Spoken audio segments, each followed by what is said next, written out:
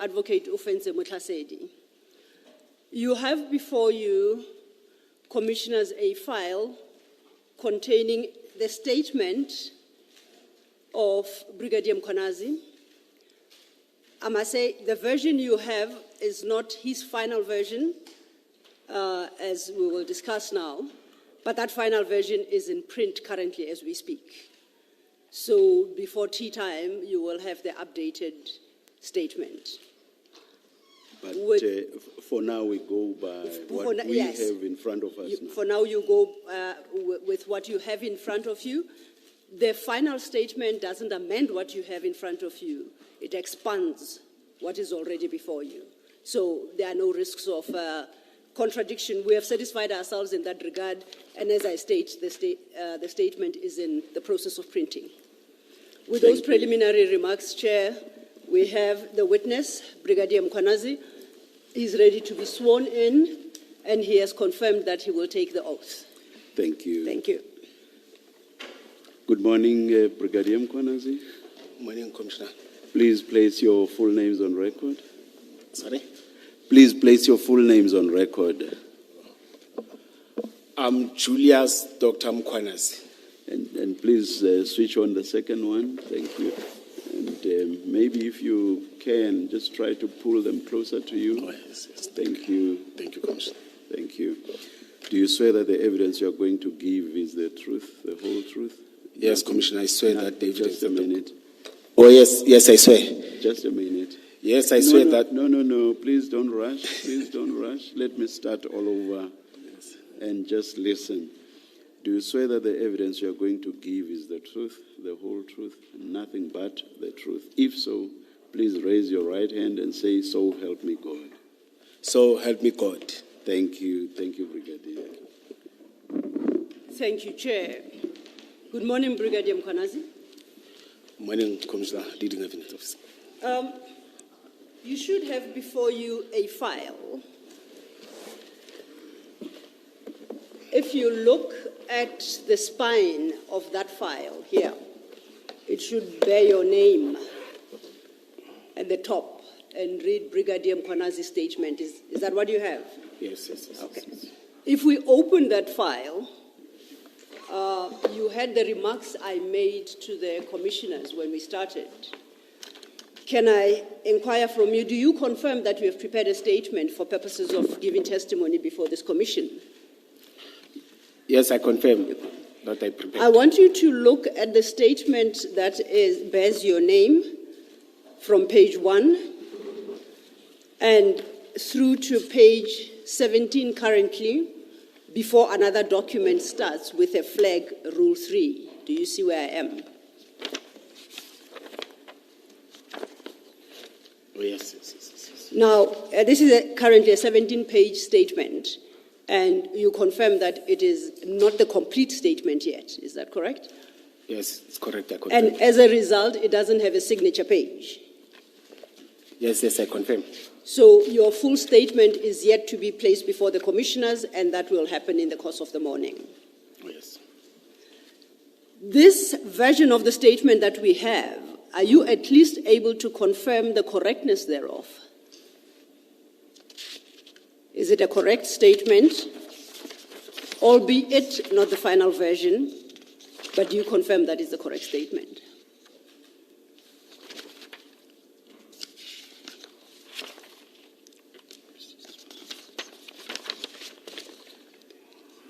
Take your time. Take your time. Yes. Thank you, Commissioner.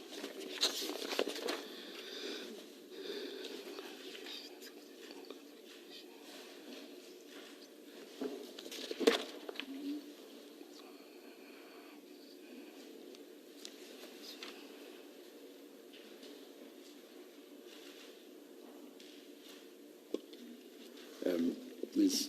Silva, Yes. do we have a legal representative for the Brigadier with us here or not? No, for the record, and thank you for drawing it to my attention, Brigadier Mkhwanazi is not legally represented. Oh, all right. Yes. I was asking because I see I guess the person closest to the Brigadier in terms of sitting. No, that's not the legal representative.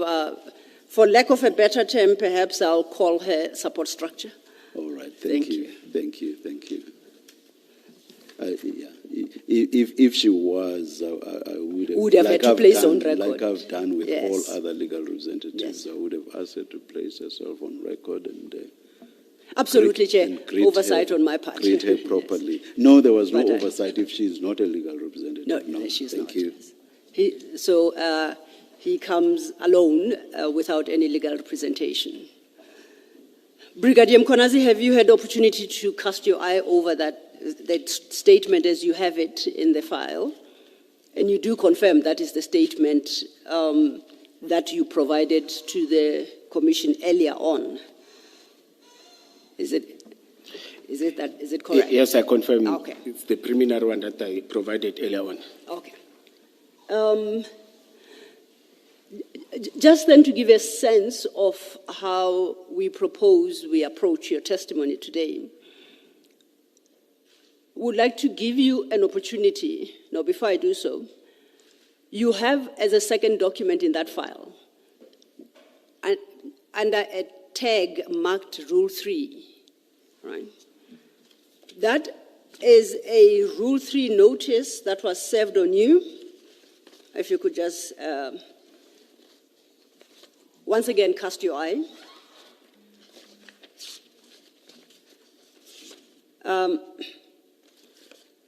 And do you confirm having received that Rule 3 notice?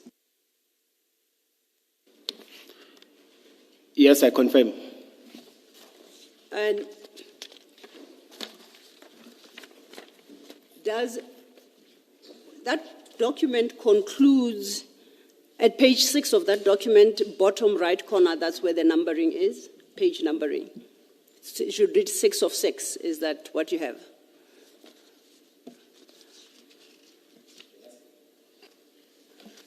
Yes, the one which is saving signature. Just to confirm, is it followed by another 3-page document?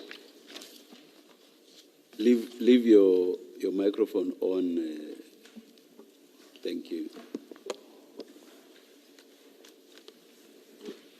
Is it followed by another 3-page document headed Issues to be addressed by Brigadier Julius Mkonazi? Do you have that in your file? Yes, I do. Now, I just want to confirm, do you confirm that you received both the Rule 3 and this list of questions? And it's on the basis of these that you prepared your statement. Would I be correct to so assume? Yes, it is correct. Okay. Then, with that understanding, just to give a brief overview of how we will run today. You have structured your statement in a particular format. You have sought to respond to the specific questions that were put to you. In the course of today, I'll be engaging you on the contents of the statement, and so will the commissioners, as and when the necessity arises. Okay?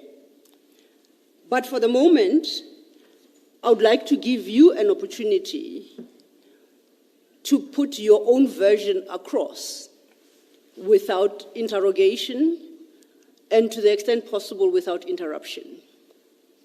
So I would invite you to look at your statement, and under the respective headings, we deal with the issues that you address in summary form.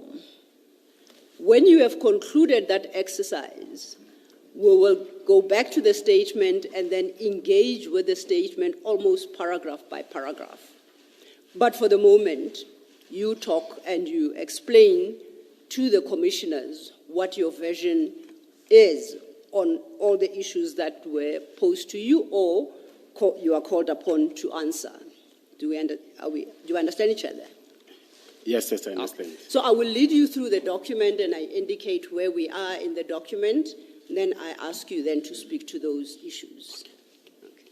And I don't necessarily need you to read what's in the statement because, as I said, once you get to the conclusion, we'll then go once again back to the beginning of your statement, and this time we'll take what you set out in a systematic fashion. Okay? Now, if you look at your page 1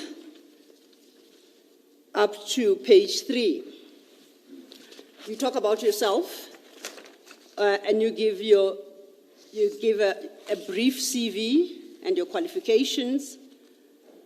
And I would like you to take the opportunity to properly introduce yourself, your service history, your qualifications, and the CV, as set out in pages 1 to 3.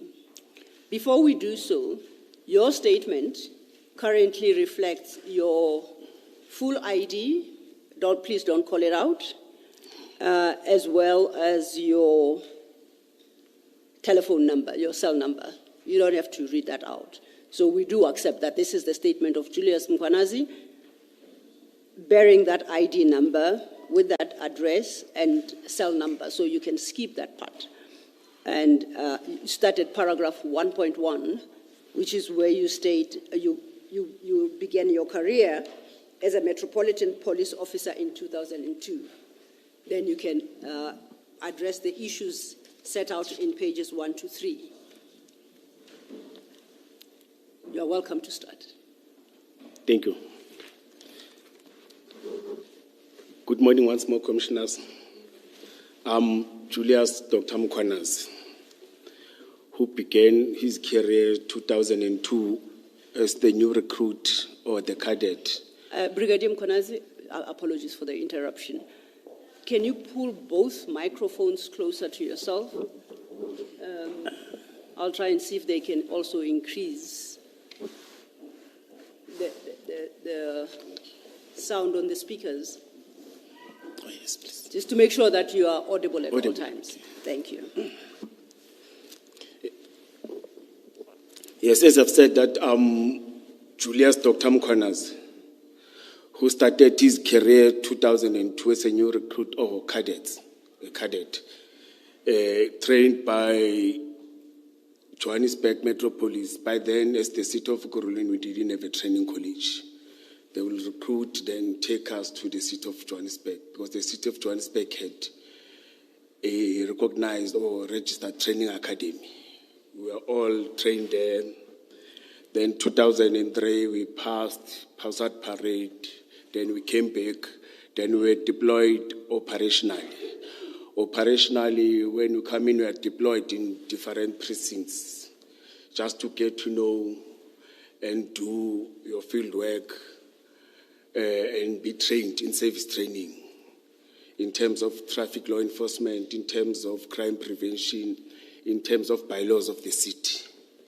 You see, and we will be taken to different institutions, or let me say security agencies, just to get to know the institutions that we'll be working with, state institutions that we'll be working with. Then I joined Specialized Services. Specialized Services, it's the unit that it's different from the normal police station. In SAPS, they call them police station. In the metropolis side, we call them precincts. You see, then we have the units that specializes in different fields. Then I joined 2005. I was promoted to an inspector.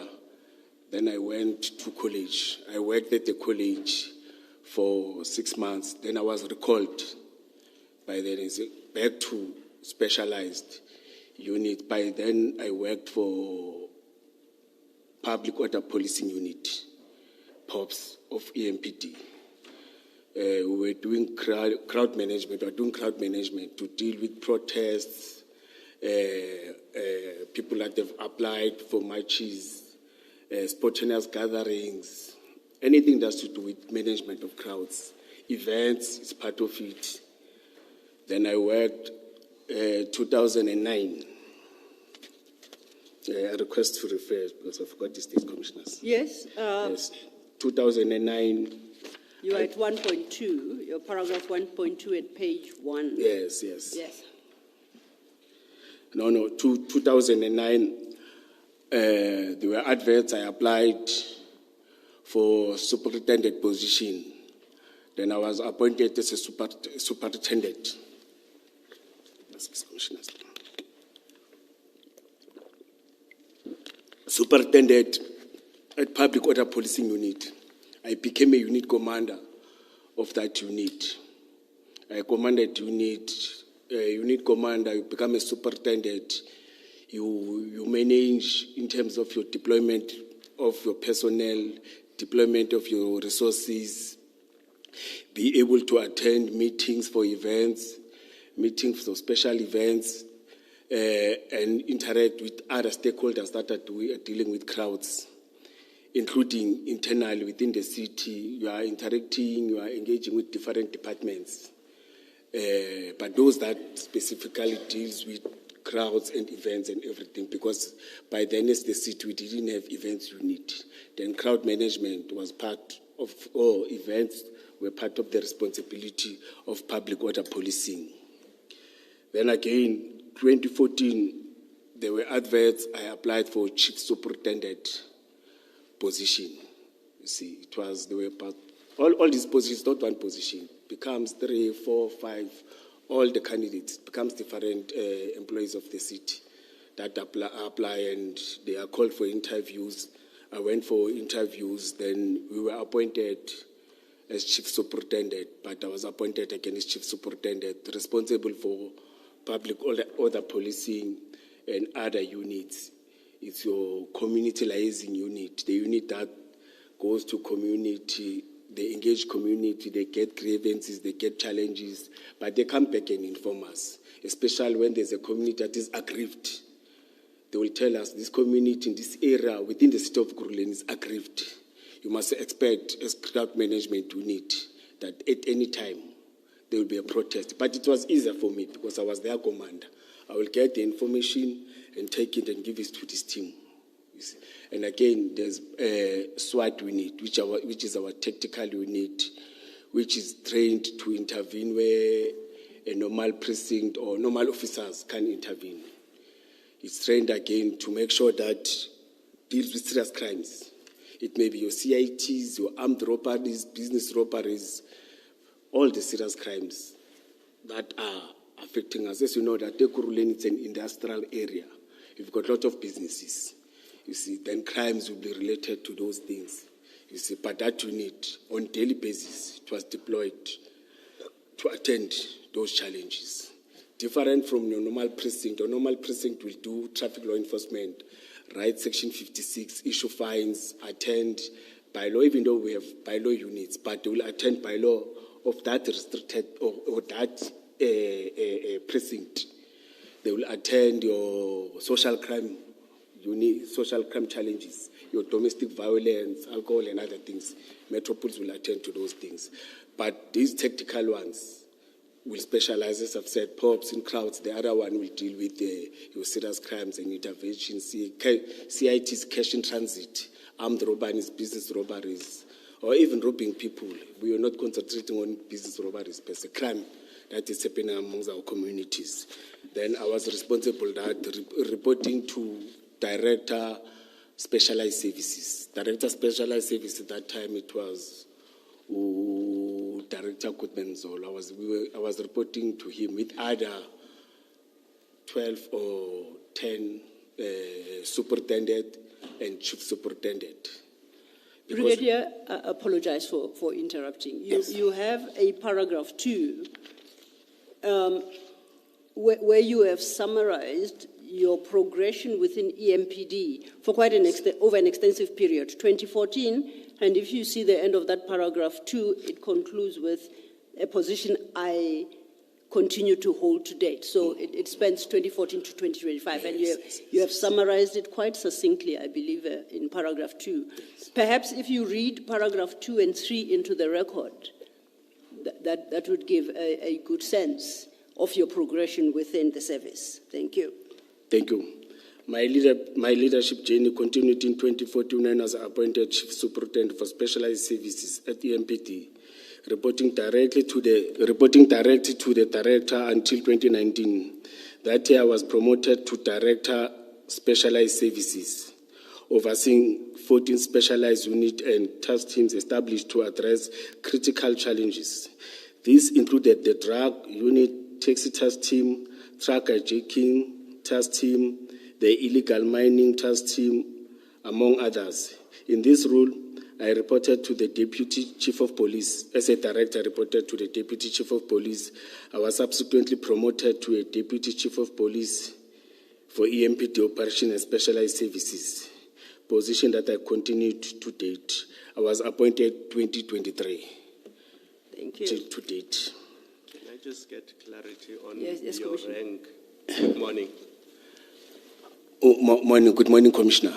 Is it appropriate to still refer to you as brigadier? Has your rank changed, or are you still brigadier? No, it has changed. What is it now? It's a commissioner. So it's appropriate to refer to you as commissioner? Commissioner, yes, or Deputy Which Chief does of not Police. disrespect you in any way, so from now on we'll call you commissioner. Yes, I thought you are doing it because of the allegation, because I was a brigadier. That's why I immediately picked it up when I saw in your statement that you don't call yourself brigadier. So from now on, we will call you Commissioner Mkhwanazi. Thank you, Commissioner. It's correct. And if I may echo that, Commissioner Mkhwanazi, because when I introduced you, I claimed that our witness is Brigadier Mkhwanazi, and clearly made the same error, for which I apologize. It was not intended to demean you or your position. So it shall be duly corrected, and henceforth I shall refer you with your proper title, Commissioner. Thank you. Thank you. Thank you. Before we leave paragraph 2, you stated there that you, as Director Specialized Services, you reported to the Deputy Chief of Police. Just for the record, is that Commissioner Mzolo? Yes. Okay. Yes. Thank you. You were then going to deal with paragraph 3. Yes, but he has retired. Yes. Yes. I know that. Thank you. Thank you. And on that score, then, it is his position you have assumed. Yes. Okay. Thank you. Paragraph 3. Paragraph 3. The functions or 3 legal mandates of municipal police, which are traffic law enforcement, crime prevention, by law enforcement, but also added, as you know, that development in the country, the challenges are changing, you see, and you must be able to respond and be responsive to those challenges as a Metro Police Department. Part of those, it was crowd management, because by then we were doing 3 functions. VIP protection, there's also other responsibilities. As I've said, we've got illegal mining, we've got illegal mining task teams that is addressing the issue of illegal mining in the city of Ekurhuleni. But that's one of the challenges that we are having in the city of Ekurhuleni. Illegal mining, as you know, that it was a mining area before, but now all these mines are neglected, but illegal miners are there in full force in different areas. It may be your informal settlement. Inside that informal settlement or inside that house, you'll find a hole where they are busy with illegal mining. Inside those shacks, you'll find the same thing. Inside the parks, industrial areas, you'll find those challenges. And they're contributing to crime, they're contributing to illegal occupation or land invasion. Then we're forced again to have land invasion unit to respond on that. As you know that Gauteng metros, they become the attracting areas in terms of your jobs, people will come in terms of the settlement and everything. Those units, again, I didn't mention land invasion unit. We're still having those. We are responding to the challenges that we are facing. That's what I like with EMPD. They allow you to be flexible and be able to respond to whatever challenges and create those teams that will respond to those challenges. As I've said, that your precinct will concentrate on this one, but we must still have this unit strictly focusing on that. Before you turn to the next sub-chapter, which deals with your qualifications, if I could just deal with your paragraph 3. You spoke earlier, and I think fairly extensively, about crowd management, and I think we understand. Yes. The other function you list there is VIP close protection. Can you just briefly state what that entails? In early 2000, or let me say, the city has took a decision that we need to protect our principals. We need to protect. In fact, it is the responsibility of the Metro Police to protect the citizens of the city, the officials that are employed by the city, the politicians that are within the city. Then the city took a decision, an EMPD, to establish a VIP protection, which does close protection. Close protection which deals with protecting the principals or those that are identified that are having threats. You may have an ordinary HOD that deals with your human resource, that deals with the finances of it, like for example the group CFO. That the city has identified that you've got a group CFO and the city is having challenges in terms of payment of finances, then you may find that those as a provided services that are not happy because they provided services, but the city is delaying to pay services. And they will come and want to meet with him and are angry. Then the city took a decision that let's identify all those and provide protection. But most importantly, we provide protection to all our MMCs, members of mayoral committee. The executive mayor, the speaker, the chief whip, and the 10 members of mayoral committee. It's MMCs of finance, MMCs of committee safety, MMCs of sport, and all these departments. We are protecting them on a daily basis. As a trained protector, a qualified protector, we call them principals. Our duty is to make sure that they are safe, and even if they go and address, because we've got protests in the city of Ekurhuleni, we've got challenges there and there, but MMCs, the mayor, give them a mandate or instruct them to go and address, go to members of community and go and address. Then we are having VIP that is strictly focusing, I don't want to say in that, or in that one board of the principal. Then we'll have your crowd management that focuses on the public. Then close protection, people are not focusing on members of public. If there's a challenge, they must move with the rescue their principal, run away with him. If there are challenges where they need to engage, but we never had that situation where we have to fight and shoot and engage the criminal or those that want to kill the principal. But their main responsibility is to do that. But we are not strictly focusing on that. If they see, or on them. But if the city says that we've got this witness, we've got this person that must come and testify in terms of whatever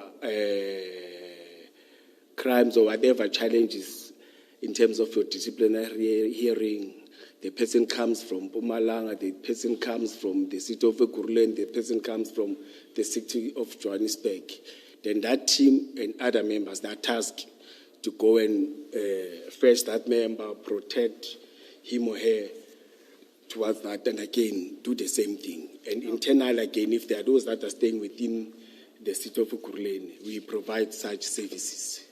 Thank you for that clarification. I think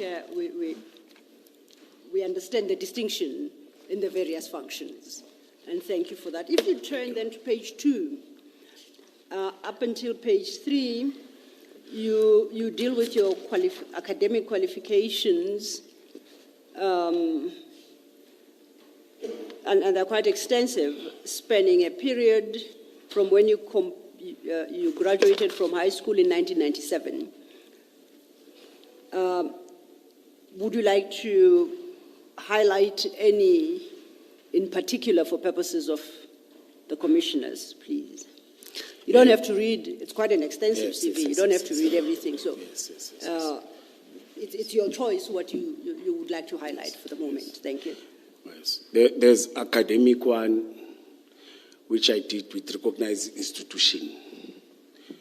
I attended courses with VETS, I attended courses with University of Western Cape, but those are short courses. Then I attended postgraduate in public management with Regenesis Business School. Immediately after I postgraduate, it was from 2014 till 2012 till 2014 or 15. Then immediately after that, I registered for Masters in Public Management. Those are academic one. Then in terms of skills development, I attended different skills development courses with SAPS, with tactical units that are recognized in terms of providing skills development in terms of the field that they're doing, VIP protection, tactical fire shooting, close quarter combat, also in terms of your crime prevention, management.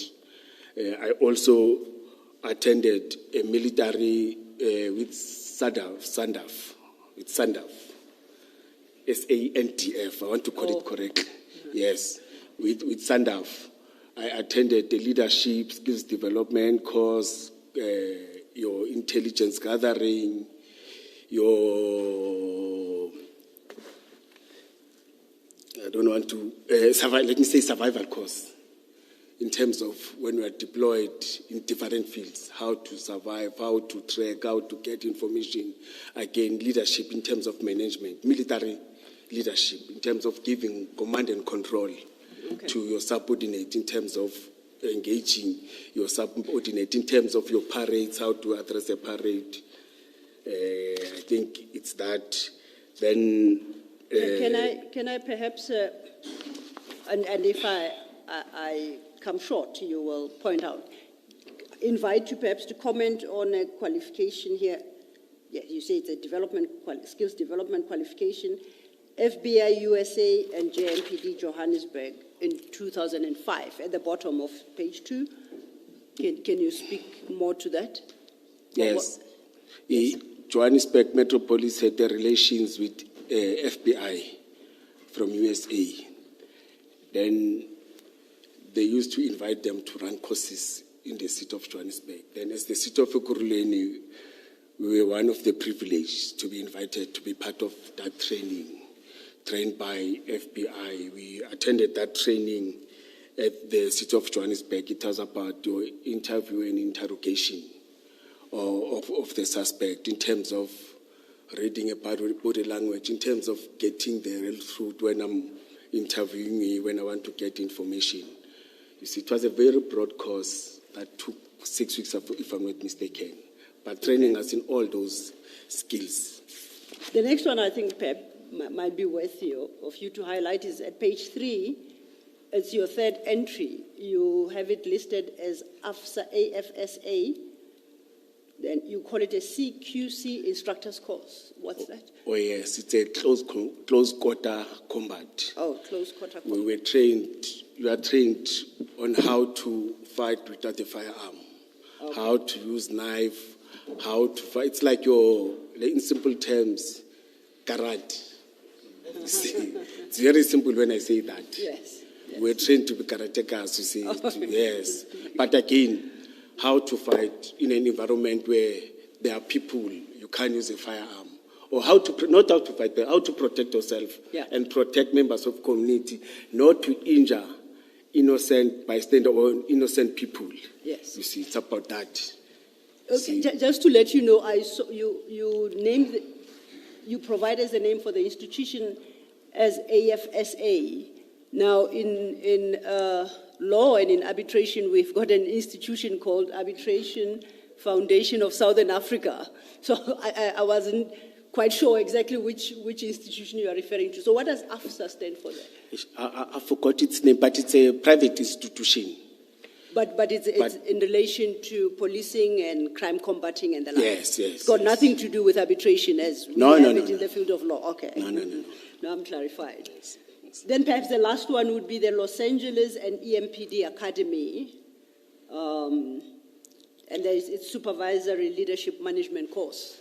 So it's your standard leadership management course, but I take it specifically for the police environment. Yes, you're correct. Yes. Okay. At least that one I understood. Yes. Thank you so much. Perhaps then this might be an opportune time to get into the substance of your statement, and you start that at page 3 from your paragraph 4. And this you do over a number of paragraphs. It starts at page 3, it will take us to page 7, paragraphs 4 to 19. There's quite a lot of detail in there. So we don't have to go into the detail at the moment. I just want to, even with reference to the statement, just to summarize But this you do under a heading you've termed Relations with Vusi Madlanga. Yes. Thank you. May I start? Absolutely, please Yes. do. My relation with Mr. Madlanga, it started in 2022. After my team members introduced me to Mr. Mike van Wyk, the director of Medicare 24 in Boksburg. Yes, it was after the first COVID. You see, because in the first COVID, towards the end of the year, with Mike van Wyk, when I was from COVID. I'm sorry to interrupt. Yes. Is it 2022 or 2020? I just need you to be clear. Okay, no, it's let me say 2021. Okay. Yes. And on that score, you call it first COVID. Did we have more than one? No, I'm saying after, we had 3. Oh, we did? Yes, Oh, and the I other had, two I passed had me 3 by of them, that's somehow. why I can remember. Okay, so the first, what you call the After first the COVID first period one. is 2021, thereabouts, okay. The first one, it was 2020, that year. All right. You see, but it was after the first COVID. Okay, noted, Yes, thank you. yes. After my members from Community Liaison Unit introduced me to Mike, because they've said they're working with them in terms of our members. They normally work with different security companies in terms of the area where they work in and do crime prevention and what. They introduced me to him and say, hey, there's this guy that is the director of Medicare 24. You see, once we have relations with us and the city and department and assist in terms of resources and other things. You see. After that, I went and met with Mr. Mike van Wyk. Let me call him Mr. Mike van Wyk. He was the director, or he's the director. You said he wanted to have a relationship with us being the EMPD. Yes, and assist us. Yes. Then I met with him for the first time he introduced. I won't remember the specific date. No, that's fine. Calendar date, yes. Yes, we met. Then he engaged that, no. Usually I'm working with your members, or my team members are working with your members. Director, I think it will be strategic if we can work. Because our company is here, your members are patrolling here. Oh, the company is in Boksburg. It's based in Boksburg. It's a clinic. It's a big clinic, a private clinic. You see. Then we can be happy if we can work. And I'm also interested in terms of establishing, or I'm in a process of establishing my security company. I forgot its name, but I think around the statement is there. Then we discussed. Commissioner. Yes. Mkonazi, sorry, I missed. You said it's your members from which part of the metro that introduced you and that were working with Mr. Van Wyk? Yes, that time it was Community Liaison Unit. Okay, thank you. Yes, it was Community Liaison Unit. Then I went, that's where he related his story. I said, no, it's fine. You see, but on our engagement, I was able to engage him and tell him that, no, man, in terms of, because his ideas, it was to assist us in terms of first response when our members are injured. In incidents and accidents. Incidents, it may be your stabbing, your shooting, or injured whilst they are on duty. Then he said, no, we will come and assist in terms of stabilizing, then and be able to assist in terms of the clinic or the hospital. If it's on medical aid, if it doesn't have medical aid, we may assist to stabilize if it can stabilize, but in terms of the hospital, they may go to public. Because in our career, we've got members that have took medical aid, some don't have medical aid, it's voluntary. There are members who don't have they don't feel like having a medical aid, but they're operationally working, you see. Then again, he mentioned in terms of assistance, again, where a person will need to be taken by chopper and everything. He said, no, we can facilitate or we can speed up those processes, you see. But out of that, we agreed that we are going to engage. Then I engaged my superior that time, Ubaba Mzolo. Then he said, no, Julius, this needs the city because it has to do again with issues of health, issues of medical aid and everything. Then I omitted it in the statement. There was a time where he went and presented in a senior management of the city. We've got our own management, the CMPT. He went and to present in the CSMT of the city where all HODs are sitting. Are you now talking about Mzolo? Yes. No. When I'm saying senior where the chief and other HODs, head of departments, are sitting. Perhaps let's do this, Commissioner, because I also was a bit confused. Let's take a step back. You say he went to present. Let's start there. Who is the he you are referring to here? Or Mike Van Wyk. Mark Van, okay. Mike Van Wyk from Medicare 24. Yes, Mike Van Wyk got opportunity to present. Yes. And you mentioned a structure there. That's a bit I lost. Can you say it again, please? He presented to who? CSMT. No, it's SMT. What is that? S, Senior Management Team. City Senior Management Team, yes. So then, following on the inquiry from Commissioner Kumalo, you are saying this is not an EMPD structure. It is the city of Ikuruleni structure. Yeah, the deputy chief and his directors are not sitting there. Yes. Yes. So who sits there? There, before the institutional threat happened, it was the chief of police, Isaac Mapia. And he sits there with who? All other heads of departments. Heads of department of the city of Ikuruleni? Yeah, different ones. Okay. That time we had 21. Okay. Yes, but now it's 12 years reduced it to 14, but that time we had 21. Understood. Yes, but I was not part of that because I'm not allowed to sit there. I understand that. So we understand now Mr. Van Yes, Wyk then got to make that presentation to SMT. You have described what SMT is and who constitutes that body. Yes. Okay, you can take it from there. Yes. Can I just... Yes, Commissioner. Yes. Can I just check that? In this SMT, where the heads of department sit, the city manager also sits? Yes. Thank you. Yes. But I'm not part of that meeting. I was not sure. I can't tell who was part of that meeting, was not part of that meeting. But after he came back, you see, he arranged the meeting with me. Then we met. Then he presented whatever that he presented. But it was more or less the same thing that he told me. You see, just that it was on a presentation format. In that presentation format, I know that he showed me there were choppers, there were marked response vehicles, red with color red, what's their emblem in colors, Medicare 24. So the commissioners I'm becoming hasty. No, you don't have to apologize. It is there for your consumption. Anytime you want to take a drink, please feel free to. Yes, he took me through the presentation that he presented.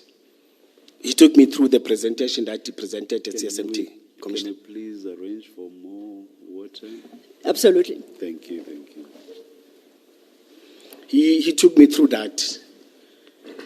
Yes, then he said, I must formalize it now, Apologies, Commissioner, you say he took you into that. I think because of the chair's request that you be provided with more water, I must have missed something.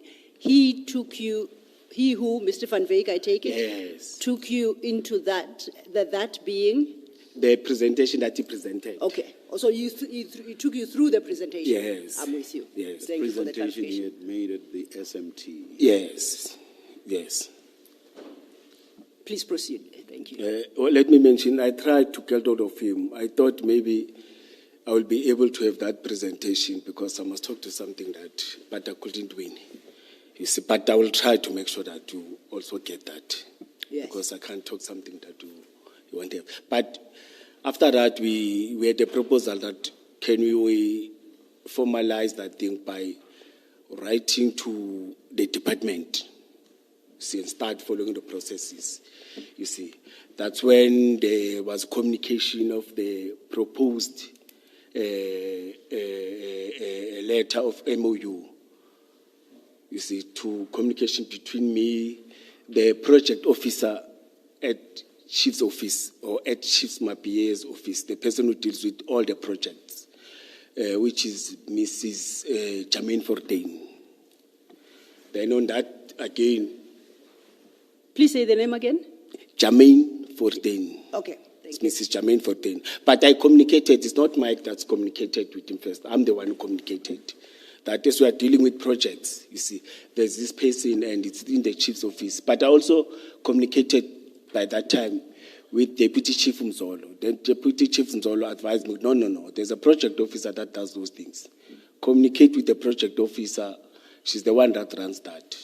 Then that's when I shared her work email and my email with Mike. Mike sent a proposal letter. Then there was a communication. It's just that I had one communication, but I attached that paper trail or that communication trail, you see. Then it was sent to Chief's office. It was on the 4th. Let me check the dates. But let me take it on high note because we're still going No, to check you don't this. have to guess. Yes. With But reference to the annexures, you'll get the specific dates. Yeah. We just want to have a sense of sequence of events right now. Thank you, So madam. don't be too bothered with the detail of things such as dates. Thank you. It was shared, it was communicated to Chief's office, and I had bilateral with the deputy chief, and I also had bilateral. When I'm saying bilateral, like talking like this. Yes, I also talked like this with Chief Mapia. You see, said, no, Jules, or he was calling me Jay. He called me Jay. No, Jay, I will look at it, then I will see what to do. You see, then it happens.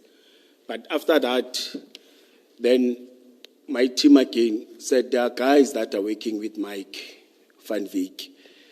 But those guys are good, they're trained. They're from Special Task Force, SAPS, and Army. But they are recruited, they're working for a private company that is called CAT VIP Security. You see, it was after months. If I'm not mistaken, 2022 now. Yes. You see. Was this people also from the community liaison unit? No, they're working together. Remember, all of them, they were reporting to me. But those ones were from SWAT unit. Yes. As in SWAT unit is also SW80? SW80? SW8, yes. But we also call it intervention unit. SWAT or intervention unit. It's like Please remind me what SWAT stands for. I know it from the movies. No, let me call it intervention unit. They intervene where there are serious challenges, but it's one of the skilled unit that will depend on in terms of your shooting, in terms of fast intervention. Their responsibility is not go to an area and wait for 4 or 5 hours. It's to make sure that they come there, professionals sort the problem, and leave it to your normal precinct or your normal people that are doing normal processes in terms of serious crimes. You see, that's why we call them intervention. They intervene and solve the problem and go back and train or go back to do whatever that they're doing.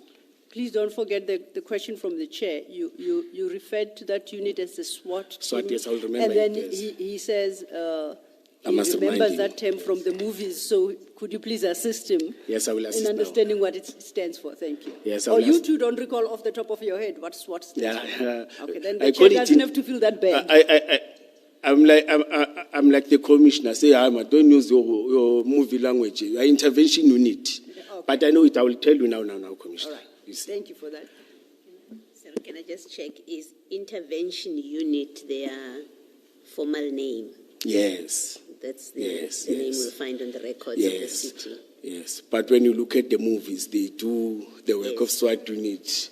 Your security companies, they like to write SWAT, and Americans, they say SWAT unit in other countries. Yes. Yes. Thank you. And our guys like to be called that SWAT unit. They are not happy with this intervention. Yes. I guess SWAT is fancier in the movies. It gives that.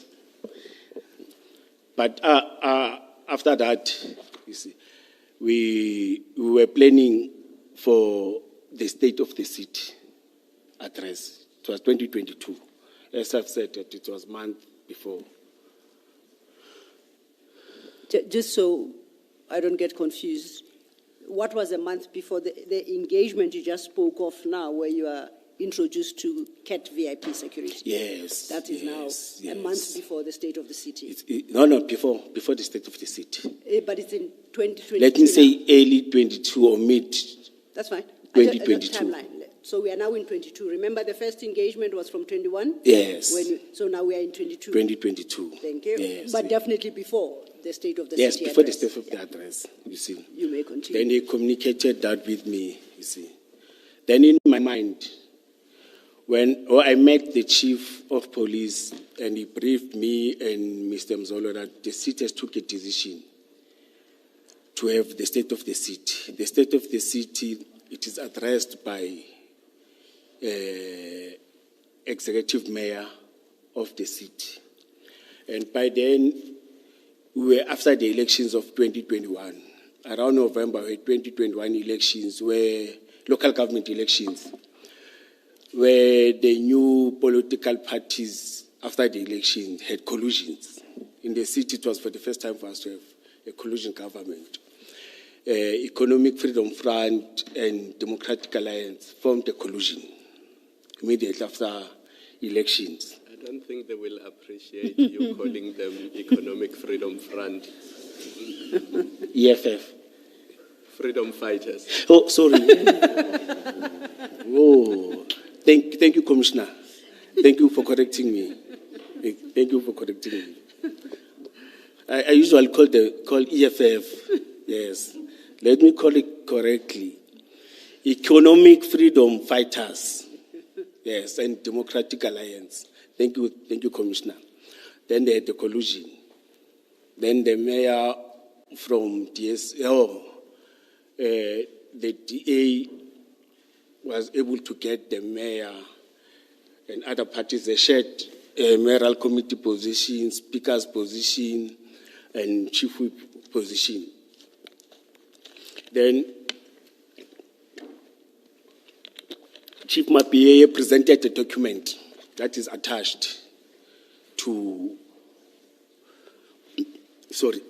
the submissions, where the alderman or executive mayor that time raised concerns about the threats, about disruptions that were made by African National Congress in the city.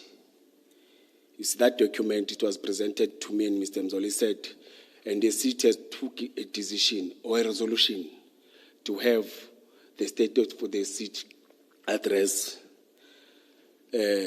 around April, yes, or in April, yes. And that took place, then I thought of the engagement is what you need, or intervention you need.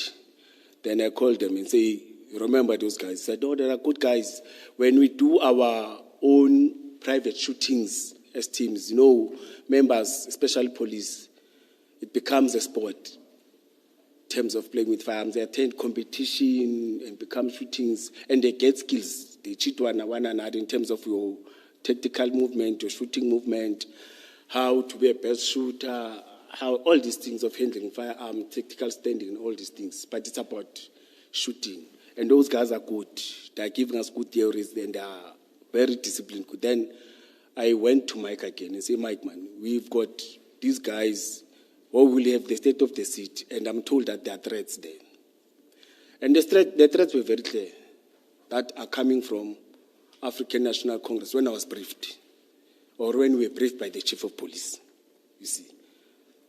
Then it was fine. Then I said, man, can I communicate with Vos, you see, because they said he's the owner of the CAT VIP security. I think I still remember it correctly. I'm just summarizing. Yes, you see. Just clarify this to me. The intervention unit members told you about CAT VIP protection services. Yes. I want to get an understanding of what then led you to Mr. Van Wyk. Oh, What was the connection? Yes. oh. No, when you, CAT VIP Security, yes, that was owned by Mr. Vusi Madlanga. When you enter, that time when you enter. Yeah, you see, it's exactly at Yes. that point. Yes. So this entity is owned by Mr. Madlanga, but you go to Mr. Van Wyk Yes. when you want Yes. CAT VIP protection services to assist. So I want to understand why Mr. Van Wyk and not Mr. Madlanga. When you enter at the Medicare, when you enter at Boxback Medicare 24, there are photos of all the directors, you see. Next to Mr. Mike Van Wyk, there's a photo of Mr. Vusi Madlanga. You see, and there are other, I think there were about 10 photos of those directors, you see. But my guys have already briefed me what he works with. Mike said, Mike, no, it's fine. No, man, Commissioner, there's something that I jumped, but said I'm summarizing, you see. But I'll talk to that. Let me finish this one so that it will be clear. Then he said to me, no, I can arrange a meeting with Vusi. But I went there thrice, Commissioner, ne? Once there's these photos, I saw him twice there. But I didn't know, because there were a lot of them were making up and down. But you could see that, oh, this one is this one, this one is this one, this one is this one, you see. But I was there just to talk to Mike and communicate with Mike, you see. Then we met. He explained that, no, he owns that thing. He confirmed again that these guys are from SAPS Task Force. They are from Sandaf, you see. They're good. He presented them very well to me. I said, man, we've got threats, you see. When I can meet, we met at Boxback, Medicare 24. You see, he listened to, the person doesn't like to talk too much. He was quiet listening to me. Commissioner, because you are talking about different people, when you say Oh, we met, is it Van Wyk or is it Madlanga? No. So just mention the name so that we know who you are referring to. It's Mr. Vusi Madlanga, yes, with Mike, you see. Then I related my story, I presented my story to him. He said, no, it's fine. He said, but guys, I want to have a kind of security with me, but that time it was not formal. He was just joking and everything. Or VIP, I said, no, on our side, VIP is not that thing. VIP is not privatized, something like that, you see. But he said, no, it's fine. Formalize it, you see. Then I said to him, I'm told that the offices are not here, you see. Is it a formal institution? Is it a formal company? I said, yes, we are in Tshwane. What is this mall? We'll get to the mall. Yes, Yeah, yes. But I went to his offices. It's a formal offices. When you enter, it is a high-class formal VIP security offices. Then you could see there's everything's there. You see. Then he took me through, we spoke. I said, no. I see that this company is there, it's formalized. And it was before the state of the city. Then, towards the state of the city, planning started. Then I called him and say, Chief, you remember that he likes to talk with style. He was calling me Ngamla. Then I called him Ngamla too, you see. No, this Gauteng Lingos, you see. He said Ngamla, and I said, Nama will call. He said, no, it's fine, you see. Then I said, Ngamla, there's going to be that, as I told you, and we are closer to that. And usually when it's that, we've got planning operational meetings that are city, you see. He said, no, it's fine. I will send a person. I will tell him that it's at Germiston, times and everything, you see. But on that day, he called, said, no, I'm coming personally, you see. He came personally at Germiston Civic Center where we were planning with all the commanders and all the people that are going to take part. It's private security, it's SAPS, it is us as EMPD. Because it was the city's event and it was done by us in terms of planning and everything, you see. Commissioner, just sorry to interrupt. You keep making reference to a he. He came personally. Who is the he in this instance? Vusi. Oh, Vusi Matlala, Matlala, that's the he. yes. Okay, thank you. Yes. Yeah, I'll try to move away from this he. I know. Yes. No, he came, and that time we had some members from Mayor's Office of Alderman Tanya Campbell. Our executive mayor was Alderman Tanya Campbell. In council, when you've got long service, they give you the status of alderman. It's alderwoman or alderman. It's alderwoman Tanya, so not alderman, alderwoman Tanya Campbell, who was the executive mayor at that time. Then we met with seniors from her office, you see. We have some members there and periphery that are going to assist us, they're going to take part in terms of providing the protection of the outer perimeters, you see, because part of the skills that we're having, task force, is the skill of snipers. They are good in terms of the targets. You see, you won't injure anyone, you see. But again, out of that engagement, we said they will be good in terms of beefing the VIP in terms of escorts. Whilst they're going, they will be doing advancing so that the other ones will see that it's clear. Then there's a backup that is going to do that. Then we went back, after meeting them, we then went back to the whole meeting where I presented him. I introduced him to that team that no, the cat security that we discussed about, this is the owner of the cat security. It was for the first time for members to see him, you see. This is the owner of the cat security. But he confirmed that no, I'm not going to be part. I don't sit in this meeting, Gamla, you see. I will send a representative from task team that knows that will be operational. Excuse me. Because we prefer a person that will be operational in those meetings so that we don't put many things. Then it was like that, then he left us. Then we remain, the next meeting. Just so that I don't lose you, the meeting you're referring to is the planning meeting. Yes. Because remember you said earlier there was a pre-meeting where seniors from the executive mayor's office were there. So in the pre-meeting you introduced Mr. Ket Matlala to the seniors, and then there was another meeting again. Just clarify that. Oh, no. To this one. The other one I was talking about, Mike Van Beek, but this one to senior staff of the alderman or the executive mayor, I introduced Booth. And even to the operational ones, it was the same day. It's less than 30 minutes or 45 minutes, because there we didn't sit for long. You see, it was just introduction.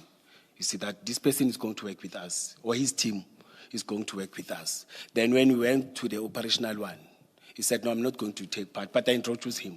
You see, he said, no, I'm not going to take part. But the people the supervisor or senior person in my team is going to be one that sits in those meetings. That happened. Then the next meeting. Just for more clarity, and because there are issues around the involvement of Mr. Matlala's security company, I just want to make sure who was there and who appeared to buy into the idea of the participation of Mr. Matlala's entity. So please give us names as opposed to just broadly saying senior people, the executive mayor and so on. Just give us names, please. Oh, thank you, Commissioner. There's an attachment which is having names. I may not recall all of them, but it's operational people. Some are from my team, some are from SAPS, some are from the security company that is contracted to do static, to stand and secure the buildings. But their names, telephone numbers and everything, in that attached operational plan. So you say the executive mayor as well? No. No. Oh. No, it was after. No, the executive mayor was not part of any meetings. okay. The first one, let me clarify it. All right. Okay. No, thank you. Thank you Okay, very no, much. no. Thank you. Yes. No, the plenary is operational people that are going to do the combat work, your escort, your VIP protection, your crowd management, your K9 unit, all those units. You see, it's those people. But in our attached operational plan that we submitted, they are there. Then in that meeting, an operational plan, I was not part of that again because it's operational. I'm the director. I was the director by that time. But in that meeting, Apologies, and it's because I don't want to come back to this issue. I had a follow-up on the chair's question. You referred to it. You referred to the mayor's office. There's a word you use, Alder. Please say it. no, to the executive mayor. Yes, It's please. Alderwoman Tanya Okay. Campbell. The elder woman, and then you said. In fact, Alderwoman is like councillor with long service, Okay. Tanya Campbell. But they call them Alder. Now I Women, understand. aldermen, yes. Because you use that word to say that, I think representatives of the elder woman attended this particular meeting. No, we went to them in her office because they Oh, wanted okay. to know that they were supposed to be briefed. Remember, the person who briefs the executive mayor is the chief of police. Okay. But me at my position, I can communicate with officials. Now, in that would office. you recall who led the team of, can I say, of the aldermen in that meeting? Do you recall at all? I will try to recall, when there are changes. Okay, that's They fine. left, then when the new collision came in, you see. No, But that- I'll try to remember. I'll flag it for now. We can Please. then move on. Yes. Perhaps later when we engage, you'll have remembered. Thank you so much. You may proceed. Yes, it was 2 or 3 officials. Okay. At her office, sorry. At her office. Yes. So this planning meeting is happening at her office? At Jamestown Civic Center. At her office? Yeah, Jamestown Civic Center, it's our legislature where politicians like Chief Whip, Executive Mayor, and the Speaker, and the chairperson of different portfolio committees of the city sits. Understood. But they sit in different offices. Yes, and their staff works there. Yes, it was that time. I interrupted you. Apologies. You may Yes, then continue. operationally, we left them. That's when an operational plan that was developed by Acting Lieutenant Klimba. An operational plan, it's a legal document that we develop when we are having a planned operational plan. It may be your crime prevention, it may be your bylaws, it may be traffic law enforcement. In all, or it may be your event, there must be an operational plan. And the type of operational plan that we're having, it was developed after Marikana. Then we were all taken to training, not all of us. But I was one of those who were privileged, who went to that training. I talk about it, the operational commander's course, where they teach you from A to Z. You see how to develop that plan. You must have consultation, you must have a profile, you must understand the dynamics, the challenges in terms of the threats, and you must plan according to what you're having in terms of making sure that you eliminate the threat, you destabilize the disturbers or somebody who wants to disrupt and cause chaos. As per briefing, as per document that we got, that's how I briefed my members. That's how, that time, I was promoted as a director. I was no longer a commander of public order policing. But public order policing was responsible in terms of that. That's when I called her Madam Klimba, but it was acting chief superintendent. You see, the ranks that we use are lieutenant and what. Us, in fact, we're not supposed to use those words. There must be a council resolution that adopts that we can call ourselves general, brigadiers, lieutenant colonel. If there's no council rules, I can't wake up and say, hey, I'm the deputy chief, I'm changing the structure, I'm changing the ranking and profile. Because there may be, in terms of the arm, I'm told that it goes with bigger benefits. Even if you go on pension, you go with that. But in terms of municipality, there must be council resolution. But that time, some people are still using the lieutenant colonels. Don't be confused. On our side, it's the chief superintendent, acting chief superintendent. That goes to commissioners and directors, and you see. But in terms of military one, it's your brigadier. I'm the major general in terms of those. But here, I'm the commissioner because the council or deputy chief, because the council didn't take any resolution to say we are changing our ranks now towards that. Then that time she was a acting chief superintendent. She was a superintendent. Then she developed that plan on the 28th, because they said, né?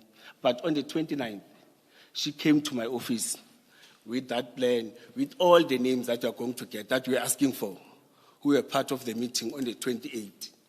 A plan that is developed. I know that, I must mention this, I know that Deputy Director presented a forged plan, and record me, a forged plan that he forged, because I'm trained in terms of developing that plan, you see, and showed us different fonts and what. But I will talk to that when we are there. The plan was developed. Just so we don't get confused, you said Deputy Director presented a forged plan. No, Deputy Chief Rove Spitz Okay. lied to this commission I'm with you. and presented a forged plan. I'm with you. All I wanted was for you to specify the name. Yes. You just gave the title. Yes, So yes. it is, you say Deputy Chief Spitz. Commissioner, let me raise this. I, Julius Dr. Mkwanas, Yes. Deputy Chief of Operation and Specialized Services, Yes. say in this commission and in members of public of this country, Deputy Chief of Police, Ray Hospice, presented a forged plan that he forged and presented to this commission. I'm going to present the real operational plan that I gave it to him when I was instructed to give him that plan. I We accept need that. it. Yes, I'm going to do it. Commissioner Mkwanazi, all I sought to do was to obtain from you the name of the person you say forged the document. Yes. That was all. Yes. Okay? Thank you. Thank you. Humble apologies. Yes. Before we But- move on, have some water, please. Yes.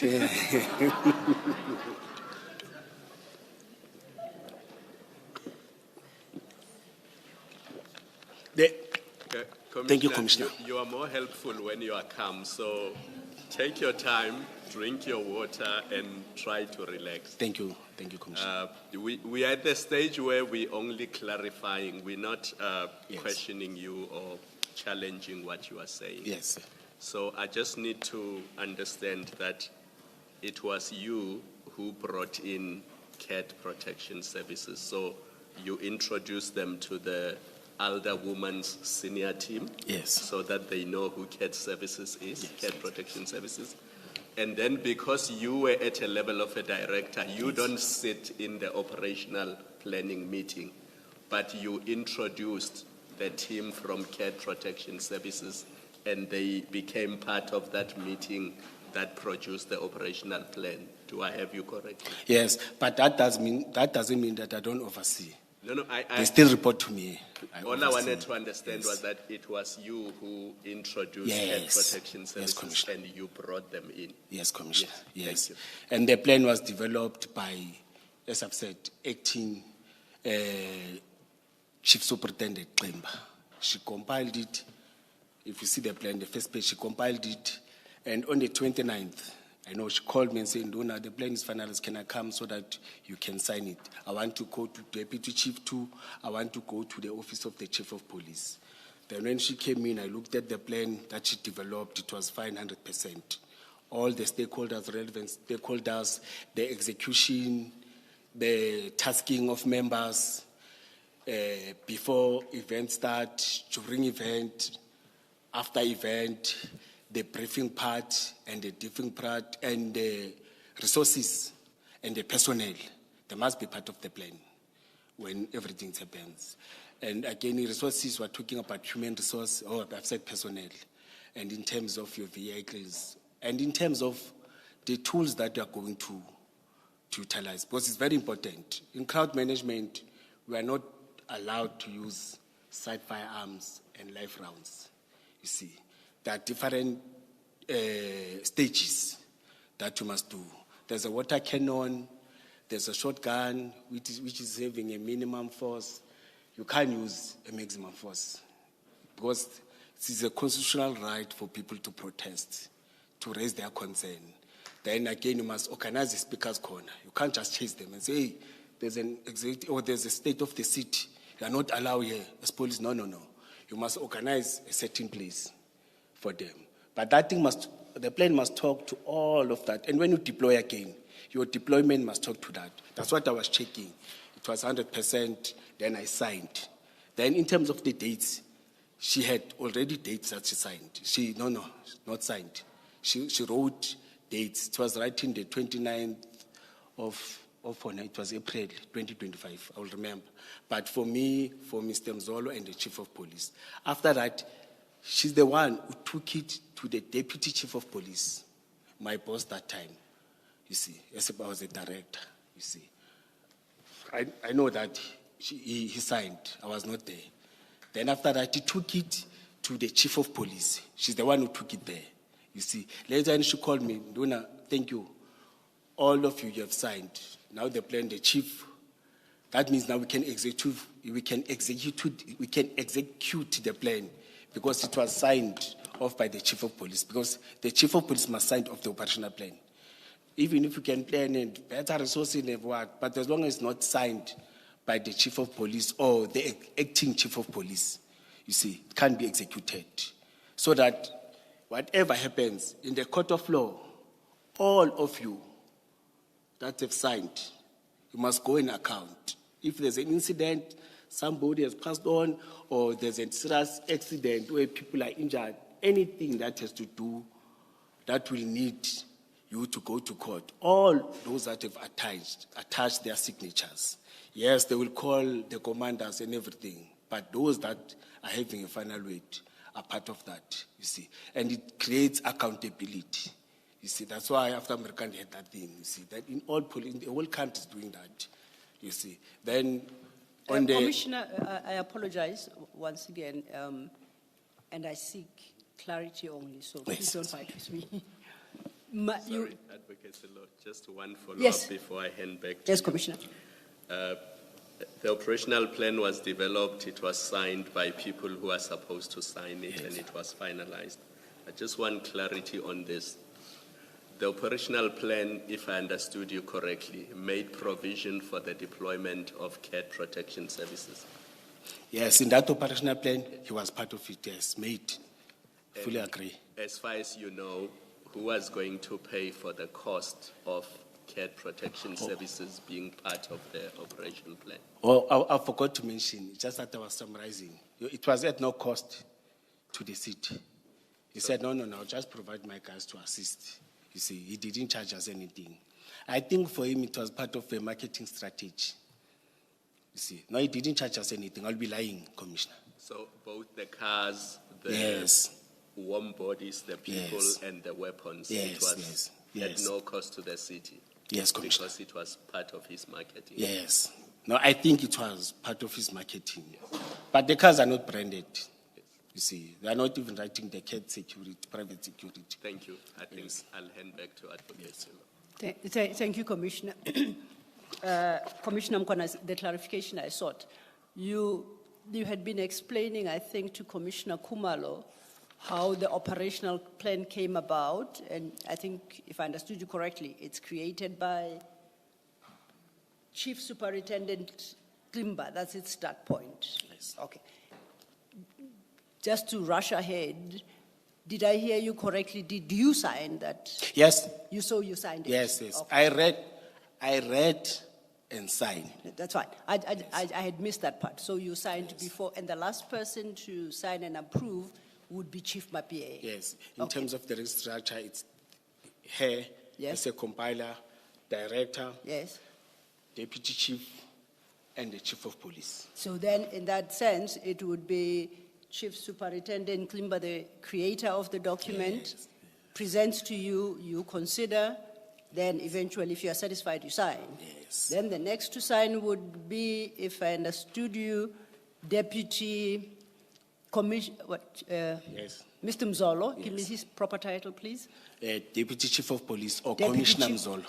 Commissioner Mzolo would Yes. then be next to sign, and that was the person you reported directly to. Yes. And then lastly, Chief Mapieye as the Chief of Yes. Police would sign. Yes. I've got my order of things. I'm Yes. happy. And I Thank you. forgot to mention, Yes. before they signed, you must go on back and brief them about the stakeholders or about the people that are going to take part in the, you must brief them about the whole planning and summarize. And the briefing is done by you. No, yes, Okay.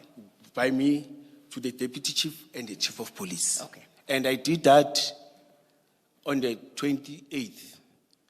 It's either the 28th or the 27th, I don't remember, but I know I did that, and it was at our headquarters, Captain Park, Captain Park, EMPD HQ. You see, I did that. I met the two of them.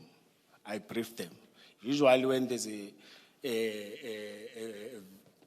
very important event or event that needs bigger personnel, needs resources and everything, that's what you must do. Yes, yes. Yes, No, I yes. understand. I personally briefed them. And I do accept that you didn't brief them just specifically for this event. You are saying you brief them as you do in the normal course of things when you prepare for this. I accept that. Thank you. Yes. And We interrupted you. And to make them relax that I'm on top of it, Yes. the event is going to be well protected. Yes. We are going to execute everything according to the plan. As the director who's operational who understands this thing, everything will be sorted. Okay. Because all these special events, Yes. I was the one who was coming, or I'm the one who's responsible for them. You see, because I'm centralized, specialized services. Other directors are in different regions, northern region, southern region, eastern region. All my units are centralized. We're able to move around the city, in and out of the city. We're doing that. I did that. All right. Then- I think you are almost like at your paragraph 12, which is what we are just discussing now, where you speak of acting Lieutenant Klimba and the plan that was developed, signature thereof, right? You said paragraph 12, ne? At paragraph, I said the discussion we're having, just have a look at your paragraph 12. Oh. That involves the operational plan developed by Chief Superintendent Klimba, and then you say it was approved and signed by the Chief of Police, the Deputy Chief of Police, and the Director of Specialized Services being yourself. Yes. So I just want you to come. I'm not putting words in your mouth. No, Okay. you're not. You then deal with the operational plan itself for the State of the City address, and you take issue with what Rivers Peace submitted, Yes. and you've spoken to that. From paragraph 14, specifically, and that's where I want you to get to, because you deal with a slightly different issue. And this one specifically regards you say regarding the blue lights and registration of vehicles. So perhaps if you turn to your page 5, paragraph 14, then you can deal with that aspect of things. Yes, during, Commissioner will forgive me, between 2021 and 2022, but the attached documents will talk to those dates, you see. Members again informed me that, I think it's 2022, that, Apologies once again, based on the questions that have previously come. You say members. Please be more specific. What members are these? Yes. My operational members from SWAT. Intervention Unit. Yes. Please proceed. Thank you. Yes. Inform me. Our guys are telling us that they're going to, CAT is going to change. CAT VIP protection. VIP protection, I must call it. Security services. He is going to change the vehicles. You see, he wants to up his level with these classy cars or highly performing and quality cars, because he's targeting other clients from outside the country. You see, I said, the guys, you know that we're suffering, you see. I will go and twist Mike, you see. But by then, I was communicating with Vus, you see, Vus Madlanga, yes, you see, but not that, close. Mike, I am going to your boss again, you see.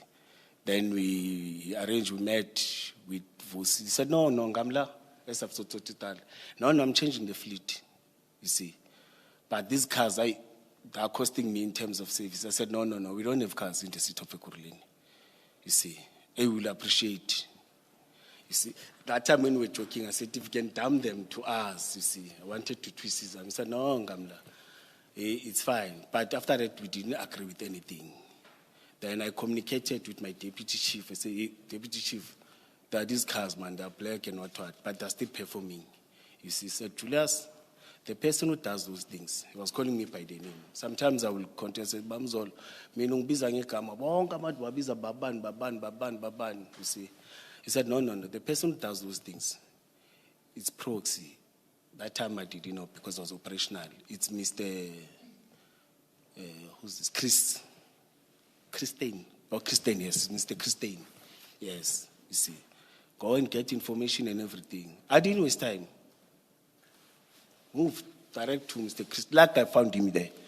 I said, hey, Mr. Christine, as you know, by the name of Judah, I said, no, I know your cars are always problematic with cars in terms of services. No, when cars are old, we didn't have a fleet. You see, he's the one that aligned budget and give you what.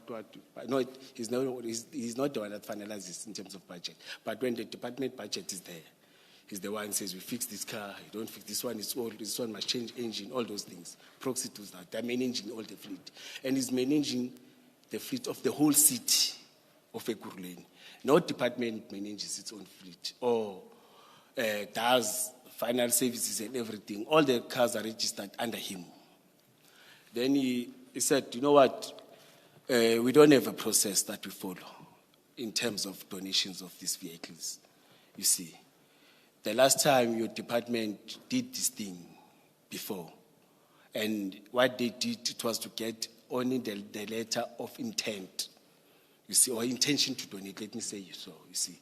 But it must come from the owner, not from the friend of the owner, because we'll be charged that we're stealing cars and what. I said, no.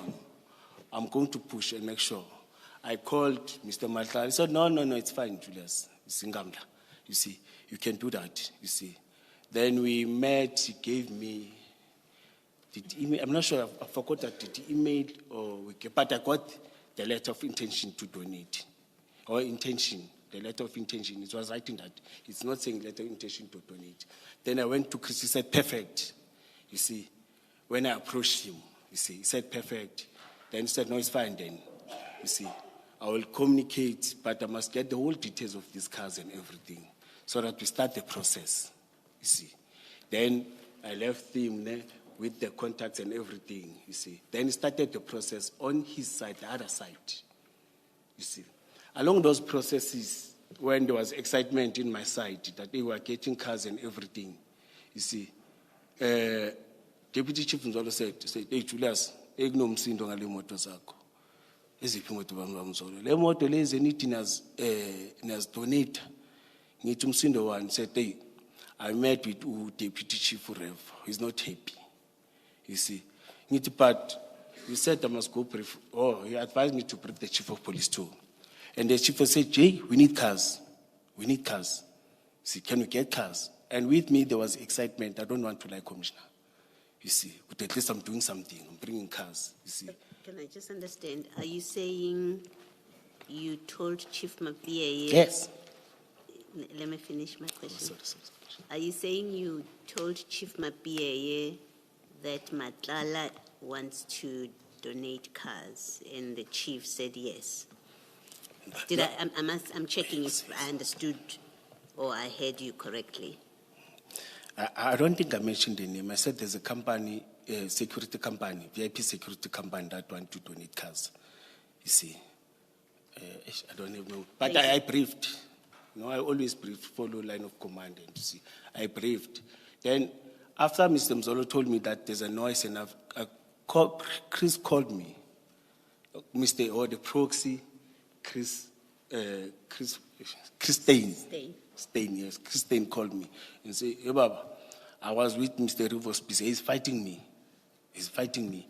I don't think the process, Julia, and the process has already started of registering the cars. On the other hand, I was doing the process of finalizing so that the item can go to the processes of the council, the processes of internal, because that's how he works. He's the one that mastered those things. By that time, I didn't know anything about those processes, you see. But there's a noise. Then I said, no, let me come to you. Then I went to him. He said, that is scary, you see, and I don't feel good. I think we must cancel this. I said, but Chris, these guys are coming. Let's take this. I said, no. There's a noise. People are fighting me, you see. Call that guy. We are not doing it, you see. And he said, that is scary, you see. Take those discs, but I don't think it's advisable to take those discs back because we must deregister those cars. They were registered to the city that time when he called me. You see, he did those processes, you see. Then I had to sign and take the discs, you see. We agreed that we're not giving him, we call him. I called him and said, Ngamla, kunomsindo ngalento yemoto. But whilst sesenomsindo, there were social media things that were starting in, you see, of EMPD, of my name, EMPD, registered vehicles, the cat security, Matlala, Meda, and what, all those things. That time I was confused. I said, these are just fights. And I took it very light. These are fights and what, you see. And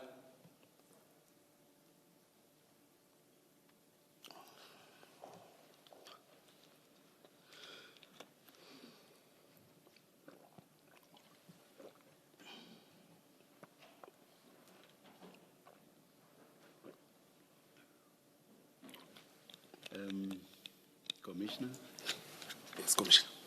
please hold your thoughts. Don't forget where you were. We are going to adjourn and come back at 11:20. Let's adjourn. Thank you, Chair.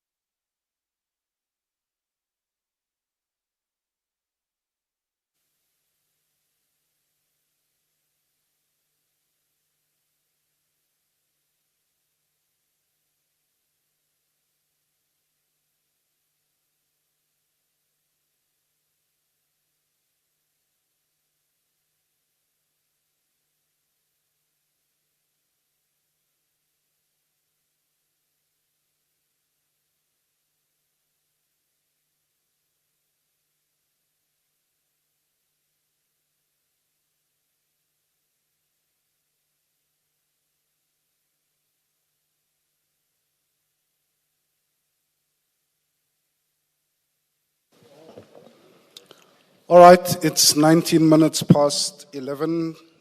Good morning again. We are ready to resume. A reminder about your cell phones, please switch them off. Thank you.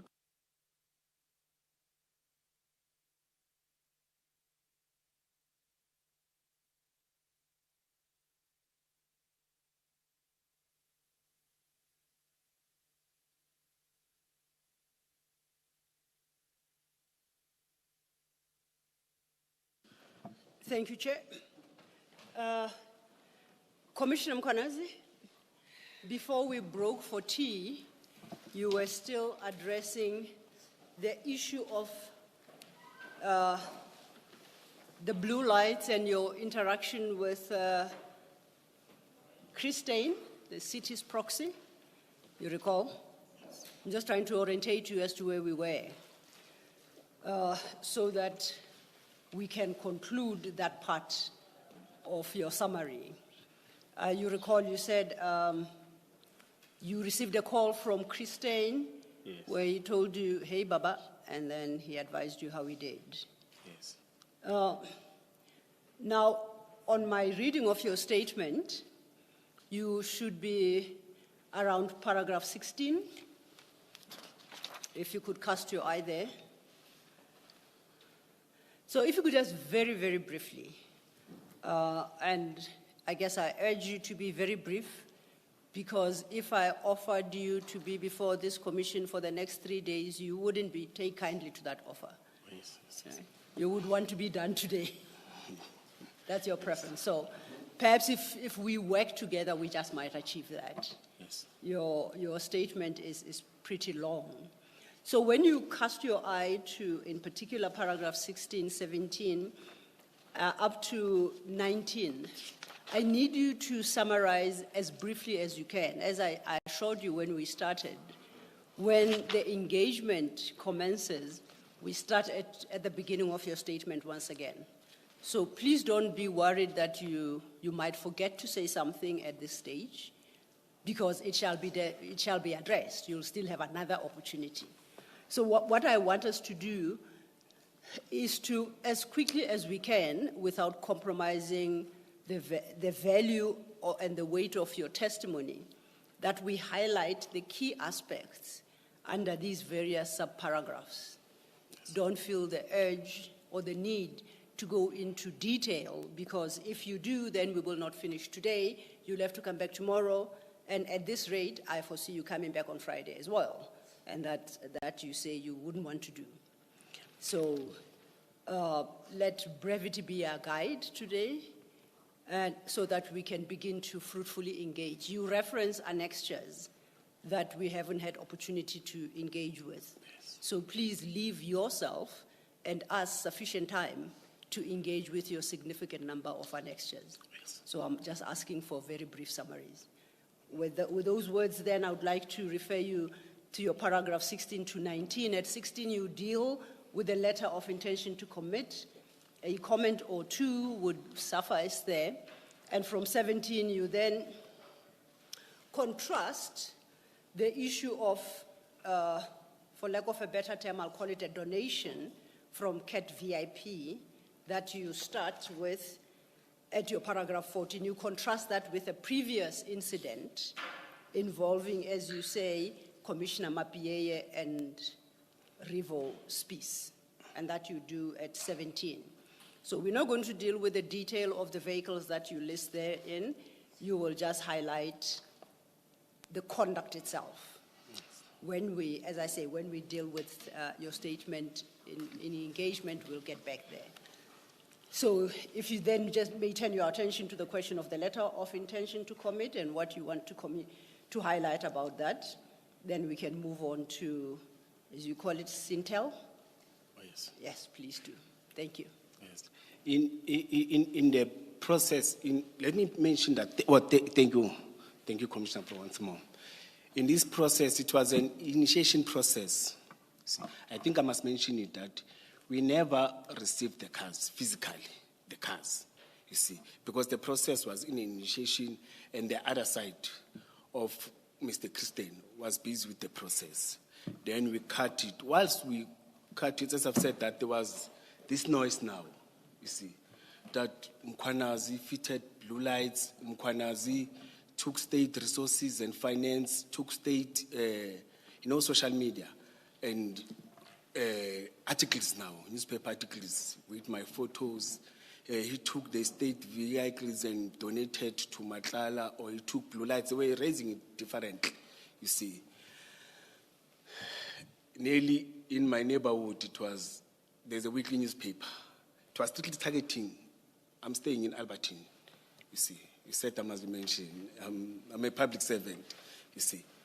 In that area, nearly each and every week, when you open a social media, when my kids open a social media at work, but internal at work, I was not approached. There was no communication.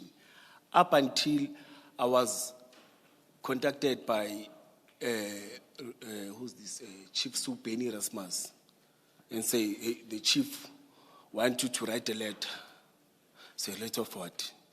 A letter pastoral vehicle. I said, the chief is briefed.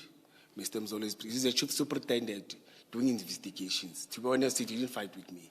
He approached me like it is his work, you see. Then can you do a letter? I said, a letter of what? Say, things are not looking good. Sir, he was calling me sir because I'm his senior. You see, what do you mean? I say, no, this thing is all over, and now I'm starting to feel it, you see. Then within a day or two, another deputy director in the office of the chief of police, I'm called by, it was Monday, I'm called by Mzolo. We had our own operations and specialized services management meeting. All the directors, 6 or 7 directors, are sitting in that meeting, you see. Then he's chairing it. He said, I'm stuck at Captain Park. The meeting sit at Captain Park. I'm stuck in the traffic. Then we moved towards that. I moved to a meeting. When I'm in the meeting, I found him sitting with the deputy director at chief's office, Mr. Ivan Duplessis. You see, I could see him and the atmosphere. I know how the personality of Mr. Mzolo, you see. He has been with me for many years. Mkwanazi, often ukhuluma nawo undoda in Zulu, you see. I said, no, it's fine, Mzolo, you see. But my eyes are fast, you see. I read the letter, intention to suspend. I said, intention to suspend for what? You see. No, for the statement that you wrote to Henny. Wrote to? You say for the statement that you wrote to? To Henny. Who's Henny? Oh, Henny Rasmus. I said he's a chief, is our investigating officer in the department. Okay. He deals with investigations. You see. Then I said, no, it's fine. The process says that I'm supposed to write a letter. And then I took it, I signed it. But when I signed it, immediately after that, I was told, you are not supposed to be in this building. You are not supposed to be at work. Within 48 hours, you must submit your response for us not to suspend. It is a procedure, cancel procedure. Say, Manje Mzolo, the meeting, say, Mkwanazi. Hey, my daughter. Then the police powers were gone. Then I had to drive back home and consult with the union. Then we responded. But now, immediately, with the intention to suspend, within an hour, 30 minutes, it was all over newspaper, all over South Africa. I said, Diamond, most this thing we did privately, so, and they said, I'm still going to respond. But I could tell with the tone and the language that the chief of police is suspending me, you see. No, it's fine. We responded within 48 hours with the representative of the union. Within that 48 hours, whilst we were submitting, it was the 24th, but there are dates in the documents. I saw the dates again when when the document was submitted to me, I saw that it's confirmed it's those dates. Then I had to stay at home for 3 months. Then I stayed at home for 3 months. Newspapers, article, photos of my kids, photos of me, photos of everyone, social media, 2016, in fact, any photo that they could get, I had to delete now and not good, ask the kids, you see. Then I stayed for 3 months, no communication, no consultation, nothing. Getting and enjoying state money for staying at home. Then, around May, after 3 months, it was February. After 3 months, I had to come back as disciplinary processes. I think so. Then I had to come back. I came back. No, I was called by the deputy chief, or I had to come back because it was after 3 months. You see, I came back, or the deputy chief of police called me at night, day before. Mkwanazi, you must come, you are coming back. I said, Bele Bamzolo, 90 days is gone. So not 80 days, 90 days is gone, 3 months, you see. I came back, when I came back, I was told to report at chief's office, you see. Whilst I was going there, I got a call that I must meet Xolani Ncisa from my deputy chief, you see. I know Xolani Ncisa for a long time. He's our labor officer, DH labor, you see. He asked me, hey Mkwanazi, wenzakalani? Why yenza Xolani? You must greet me first, you see. By that time, I know that Xolani, he's a friend of Mr. Mapieye, he's a friend of Mr. Revo. They drink together because I was working them. They all stay in Pinoni when there are parties and what. You see. Yeah, when this wait. I've got an operational plan. We are standing outside Civic Center. You see. Opposite to it, it's HR office. Opposite to it, it's our legislature. Far left, when I'm looking like this, it is our CMs and other people's office. You see, other seniors, HOD's office. You see. I said, I said, Xolani, I'm having this. You see, he said, no, I letter. What letter is that? But he took my documents. Commissioner, in defense of our record, I think where you express yourself, Zulu, please say it in English again, because the record may not necessarily be able to reflect that, the typed record. Humble apologies. Please repeat it. Okay. Let me note it. Yes. He said, what documents are you having? Then he read the heading. Automatically, he called Mr. Revo's piece. You said Julius doesn't have documents. Julius is having documents. Where did he get this document? You see. I said, why are you saying that? He said, where did you get the operational plan? Who told you about the operational plan? Because I've got 2 documents. But whilst he was still communicating, I was called to sign at HR's office. You see, he read me, gave me the letter that says suspension, upliftment of suspension. Then I had to resume work. From that day, it was quiet, but I know that I've been getting articles every week again. My neighbor, so I understand other social media things, but at Albertine, I even had, or I have attached some of the article, Albertine records, DA has been making noise, you see. But by that time, they didn't know that protection of the executive mayor of DA, it was planned and it was executed perfectly so. You see, corrupt, what they mentioned many things, blue lights, there was a heading that I was given to blue light plaza. But in short, commissioners, I didn't install blue light. I didn't brand the cars. The cars, I didn't see them physically. They didn't come to the city of Ekurhuleni. Even Mr. Christian didn't see those vehicles, you see. It was social media, and there was a document with it's a type document but with a writing hand in terms of registration, and the article say Vusi Matlala's wife, Vusi what. By that time, I didn't know Vusi Matlala's wife and everything, see. But now, I could have an understanding now. Then I stayed, but before, I'm jumping, but before I started to resume, I was called by IPD. It's the day after, you see. After what? I came back to work, yes. We want to see you. Who are you? No, I'm from IPD. We must see you. Come to Johannesburg. Oh, the first time I went to Johannesburg, in their offices, you see, it's about this blue light thing that you gave permission, you see. Then I said, no, it's fine. I informed my boss that I'm not working, I'm going to IPD. They directed me, I drove with my private car, I parked and I went in.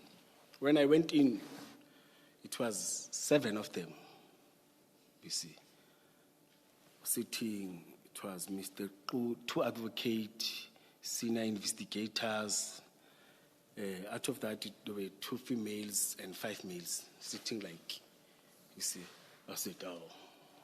He said to me, I must talk to this thing of blue light, but now, said, yes, the allegations. First allegation, it was this one of blue lights. Second allegation, it was a dump kill body. Third allegation, it was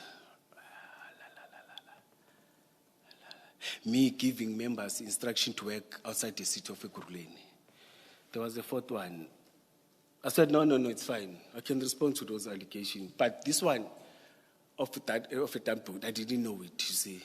But these ones I know. Since I worked since from 2005, we've been working outside the city of Ekurhuleni. I've got documentation to prove that. Since I started as a new 2005, specialized units, since specialized units were formed, we've been working outside till now. Even now, they're still working outside, but it's fine, you see. Then I said, no, but I don't need, I will write those things. I wrote and responded to all these allegations. I think I wrote 3 or 4 but on this one, they said, are you aware that there are allegations that we instructed people to dump? I said, which body, my daughter? And what Brakpan are you talking about? They said, last year, there was an operation, you were not there, but you came in and gave, I said, no, man, what operation is that? When they mentioned Yako, I said, yes, I remember, but it's a long time, man. I've not been working with Yako for a long time. I said, yeah, we are aware that we have been not been working with him. They were informed, by say, when they called me. I said, it's fine, let me talk to that then. You see, he gave me, because I was lost, you see, he said it was in Brakpan, plots. I said, yes, I remember that thing. You see, I got a call in early hours of the morning, around past 2 to 3, that from Yako. In fact, when he calls, I saw that I had 15 or 8 missed calls from him. Saying, Nduna, we've got a success, come and join us with a success. You see, I said, yes. On that, I even wrote that, hey, I'm not aware. I was there for the success of goods that him and his team, or the guys that he's working with, they got. Even said, bring the mail. I said, I can't just bring a media. For what, you see? But I drove the commissioner, you see. I stayed there for 3 or 2 minutes. I'm going to talk to that, you see. But all these allegations, I submitted statements. Then after 3 or 4 months or 5 months, I got a call from IPD HQ that, hey, we want to see you again. Remember, I met with Mr. Kulu, I submitted, you see. He said, when you come here, come with all the documents that we're having for blue lights. I said, what blue lights? Okay, for EMPD operations, from EA working relations with Mr. Matlala and everything. I took, luckily I had a copy of an original plan that I'm saying I'm going to talk to you, you see. And the intent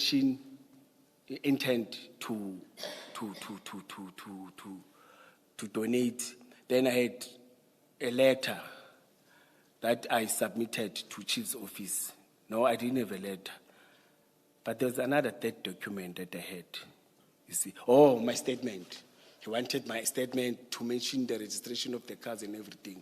And I even said to him, no, I'm even having the disc of those vehicles. He said, good, bring those discs. I said, I'm coming with them. And I went in, I submitted, I cooperated, you see. I even gave him he said, what is it? I said, it's not even the disc. But the discs are there, you see. Then I gave them all those documents. Then it was quiet. Up until I got a noise again about blue lights. IPIT is investigating me. IPIT has submitted IPIT has submitted to the Office of the Executive Mayor a document that recommends me to be charged internally. You see, I said it's fine. I'm the employee of the city. I know I didn't do that. You see, I'm waiting for them to start those processes. You see, but there was noise, but not directed to me. There was noise everywhere. But I worked. I went back to specialized services, continued with my work. In those processes, you see, members of THU, Truck Hijacking Unit. No, let me not jump something. In those processes, no, it's fine. In those processes, just that I don't have the dates and I can't state it chronological so, but Mr. Mzolo told me that, hey, they are charging your members by IPIT. I said, for what? They said there's a truck that they took somewhere in Benoni, and that truck was not supposed to be pounded. They pounded that truck. I think they arrested or they wanted to arrest the suspect. Okay. They charged, suspended. There was no communication with me. There was no communication with the then inspector, who was their direct supervisor. No communication that was done. You see. Then they came to me, showed me the suspension letters, that they've got the suspension letters, you see. But before the suspension letters, we spoke to Deputy Chief Revo Space. He said, you must implicate, if you don't want to be suspended, we must implicate you in crimes and say you were there, you lead this and that and that and that and that. I say, you know what? I know we don't have, I'm having another blood. He's having another blood for me. I'm having, I don't want to mention it there, you see. But we don't see eye to eye, you see. I said, no, it's fine, you see. But because they didn't communicate with, it was intention to suspend, they suspended them, but they continued with their cases that they were told not to communicate with me. They were arrested at Boxburg.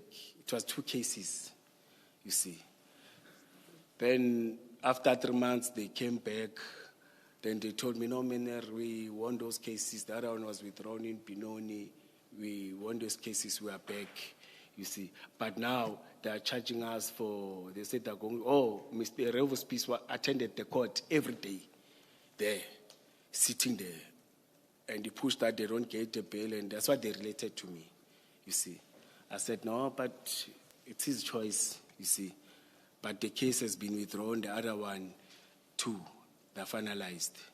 Then it was those stories then. But in that process, you see, there's a private company that is contracted, you see. Now it's closer now. That is contracted to the city, you see.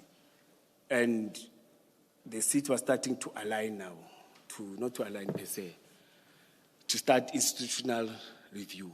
You see, that institutional review, COCTA recommended that the city cuts, because they're duplicates, we're doing rhetoric, there are departments that are doing what other departments are doing, you see. Then to us, we're affected. They said there's a Lamontra that was led by Deputy Chief Revo Space, which deals with college training academy, which deals with support system, logistic, in terms of your uniform. They're supposed to assist us in terms of vehicle, bullet vest, anything that we need operationally. It was his responsibility to do that. Again, I said municipal court, you see, which is back office. that they deal with all the processes of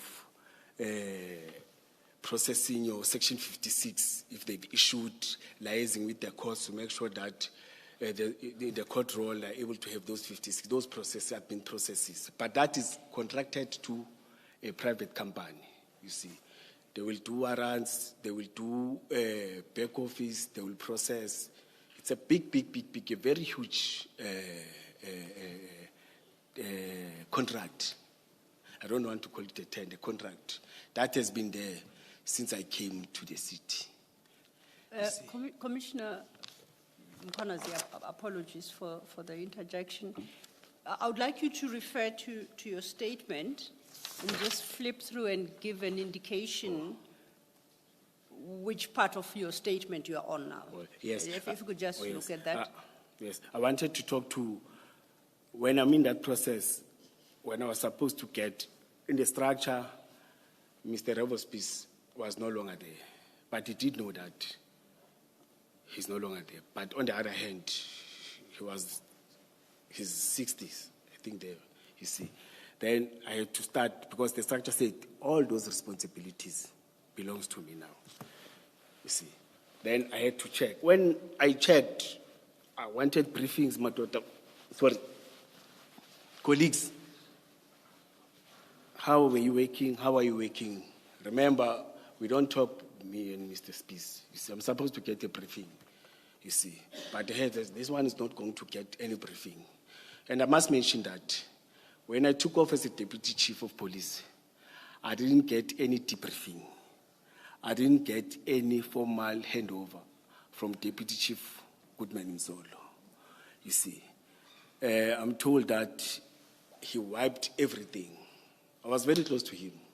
He wiped everything, told people that the person who's going to take over is going to sort himself out. But I approached him and said, Babu Mzolo, we are left with a few days and we are and we're talking, me and him, you see. But I didn't get anything, you see. Even the last day, he just looked at me and said, Mkhwanazi, I will see you. From that day, I decided to block him. I said, I took him as my father, you see. But the same thing. But he was still in the institution, you see. And that time, there was a process of suspension, of allegation of the chief of police, of sexual harassment and other things, you see. But I didn't want to touch him that because he's my boss, you see, and it was done by the other departments that deals with that. When that happened, you see, I was busy with the process. Where I met Speed, Speed told me that, no, we have, 4 or 5 cars that were given to us to utilize by the private company that is contracted. The chief of police is aware the cars were given the cars by Deputy Chief of Spies. He's managing them, you see. We're even giving petrol cars to drive. I said, no, guys. Did they go to Christine? Where's the letter of intention to? They said, no, nothing. I asked the superiors. Deputy Director Vanda van Rooyen. She was reporting director. I asked Deputy Director Blumhoff. They were deputy directors. I asked Director Johnny van der Merwe. They said, no, it's a private thing that they've done with Deputy Chief and the Chief of Police. I said, but I was suspended for this, the same process, you see. I called Mr. Steins. Mr. said, no, I know nothing about those cars. You see? Once again, apologies, Commissioner Mkhwanazi, and I do hate having to interrupt you and interject unnecessarily. But I must state for the record, I'm truly concerned for our time, right? And hence my invitation to you to have regard to your statement and indicate where in your statement we are in. And I want to make an assessment as to how much time you need for purposes of putting your version across. I have to indicate to the commissioners when the questioning should start. You recall that I indicated that we shall refrain from asking questions and we'll only try and confine ourselves to questions of clarity. Okay. And I think the commissioners have kept their part of the bargain in that regard, and I hope I have too.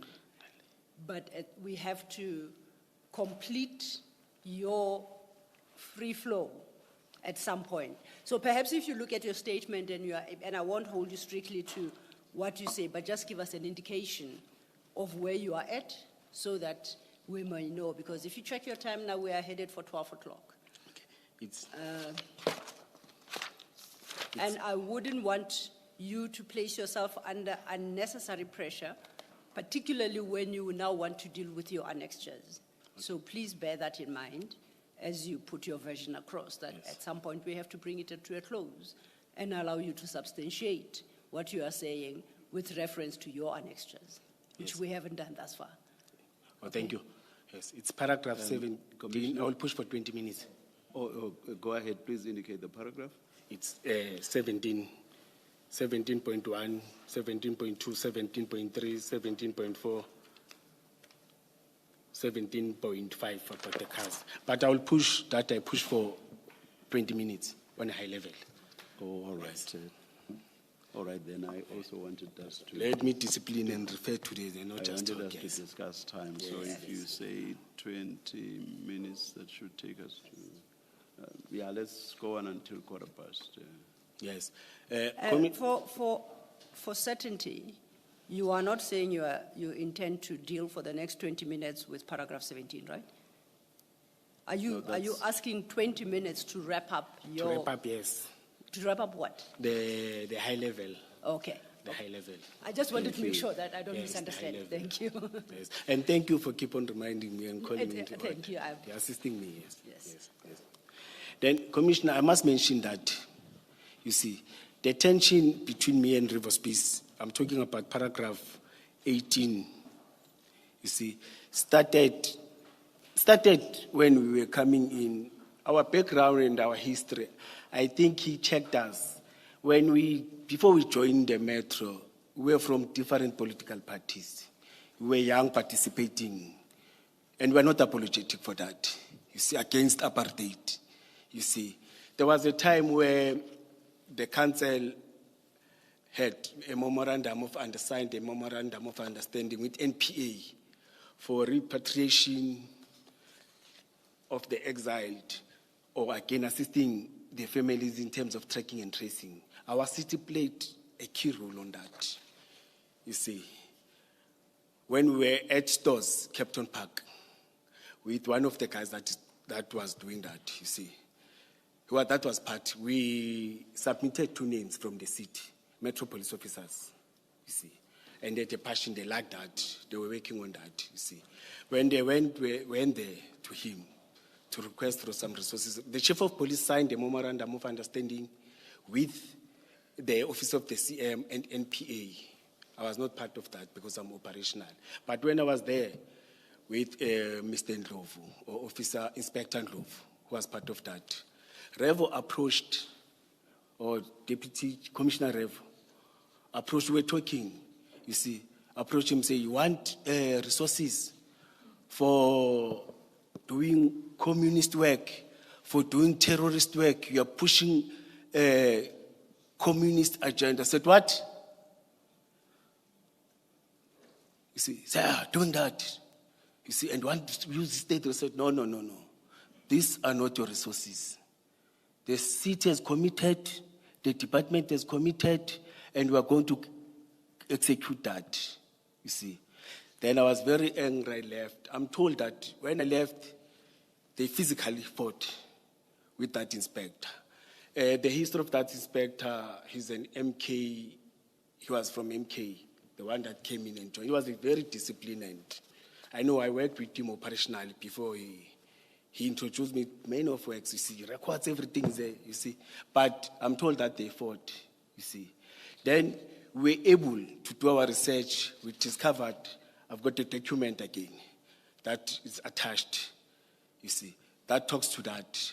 That says he was part of the operatives that were going around the township. We showed him, you see. We went back and showed, this is Revo's piece. We were going around Tembis at night shooting at black people and what. You see, but that created between me and him because we were there to show him that as much as we are saying we are tourists, we are not clean, you see. Then it was very bad, you see. But regarding, I'm on paragraph 20, 21, 22.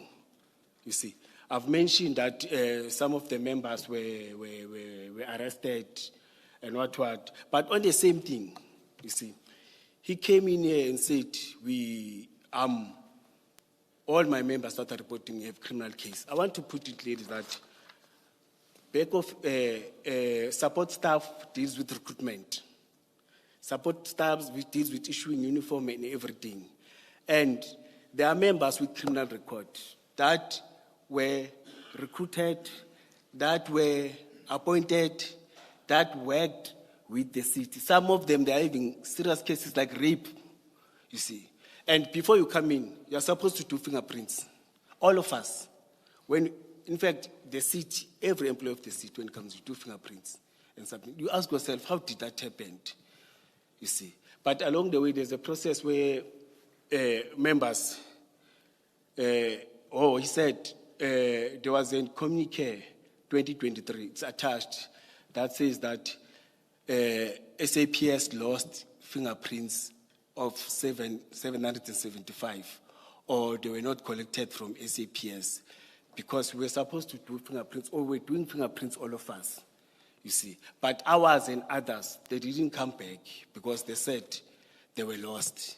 You see, there's a communique talks to that. Again, I had a meeting with PESCO meeting. It's a meeting where I, as a Deputy Chief Kwabe, Chief of Police, shared by Chief of Police, him from stores, Kwabe is from Security and Loss Control, I am from Operations and Specialized, him is from Lamont, I've said. Then licensing is part of community safety. In that meeting, we talked about vetting. There is an issue. Usually our meeting, we're taking 10 minutes. And that 10 minutes, it was a report. Report, start, Operations and Specialized Services is me. Immediately after I reported, when other people are supposed, no. The chief said, I'm in a hurry. It happened for 3 consecutive times. But in that meeting, we spoke about the vetting. The chief raised it, that as we are appointed here, all of us, we need to do vetting. Corners, we must do. I said, no. We are all appointed here. We are all working for a security agency. Let's all go and do vetting. Because I had an email that says that private company now is the only one that is going to do fingerprints digitally. We are no longer going to use SAPS. And in that meeting I raised, why must we pay a private company? Whereas we can go to SAPS is free to do these things. He said, no, SAPS, we are paying. And I said, no, but we can go and negotiate. But I didn't win that battle. Then in that meeting, stopped like that. Then in terms of the vetting, we agreed that we are going to do vetting. And I've said, I don't want to take, vetting is different from fingerprints. Vetting, you disclose yourself, you become naked, you give every detail. If you are having a girlfriend, you must declare there. If you are having this, what you're doing, you must declare. You must give your kids' phone numbers, contacts. In fact, you vetting is about everything that you are doing. You become clean, not even become clean, but you must tell everything. And it is only done by state security. Then in that thing, I raised it that state security is supposed to do it, you see. And I will only submit it to state security. He said, Chief, no, I will coordinate it. I said, Chief, it's fine. Let state security come here so that we give. I won't give any junior, because I was aware now that there's this clique against this individual, you see. There was tension. We're not working together. But it's fine. We agreed. In the morning, I got an email that says, Chuchu, Jay, you must submit, I've attached it. You must submit your things to my office. I said, no, Chief, that's not an agreement of our engagement yesterday. Yesterday we said state security. You see, in that WhatsApp, I'm not going to comply to this. I've said it. He said sure. I didn't talk a lot. He said sure. Then it was like that. Let me try to understand you. So you don't object to vetting as such. What you are objecting to is you submitting your documents to a junior person in the chief's office. It's 2 things. It's to do fingerprints with the private service provider that is close to somebody. Why I'm saying that time I was aware that all those are close to them, or there are people that are close to them that are having criminal records, but in the list that is submitted, they don't appear. You see, the only sinner that is appearing, it's me, that I didn't do. You see, and there was no communique to me. And again, in the second one, on the 2003, my name is not even CC'd, or there's no attachment. That says Julius. It was said to all our JTM, it was sent to all other people, not me.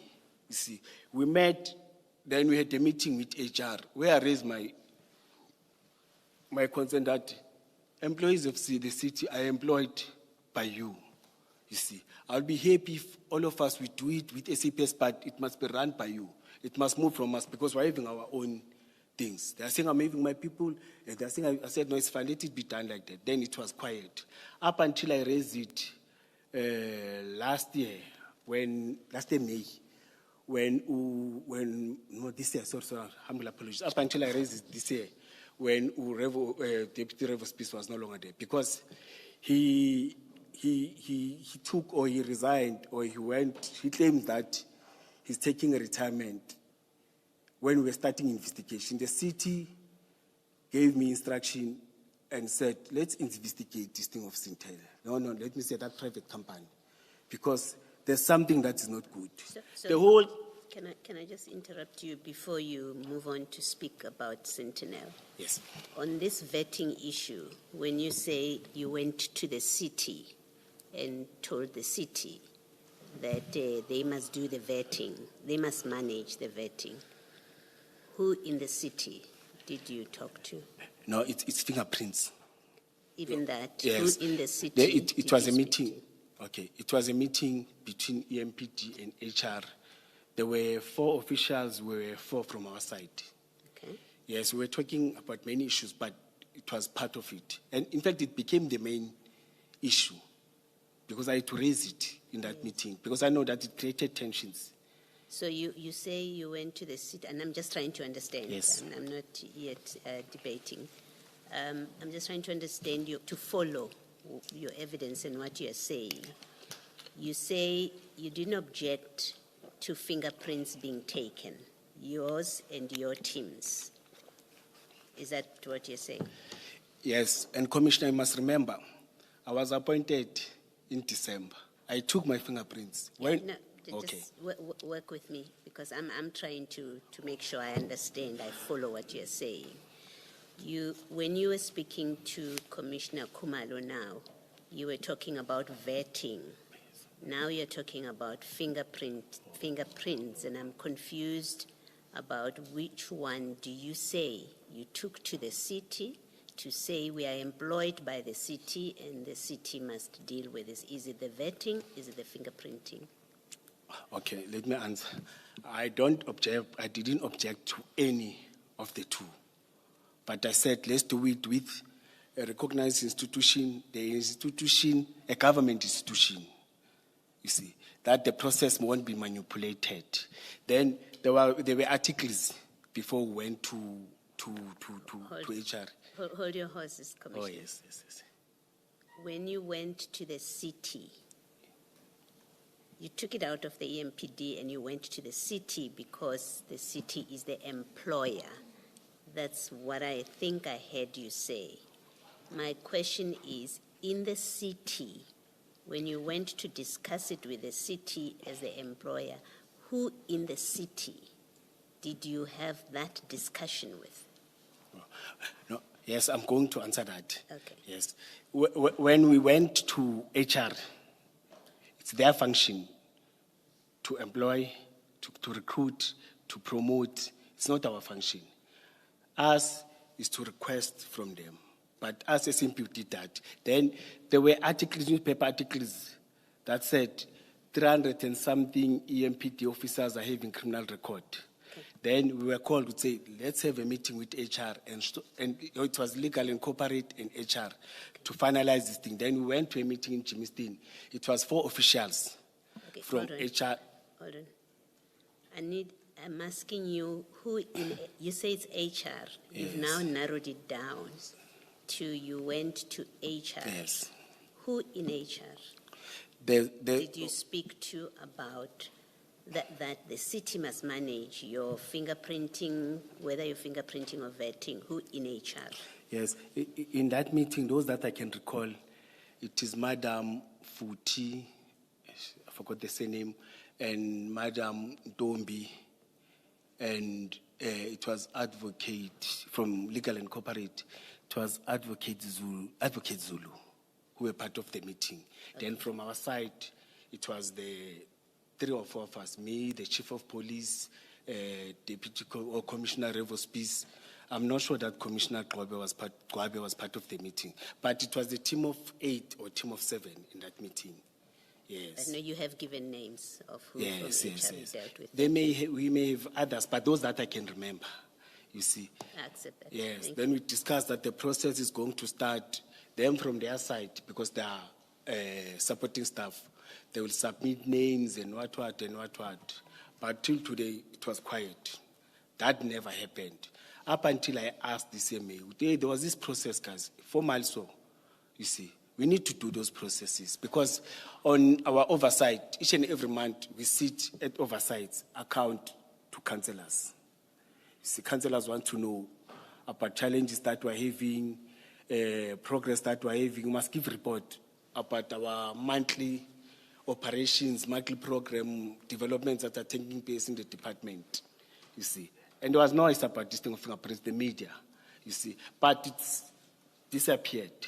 But in an honest sense, it was 775 fingerprints that were not submitted, or they claimed that SAPS lost them, or they were not collected. And there's another report that we submitted that talks to, for the past 5 years, as the department, we had 1,000 and something internal investigations. Some are external. Some they include IP. I've attached that report. Some are including IP. Some are talking about misconduct. Some are talking about those that are arrested and the court has found them guilty. Some are talking about those that are investigated. Some are talking about, but all those, the investigating team was requested to submit for the past 5 years. That's a report that was submitted and it is attached here, you see. But after that, nothing happened, commissioners. Then it was the challenge then of us and the investigation of stores or the contracts that are taking stores. Then there's a communication where we're instructed to run that. I instructed, because that time I was the acting chief of police, Mr. Mapie was suspended, you see. Then I requested that we appoint a person at a very senior level who will understand with the team of investigators to start those investigations and everything. Then there was a communication between us and the city. The city I'm talking about other relevant, Office of the CM, Office of the Group CFO, and other relevant about these investigations. But there was no cooperation. The only cooperation we got is when we spoke to the director. The director said, no, I'm not managing that contract. The person who's managing in a formal meeting, and I think they spoke about that formal meeting, where they said it was the CM and HODs and directors and I was part of that meeting. You see, everyone was scribing, taking, you see. It was part of that, you see, that we must start investigation, or it's a different meeting. In that one, there was Mr. Mapie. It was before he was suspended. It was about the conflict and the tension that we had. The city manager called all of us before the Sintel and wanted to call order. But it was very tense in that meeting, you see. And I'm the one who said, Deputy Chief of Police Revos Peace is a de facto police. Because the Chief of Police didn't take any decisions at the MPD. I'm saying the Chief of Police, for the past 10 years as the Chief of Police, the decisions were taken by Director Revos Peace, Deputy Chief of... You will talk to the Chief of Police, Babane, you will agree, he will understand you. But immediately when there's somebody, he will turn. He will agree with you when he's looking at you. Once you go, and I will give a report that, no, we agree that this is happening with the Chief of Police. The next thing will hear, no, that won't happen. Tell that person that won't happen. And it won't happen. It will be like that. Where it's progressive, it's taking the institution forward, it is assisting in terms of the change management and other things that must happen, you see, and bringing a positive attitude in terms of supporting members. Because I must mention this, that for the past 5 years, if not 10 years, we don't have bullet vests. We don't have, it's only EMPD that doesn't have uniform. Now, when you go around and see female officers approaching you with their trousers, may I stand up just to show? With their trousers, here, patched. No, it doesn't give a good reflection of the ambassadors of the city. I call them ambassadors. You see, you send officers to respond in a very challenging situation. You don't have communication radio. And to be honest, the city does provide. There's somebody who's sleeping somewhere who doesn't think of those that are operational. You see, I will talk to the strike, just to summarize. Before you talk to the strike, I apologize. You referenced a meeting where you said River Spies is the de facto chief of police. Yes. My only question is, can you give more detail around that meeting? What meeting was that? Who had called the meeting? Where was it? Yeah. Oh, yes. In fact, all of us were complaining to the CM. The other side, they were complaining. That is you are talking about why there was a meeting. I Yes. want to know what meeting is it. Yes. Let's just confine ourselves to that. Yes. What meeting was this and who had called it? The city manager called the meeting after he has tried many times. So To it make was sure- called by the city manager? Yes. At the city manager's office, Boardroom boardroom, whatever. office, yes. Do you have a sense of date? Guesswork? This It year, was- 2025, 24, 23, no. 22? No, it was last year, Okay. around August. Okay, 2024, August. August, September, early September or late August. Okay, that's very helpful. You see. Thank you. I won't take it No. any further. I interrupted you. You may get back to your narrative. Yeah. But it was after many concerns and frustrations that were raising to the Yes. city manager, all of us. He decided to call all of us. Okay. Call order to all of us. Today he was very specific to all of us that the department is going down on drain. Yes. Instead of you, all of you, including I, you see, instead of you focusing in terms of development, in terms of providing community safety in the city, we are fighting for smaller. I don't even understand what are you fighting for, you see. But then we moved, then the meeting, as after raising concerns, all of us raised concerns, even other directors. It's arranged by concerns too. Then he sat with the chief of police. But after that, the chief went on special leave, or he went, it was a special leave, something like that, you see. But it was after the frustration that we raised that we are not going anywhere, you see. And when you sit at oversight, they will tell you that you don't spend. See, we don't spend how?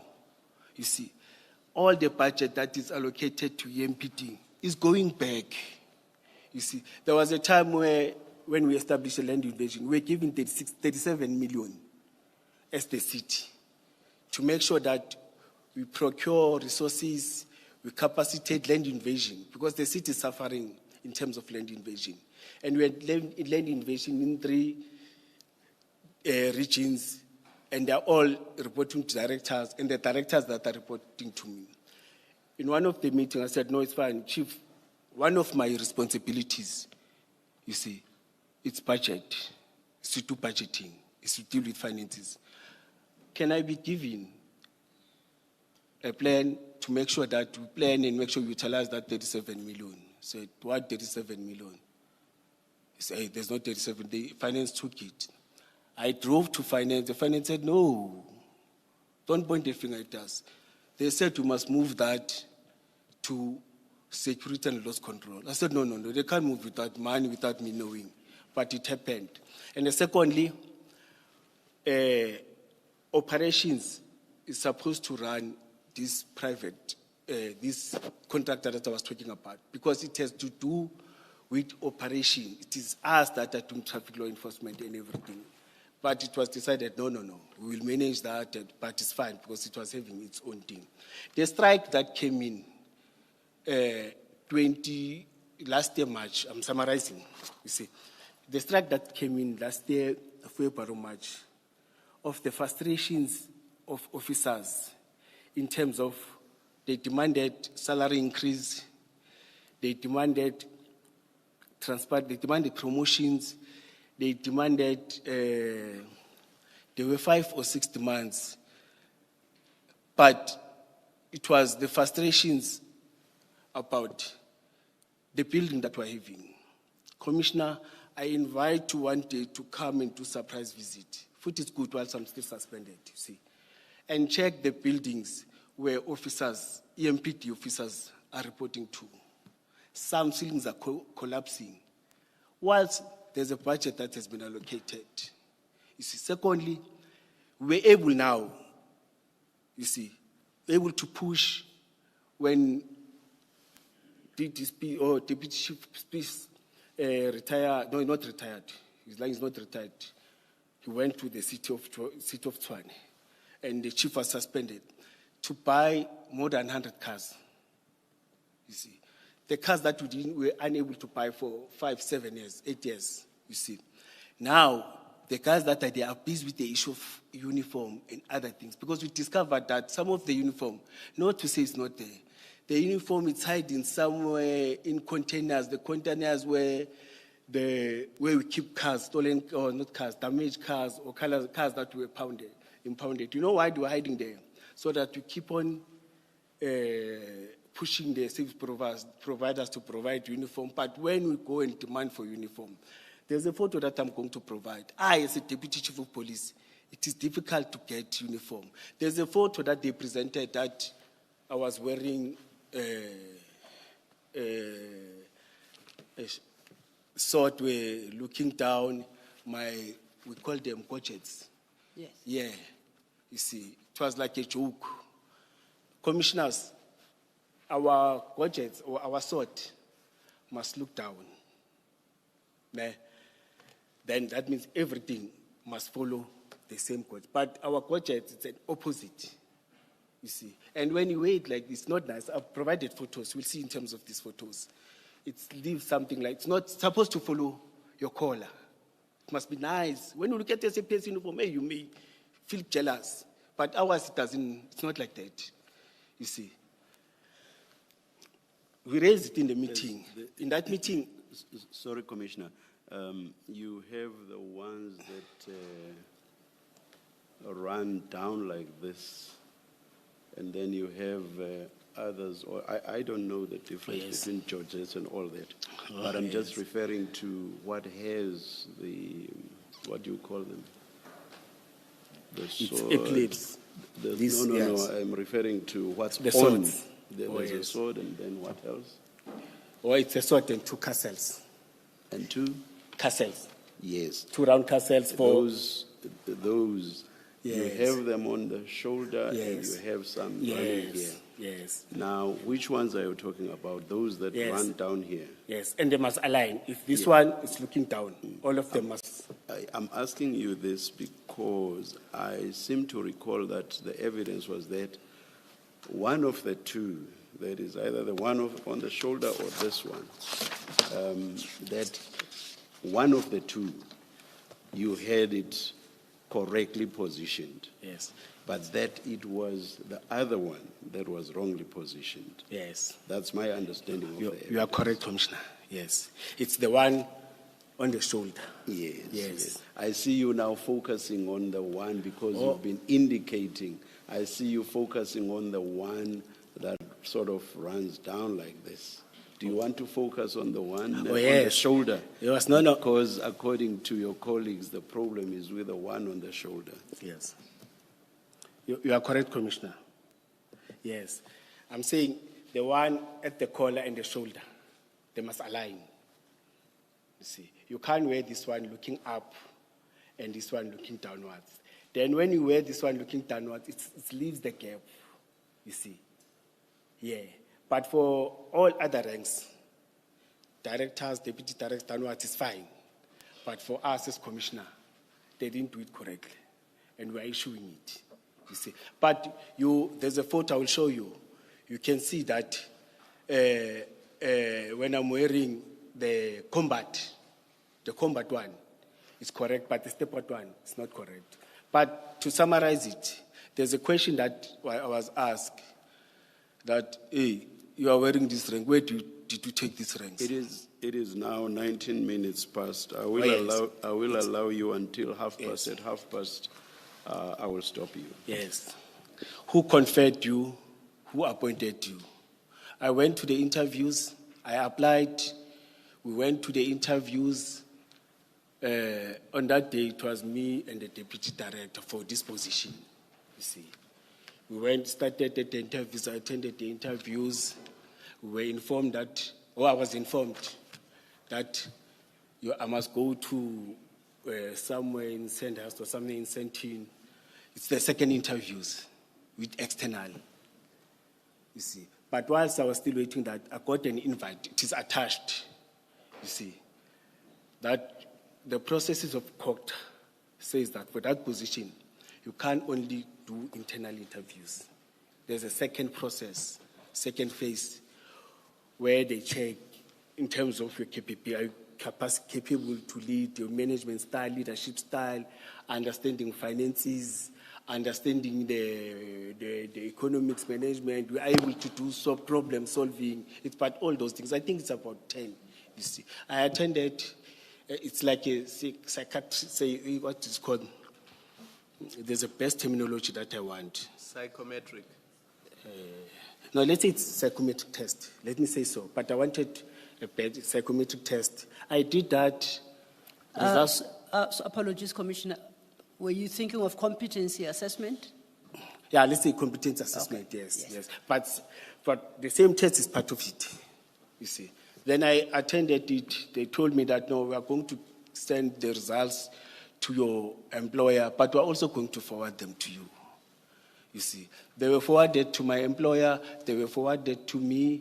Then I was called, Mr. Mkwanazi, you are successful in terms of this position. You may come, it was November, because I was supposed to start. I started on the 1st. I went to HR, asked different commissioners with other metros. In Johannesburg, they've got their own HR. The chief of police is having powers of all HR. He can hire and fire. He can do all these things. Ours, we can't do that.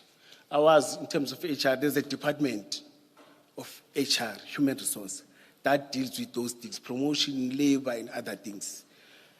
In terms of and in the interest of time, may I interject once again? Yes. Just to provide specificity. You say you were called by HR. Yes. Who called you? Let's just mark that. No, it's officials there. It's senior officers, junior officers that deals with that. That invite you. Yes, they invite Okay, you to come. Even on interviews, you are called by those juniors. No, this is after your assessment. You said you received your own competency assessment results. Yes. You received them. Yes. And then you said subsequently there too you were invited by HR. Yes. And now you're saying you were invited by junior officials. No, those that called is those that are doing admin work. No, that's fine. I'll accept Yes. that. I'm not having an issue. Yes. I just want to understand, did the junior official indicate for what purpose you were being invited? No, they're very clear that you have been successfully. There are documents and everything that you must come. Those are the junior officials that told do you admin. That's what they do. Every time when there's promotion, Okay. it is them that run administrative paperwork and everything. All right, You thanks. see. I'm clarified. But when I was there, you see, I think it was HR, DH. Yeah, it was DHHR, you see, who brought in the forms, And you see, who brought in DH the being- appointment letter. What is DH? Is it head of department? No. It's divisional head. Deputy, like your deputy HOD. Divisional head. It's at the divisional same head. rank with our deputy chief of police. Or same rank like I. You see. But he produced the letter that has been signed by the head of the department. And by who? But the letter is there. I've attached it. You see, I've signed, and when I signed, I was not hip in terms of the benefits. Remember, now I'm becoming a contract. You see, I'm supposed to pay 100% out of the benefits that I'm getting. You see, when I checked the amount, it was far less than that. than what I'm getting with all the benefits and everything. You see, I tried to write a motivation because I was told that no, you can write a motivation, they will adjust and do everything. But till today, you see, deep down I say it was better where I come from than where I am, because there's full responsibility and everything. Oh, may I make this request to you? Because in our engagement with the retired city manager, I think I have a sense of which letter you are referring to. I think it is the letter appointing you to the position of deputy commissioner. Yes. Yes. Yes. So no, we've had sight of that letter, and actually, I say we have had sight of that letter. Oh. We have seen where, if that is what you are referring to, you, in handwriting, you made your motivation. Yes. Yeah? And we assure you that when we dealt with that letter, we did not call out the numbers listed therein as to, so that people don't get a sense of what your offer was, how much you wanted increased by, and the like, right? Yes. And it was My question is, would you be able to provide at least the commissioners, even if it's on a written piece of paper, what you were earning before you were promoted on a permanent basis, yes, so that they can have an appreciation, yes, of the drop in salary you then were to experience by accepting this position? Yes. And yes, commissioners, one must mention that, you know, when you are from inside getting promoted from the director to that position, you are losing.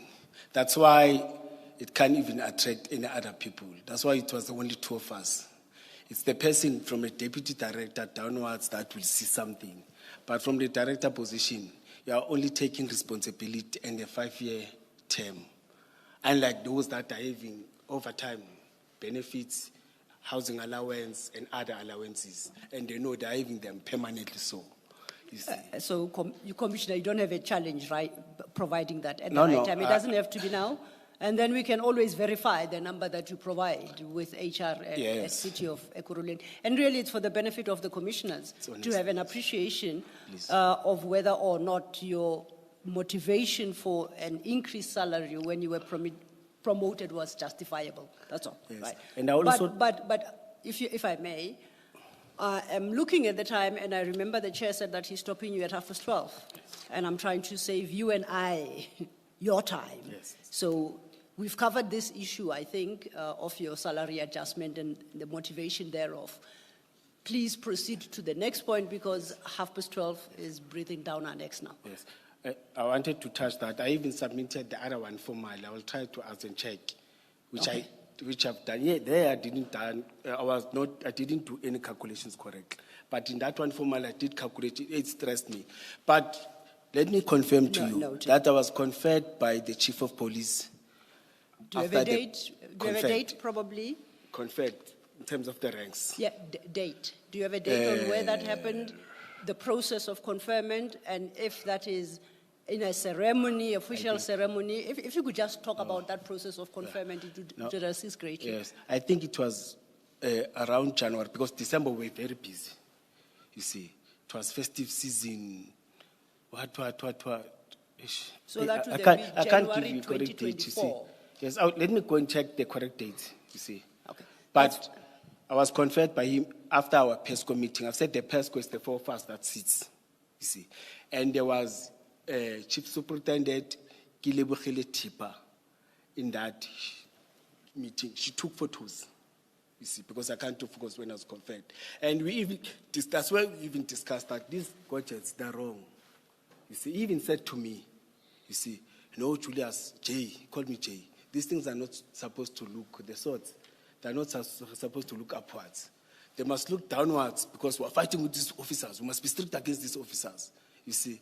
Then we raised the issue, but this thing, Chief, he said yes. Then Deputy Commissioner Revo agreed that no, but these things were done wrongly. They were manufactured wrongly, you see, not that. But I'm trying to confirm that I was conferred by Chief of Police Isaac Jabulani Mapiyeye. You were about to describe the ceremony of conferment. No, Are you able to yes. like, No, is there a stock ceremony where these things happen, or Is it ad hoc? As he meets you in the passage, he may decide to take opportunity and confer. How exactly does it happen No, within the EMPD? okay, thank you. It's ad hoc. It's not formal. Okay. Some may come, even if you didn't come to that, it's a 30 minutes or 10-minute thing. What happens in that 30 minutes? I come and tell you that congratulations, you have been appointed as for that position. You see, please work and make sure that you conduct yourself good and what. But even those that don't come, there's nothing formal. It's not a must. Okay. You see, but we people like it because there's media, there's newspapers. But to mine, there was no media. There was only. But usually, even if it's not there, that time Kelebo Tipa, as the media officer, she sent these things to media. You see, she took me photos, but there was nothing that was sent. So does she get to share the photos with the, I'll call it, the celebrant of the day? So she takes photos, Kenel Tipper. Yes, yes. And you say she sends it to the media. Yes. I assume some will go to Ekurhuleni archives, EMPD's archives. Yes. Does she share some with you? No, mine, it was not done. Okay. So when you say it's that haphazard and informal, at least yours was, didn't you feel shortchanged? It's quite an honor to be promoted, I would like to believe. How many levels were you left with to the top of the EMPD structure? It's one, okay. Just one. I mean, I would have insisted on a more formal engagement and conferment, because beyond that point, you become chief of police. And that's got to be a business. Yes. That has to be a serious business on any day. So didn't you feel shortchanged that... I did. Did you at least raise it with somebody that you Yes. are aggrieved? No, and you felt, I did understand the politics and the challenges. Oh, you did understand? I said, it's fine. Okay. You see, my duty or my responsibility is to go and serve. Okay. So you are going to check the data. I won't hold you to this, but you had said that this happens beginning of 2024. Yes. No. At the 20, beginning of, yes, you are correct. Beginning of 2024. Yes. Okay. 2023, December, but at the beginning of 2024, January. That's where, Yes. I won't ask you for the date because you don't have the detail. Yes. And But I started to wear the ranks. They are Yes. correct. On the 1st, because I was supposed to come and work. The contract says you are working on the 1st, and I was supposed to wear my rank. I worked my ranks. Then we...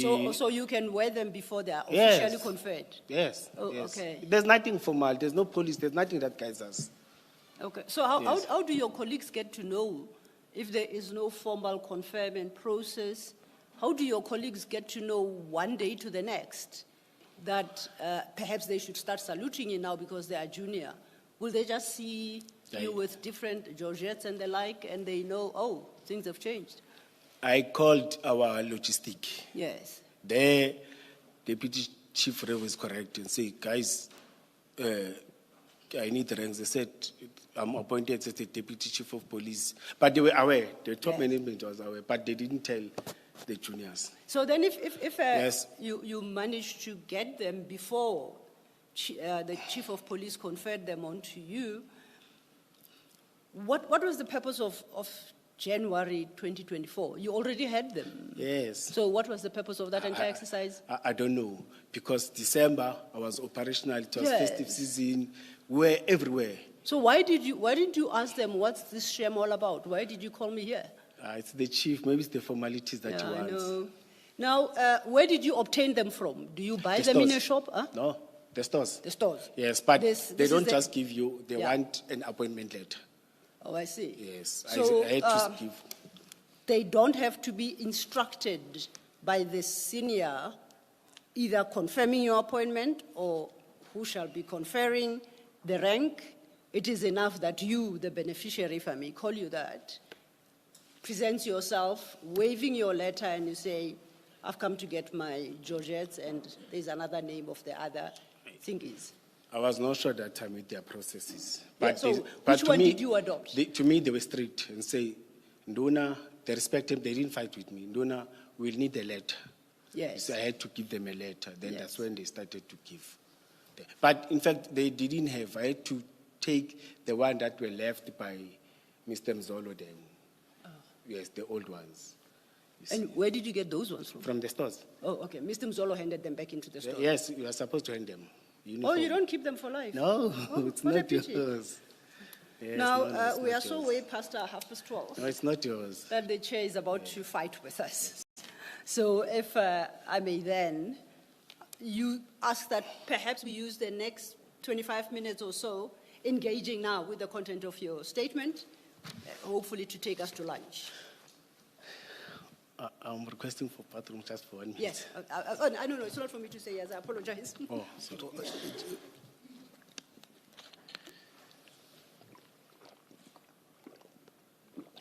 Or you can't last until 1 o'clock.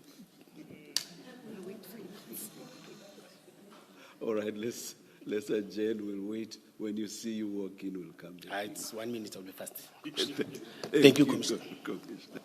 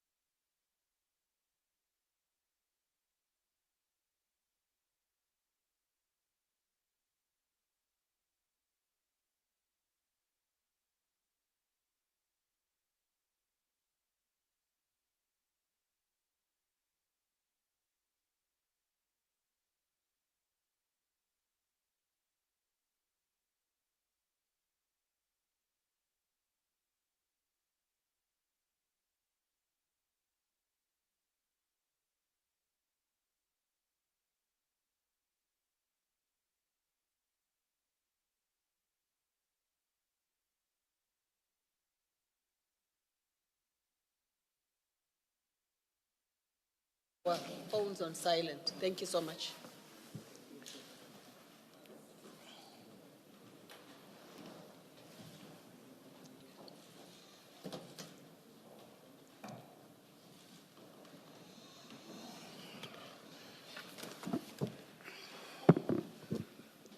Commissioner, I must apologize. I should not even have suggested that you should last until 1 o'clock. Thanks, But I cannot resist saying this. My colleague, Commissioner Kumalo, is the one to blame because he kept encouraging you to drink lots of water. So Thank you, Chair. Commissioner Mkwanazi, when just before the little comfort break, we had agreed that we are now dealing with the issues in the manner suggested by the chair, which meant that our free time to 12:30 had ended. So I want us to start, at least, I'm looking for a topic that we can possibly cover either as much of before the break, or we can find a logical point to cut, right? And for this purpose, I want us to go to your paragraph 6 at page 4. And this is the issue of Mr. Van Wyk starting at 5, and the memoranda of understanding at paragraph 6. Do you see where I am? At paragraph 5, you talk about approaching Mr. Van Wyk for assistance of students. Do you see? Yes. Paragraph 6, you introduce the concept of the MOUs. Yes. Okay? So you have next to you a box of files. And if you look at the spines of those files, you'll realize that they each bear a name. So you'll have Mapieye, you'll have Spies, you'll have Niza, and you'll have Tepa. These are the EMPD witnesses that have testified. So I would like you to pull out of that box the files for Mapieye.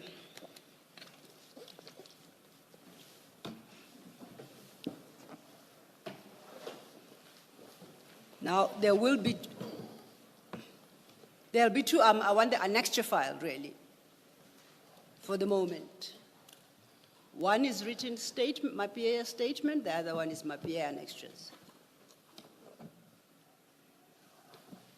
You've got. So as soon then as we have located our Mapieye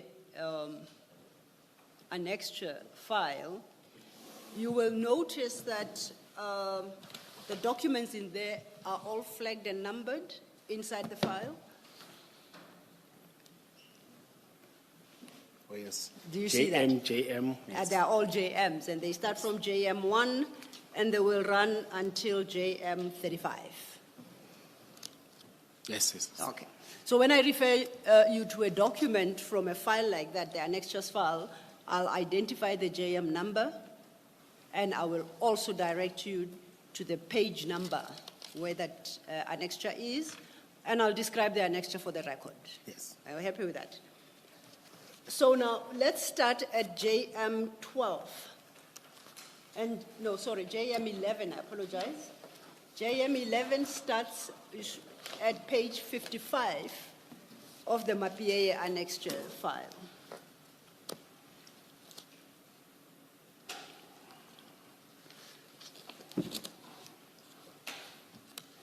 Oh, yes. Now, if you go a few pages forward to page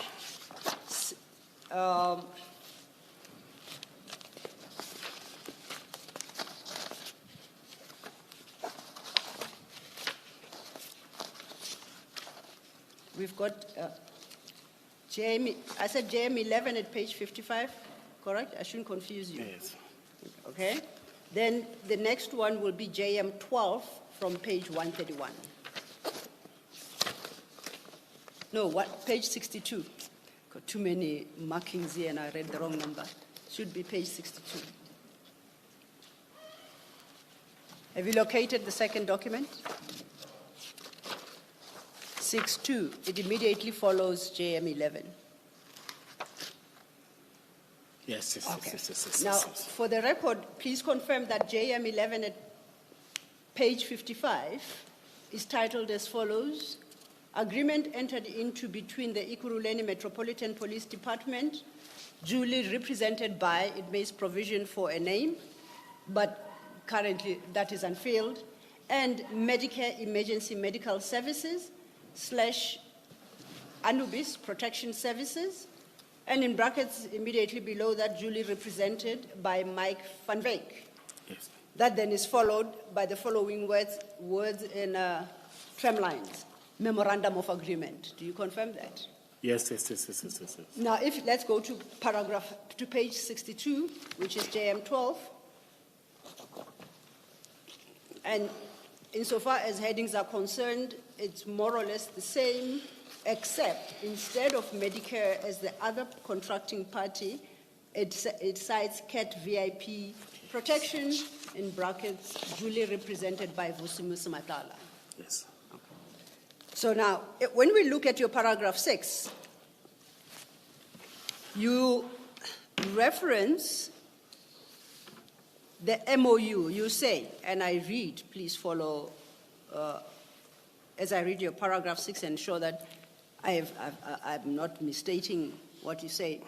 As for the MOU, proper communications were done, and there were processes and procedures which were followed between Medicare and Mike van Veek with email address, you give the email address, myself and the Office of Chief of Police. Proof of communication, communication date, and an affidavit from Chief's PA Lizel Sinovia Tires, where she confirmed that on the 24th of October, she received an email from Superintendent Fortain and submitted to Chief Mapiea. Then you intend to annex their email. Is my reading correct? Yes, yes, yes. Okay. Because your file is still being finalized, can you please have regard to JM 11 and confirm whether or not that is the MOU you reference at paragraph 6? And that is the one between Ekurhuleni and Medicare 24. Is that the same document? Page 55, ne? 55. Yes. Yes, yes. Is that the same document? Yes. I looked through your statement and I couldn't find the second memorandum which Mr. Mapiea tendered as Annexer JM 12. And this is the memorandum between Ekurhuleni Metropolitan Police Department and CAT VIP protection. I don't see you reference that particular one in your statement, do you? You are correct. Okay, now why was that oversight on your part, or you omitted it because you have no knowledge of that particular memorandum? You only have knowledge of the Medicare 24 memorandum. Okay. Commissioners, to answer you, remember when I was suspended, I had to submit all the documents and my laptop of everything that I was having to Mr. Revospice, the logistic. They took everything and the documents that I was having. I submitted all, even the operational plan, that I was talking about. Submitted. Sorry. Timeline, are we talking February 2023 or 24? 24. And I asked because you said you submitted to Mr. Revospice and he has since retired. Yes. No. This is 2023. That's why it was important to highlight the year. Yes. Okay. Yes. I submitted everything. I didn't have any documents with me. Yes. The laptop and everything was with him. And all the documents that has to do with all these things. That's why I submitted, yes. The one that I was able to photocopy is the one that I'm having it now. What does submitted mean? Or when you are suspended, you are required to leave your firearm, your tools of trade, computer, laptop, all those things. Okay. So the document, but he demanded, even before the suspension, he demanded all the documents. Then Mr. Mzolo instructed me, go and submit them to him. Give all the documents that you sent. But other documents were already managed by Superintendent Fortain, like this one, you see. That's why they were able to get them through Fortain and submitting it to the Office of the Chief of Police. But on my side, I was having nothing, but documents were already there. So please help me work through this. You are a normal employee in the city, doing whatever job, and perhaps a job you've been in for about 10 years. Yes. One day, for some good or wrong, bad reason, you are suspended. Are you required, I can understand handing in your firearm, perhaps your work computer, these are all tools provided by your employer. I can wrap my mind around submitting those. Why would you have to submit all your documents? Do you clear your entire office, go to Commissioner Spies and say, here are all my files, 204 of them, and every paper I've ever written, because I'm on suspension. Is that how it works? Ms. Silo, please don't forget your question. I don't think your earlier question was answered, and I would love to get an answer. I'm saying I don't think you answered Ms. Silo's earlier question. So I would like to get an answer to that. It was a simple question as to why you do not reference the CAT VIP memorandum. Oh, thank you, Commissioner. I referenced those that I'm having and those that I remembered. That's why I was able to write. You see, and I even mentioned at the surely bottom you that do deal with issues relating to CAT VIP in your testimony and also in your statement. Yes, correct. So what was so difficult simply saying there was also an agreement or memorandum that related to CAT VIP? I think that's the essence of the question. And you have not forgotten that fact, surely, the very fact that you do talk about CAT VIP. So why did you not reference the memorandum in that regard? Commissioner, when you check, I don't even talk about the Annabis Protection Services, you see, because even it's out of me. But I know that I have documents that were submitted to the office of the chief. Other documents were submitted as per instruction of my deputy chief, and I complied and said, no, take everything because I feel that I'm clear, there's nothing to hide. I'm not at the stage of the taking. Oh. Because this happens when? The taking. This happens in 2023, you say. Said the taking. Taking or having to give your documents and whatever else to Commissioner Spies. Yes. That happens in 2023, correct? May I refer?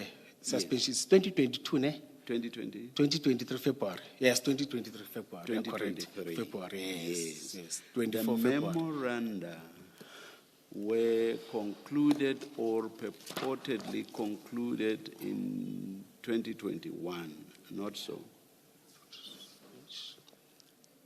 I may say so, but I don't have specific The dates. dates that appear here, but I'm sure Ms. Silo is still going to take you there. Please. The dates appearing here, I think, say 2021. Yeah. So the simple point I want to make, Commissioner, is that I do not understand your repeated reference to, no, my documents had since been taken. Point is, as at 2021, these agreements in terms of the memoranda are concluded or purportedly concluded. And surely you remember both incidents. So the simple question is, why do you not reference the memorandum relating to CAT VIP? That's the simple question. That has nothing to do with the later fact of you handing over the devices and whatever else. Commissioner, I want to say oversight, but I didn't have documents with me, you see. That's my challenge, you see. But I forwarded all the information that I'm having. Yeah, what I'm saying is, it's difficult for me to understand that you had forgotten because you do touch on matters that relate to CAT VIP. So you had not forgotten about the involvement of CAT VIP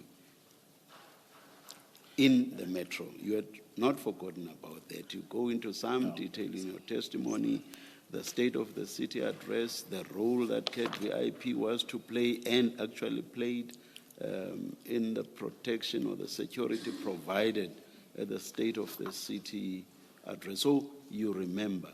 So it's on that basis that I say I find it difficult to understand that you would forget that there was a memorandum that concerned CAT VIP. Do you want to comment on that? No, I won't forget. That's why I was able to Yes, touch. But then on the- that, if you won't forget, that immediately takes me back to Advocate Ms. Sillo's question. Exactly. Why did you not reference that memorandum then? I think it may be my oversight when I was submitting yesterday. Thank you. That's the Yes, simple yes. answer. Yes. Ms. Thank you, Sillo, Chair. Yes. Thank you. Thank you. So, you referenced the Mike van Wyk Memorandum of Agreement, Medicare 24. Now, in trying to explain to me why it is you decided to reference one and not the other, you spoke about your suspension in 23 and handing over your tools of trade to Commissioner Spies. But then you said all your documents you also hand over to Commissioner Spies. And you were about to explain whether that's how it happens at Ekurhuleni, that you hand over all your files and every scrap of paper you have ever produced in that position. Once you are suspended, you are not dismissed, you are just purely suspended. Firstly, is that how it happens in Ekurhuleni or EMPD, if there's a difference? And secondly, when the suspension is uplifted, is possession restored to you, or what happens? They disappear into the deep black hole. How does it work? Oh, Commissioner, remember I told you that immediately when you get the letter, you are told that intention first, not suspension. You are told that you must automatically leave the building. Yes. Don't be anywhere next to the building. Yes. You see. Then within 48 hours, you are supposed to submit, or within 48 hours, you must respond in writing. Then within that 48 hours, supposed to submit everything. But you are not allowed in any building now, you see, or in any space of the municipality. Okay. You see, I can go to municipality to go and pay services because I'm a resident. Okay. You see, but they take it from our salary. You don't have to go there. You see, then that's how it happens. You are not allowed in any space. Remember, and those offices are not your offices. They're municipal offices. They can go when they're doing investigations. They can go at any time, take whatever document, and you're not allowed to communicate with the subordinates. No, I appreciate and that. Right now, offices. I'm pursuing the fate of the files. Yes, So I understand get you. everything you're saying, Yes. and I do accept that once you're on suspension, you're not permitted to set foot at your employer's premises or attempt to go into your office. I accept that. Yes. I was just trying to understand when you suggested that you gave your files to Commissioner Spies, because I want to run ahead and say, I know that your suspension was uplifted on the 24th of June, 2023. Oh, yeah. Correct? It's juniors after 3 months. Business Yes. ways. When you went back to the office, how did you locate your files? Did you ever locate them? Were they gone for good? What is the position there? There are two things that I did. Yeah. I didn't want my firearm back. You didn't want it back? Yes, because it was used. They took it to the ballistic, or they used it. Okay, You let's see. park. I want to come. You see, I want us to park that. We'll Yes. come and deal with it because that's an interesting aspect Yes. you introduced. Let's Yes. let's Even- finish the files. Yes, even the laptop. I demanded for a new laptop because they tampered with my laptop. Okay. I'll put it to the list of what we are Yes. coming back to now. Yes. So when we come Yes. back after lunch, we are going to talk about this tampering with the computer, your laptop, and the ballistic issues. But for now, you are still. We are still trying to track down your files, remember? Yes. Where are they? You are back in office on the 24th of June, 2023. Where are your files at that point? Now it's my laptop. You see, files that we submitted, they are with Commissioner Revo, and the other ones, especially this document, were with Madam Forstein because they were submitted. She was facilitating the process. If you are back at work after your suspension is lifted, I take it that you are expected to do the job you were performing before you were suspended. Now, when you are confronted with a situation that your files are taken, how are you expected to do your job? There was no communication. I continued because I know operational work. That's what you get. On So daily you just basis. did it off the top of your memory? Yes, You Commissioner. rejected the computer, the laptop, I'm hearing it for the first Yes. time. So you didn't rely on stored information in the computer. Spies made off with your files, or Commissioner Spies made off with your files. How do you continue with your work? That's an exceptional memory, No. if you rely on memory. Okay. No. When you come back, Yes. remember, they restore the new computer, they program it. You are able to retract some, Okay. able to get some. All You see. right. But remember, right time I'm back, there's nothing that is happening. I'm continuing. Oh, I had to respond to IPT, then I wrote that thing, then I continued with other things. And some document that I was able to submit, I submitted them. Now, this JM11, the Van Wyk, I'll call it the Van Wyk MOU, just purely so we don't confuse it with the other MOU, which is not part of your statement, the Matlala MOU. Yes. Where did you get this MOU for purposes of this commission? No, I didn't submit it. I don't have. You don't have it? Yes. I said, no, let me be honest. I was able to get information from you, commissioners, from this commission. Anything that has to do with me and the documents, and I was so surprised. I even told the person that I consulted yesterday, he said, what? It's like I got information from you of what was happening about me, what is taking place, and. There was nothing, it was quiet, except the newspaper and everything. So technically, therefore, this MOU you received from the commission when it served you with the notice that they would like you to present yourself, and the commission referenced in that document, you remember we called Rule 3. Yes. The witnesses that have testified and have implicated you. If you go to that document with the flag Rule 3, or second page, it lists the witnesses, Mapie, Spies, Ngiza, Tepa, and Witness D. Yes. So you are told that by the commission. Yes. The commission has assisted you to get full copies of their statements. Am I correct? They were provided to you, their statements with annexures and transcripts of their testimony.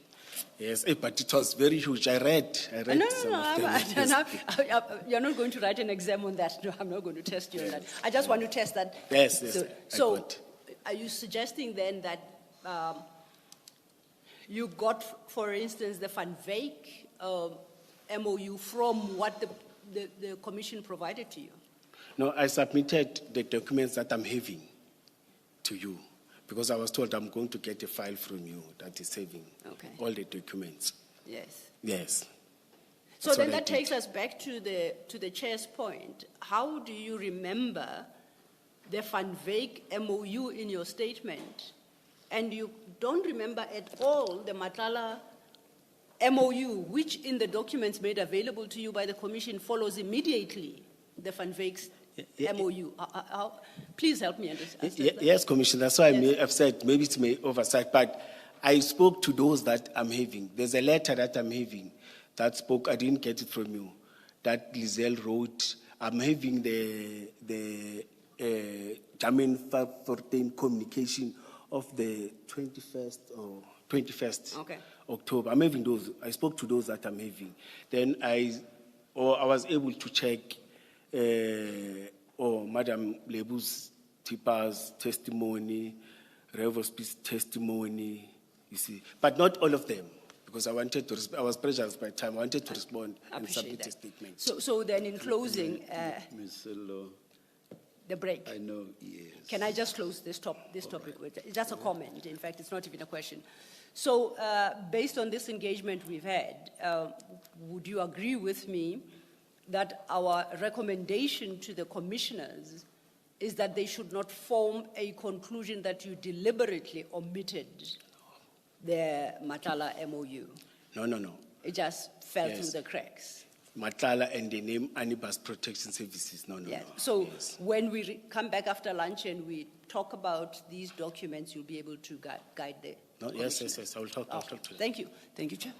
Let's adjourn and come back at 2 p.m.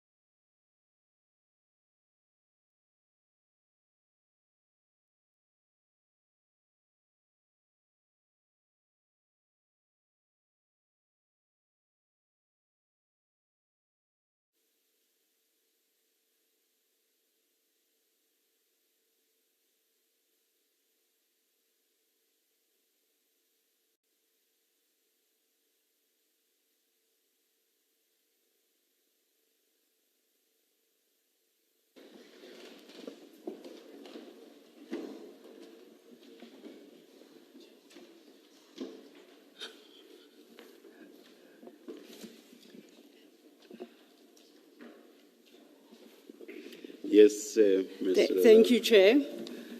Chair, before we proceed by way of update, the commissioners should have before them now Mr. Mkwanazi's formal statement together with 2 bundles of annexures. And Mr. Mkwanazi should have before him as well the same. Yes. So, Mr. Mkwanazi, please Commissioner. Commissioner Mkwanazi, my apologies, Commissioner Mkwanazi, please confirm that you have there's been an update to your statement file with another statement. Has it been updated? Yes, yes, yes. Can we go to that statement, the updated one? On the front page, where the table of contents is listed, it states that it's a witness statement of Julius Dr. Mkwanazi. You see that? Yes. And it is a 36-page document. Yes. There is your name appears midway, page 36, and right above your name is a signature. Did you append that signature? Is that yours? Yes, the last page. Have you satisfied yourself that this is your statement as you intend to submit to the commission?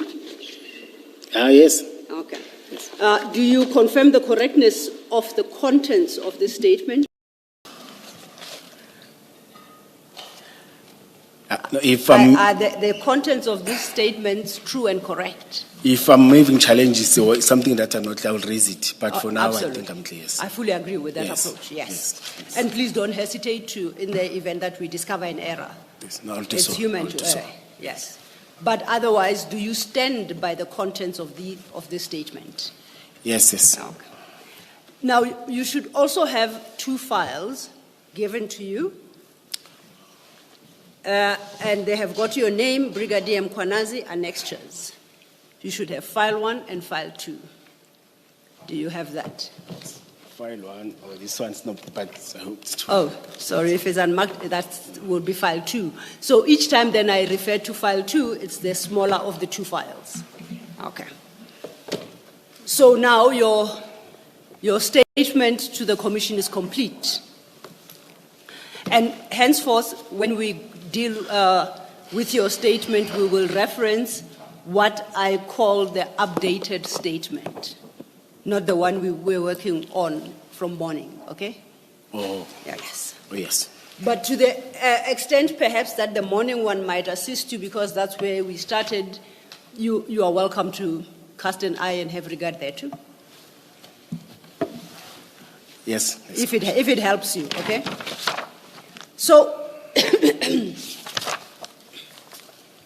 before we broke for lunch, you recall I had referred you to what I call Mapieye file, the Mapieye annexures.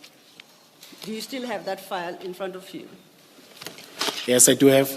And in particular, I had referred you to annexure JM11 and JM12, and that would be the MOU with Medicare 24 and the MOU with CAT VIP, respectively. You recall that conversation we had? Do you remember that? Yes, as you referred it, MOU, to me it's a... Oh, Memorandum of Understanding? Okay. I just wanted to remind us where we stopped, then we start, okay? Yes, but on my side, I want to refer it as a proposed. What's proposed? Yes, MOU. Okay, can I suggest that we refer to it as a memorandum of agreement, and I say so because that's what the document has on the face of it. It doesn't have the word proposed, but if you want us to bear in mind that it's a proposed MOU, we shall do so. But we can't call it what it doesn't state itself to be. So I suggest that we reference it the way it is currently written, which is a memorandum of agreement. There is nothing on the face of that document that suggests proposed. There's nothing. May I raise something? Yes, sir. Yes. In an MOU, you don't have 3 signatures of... No. You're talking about signatures. I say there is nothing on the face of this document that suggests it's proposed. Can you live with that? Yes. You are talking about the status of the document, and I just want a way to describe the document. Oh, no, it's fine. Then It's I'm fine. saying, let's describe it as a memorandum Yes. of agreement. When we get to the issue of the status of the agreement, then we will have the discussion around proposed. No, I agree. I Okay, agree. Thank you. So then, let's just take a moment. The commissioners are conferring, and we'll start. You recall we started that conversation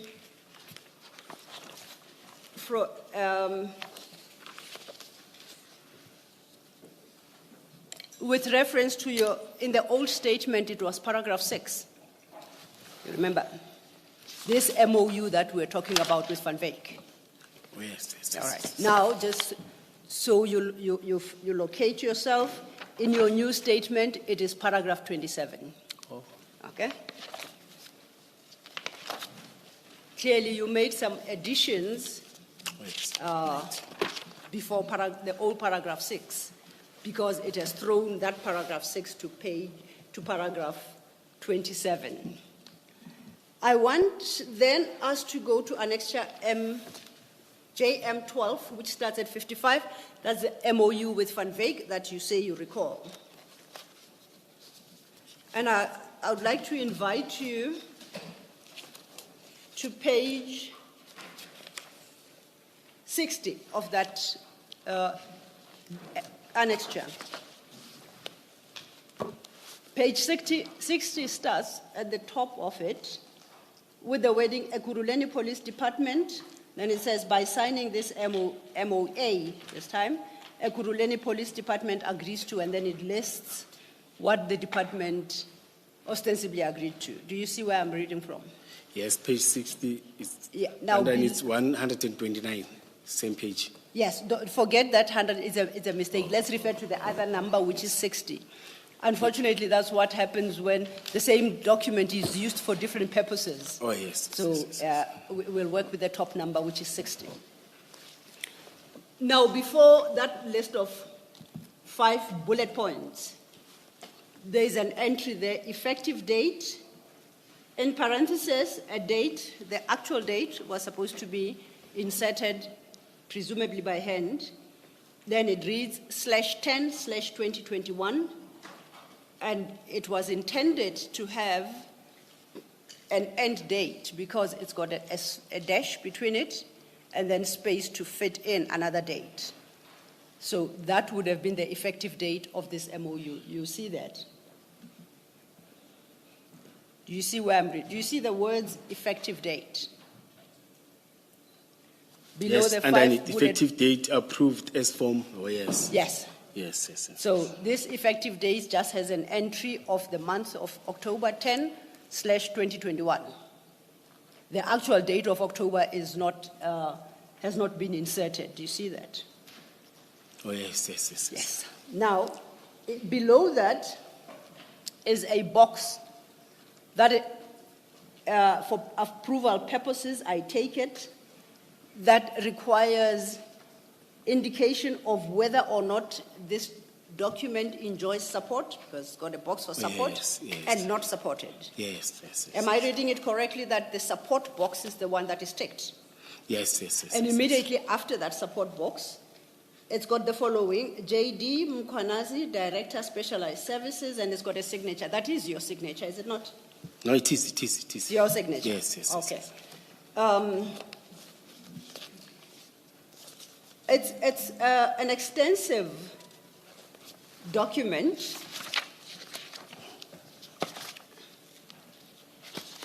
And if you go to page 58, at item 3, it provides as follows, and I quote, the purpose of this memorandum of understanding, in parentheses, MOU used interchangeably with MOA, is to outline the commitment of promoting and protection of the Medicare emergency services, combining that with the health care and safety of officers of the Ekurhuleni Police Department when a situation arises warranting medical attention on varying degrees, particularly in traumatic events / incidents, end of quote. You see where I'm reading. Yes, yes, yes, yes. So do I understand this document correctly, that that was the purpose of this MOU? Yes, yes, yes. Okay. Now, who is the author of this document? It was between Mike and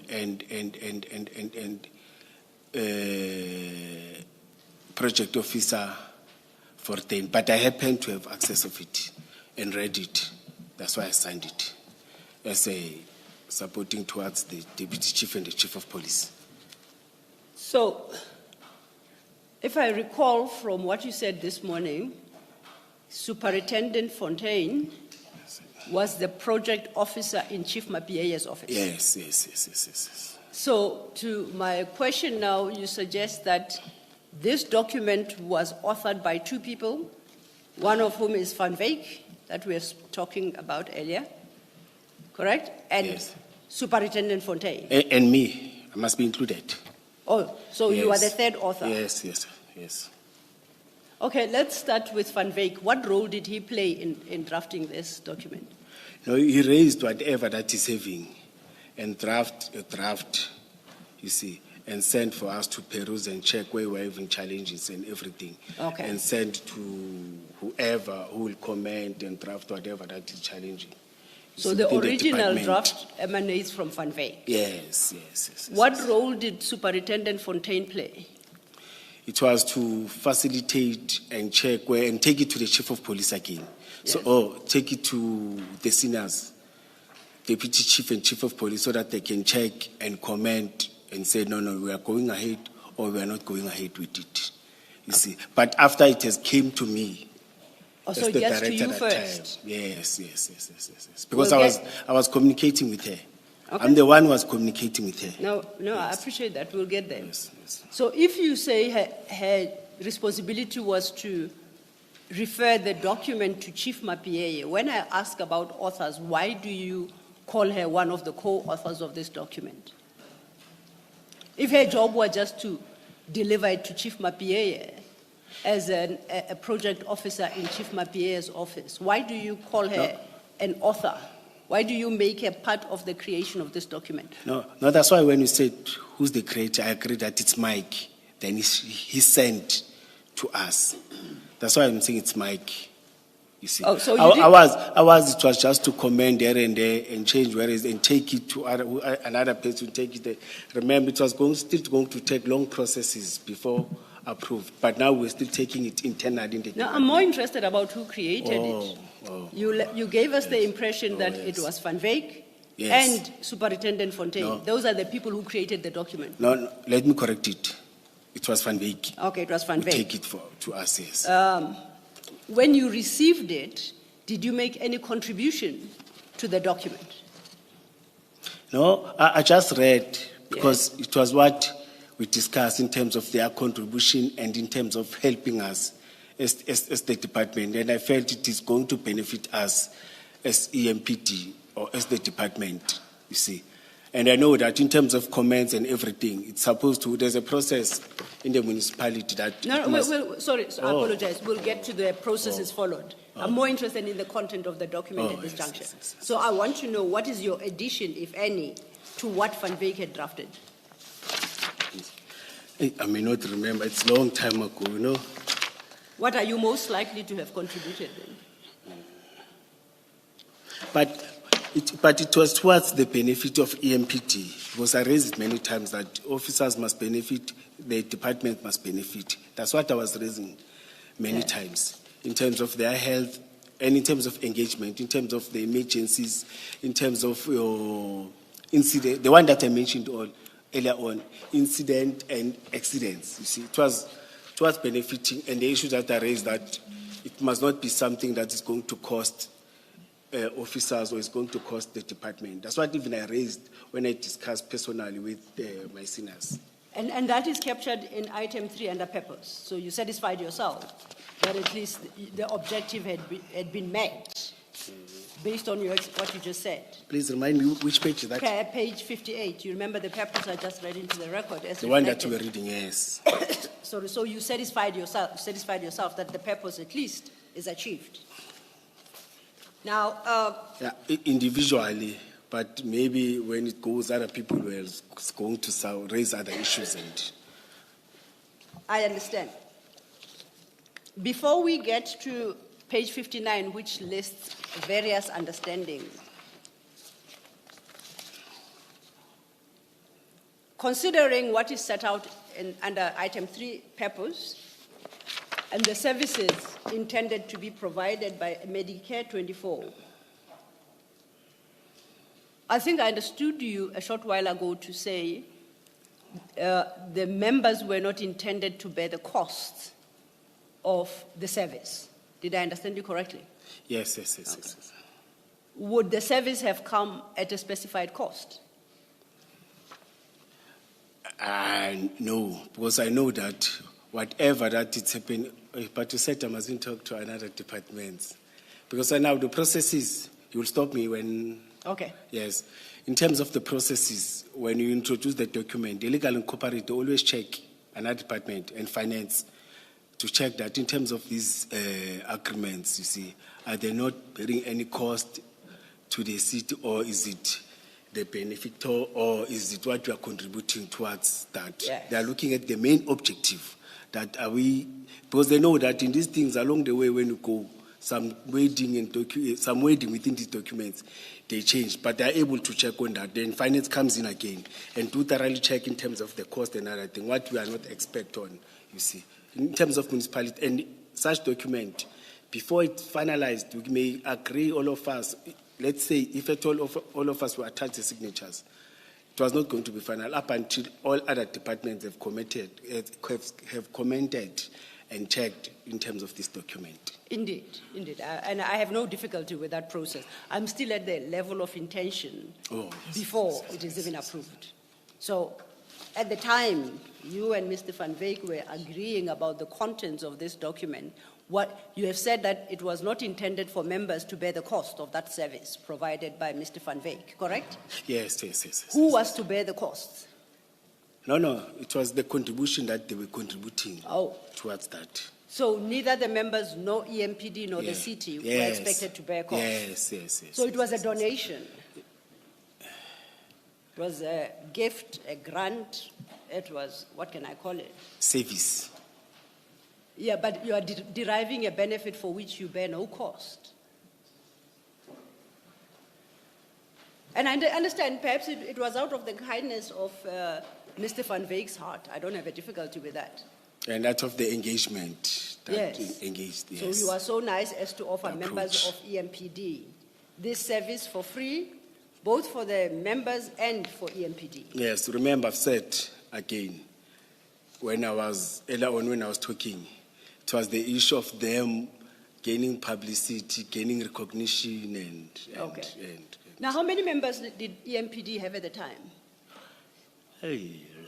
Rough estimate? It was before 500, it was 2 point something. What's 2 point? 2000 and EMPD, let's say EMPD officers.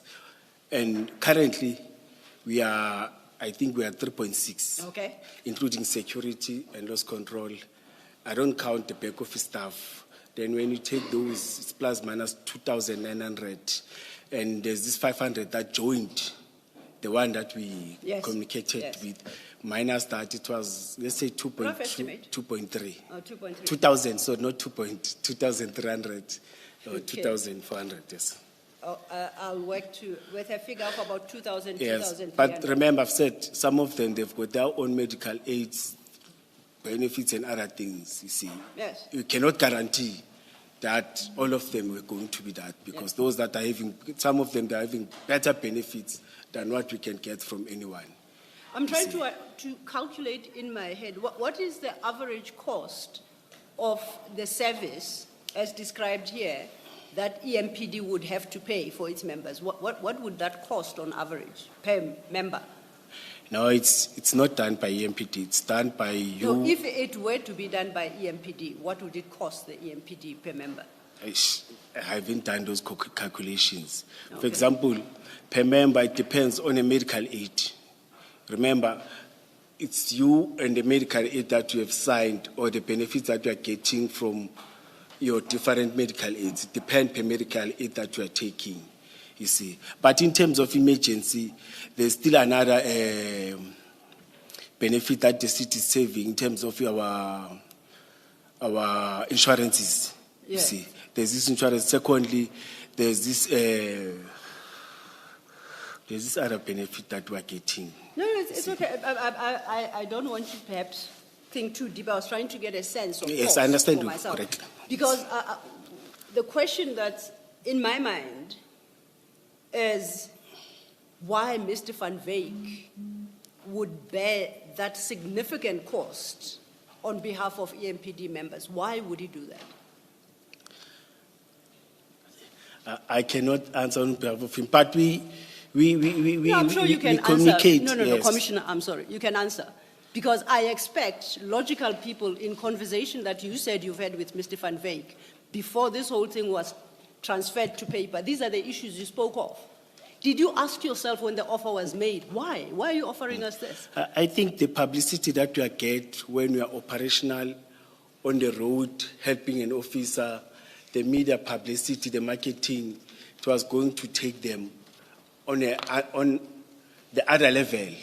Remember, I think that's what I'm thinking, that in their spaces where they operate, Medicare is starting to be popular now because of all these things. But we know that there are net cares, 911, those are popular. I think in terms of their space and the competition, they were going to get that recognition and competing. That's what coming in, or that what came in my mind. You see. So effectively, you agreed for Medicare 24 to use EMPD for publicity purposes.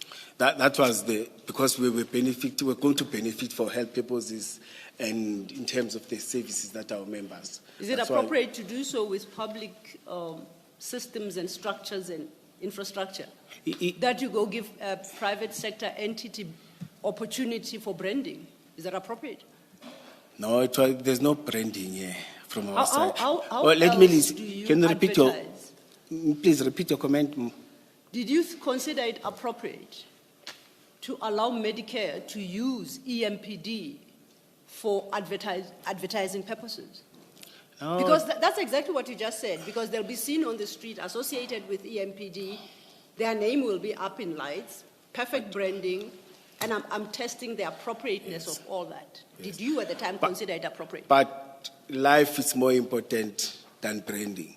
We are going to benefit in terms of life. When we look at the number of officers that have died because of poor responses that we get when they are hit by cars, when they got incident and accidents, I think it was going to be better in terms of the life that we are going to save. Yes. Or the, not even life per se, the response, the first response that we are going to save. I think we are going to benefit better than them. Okay, I accept that.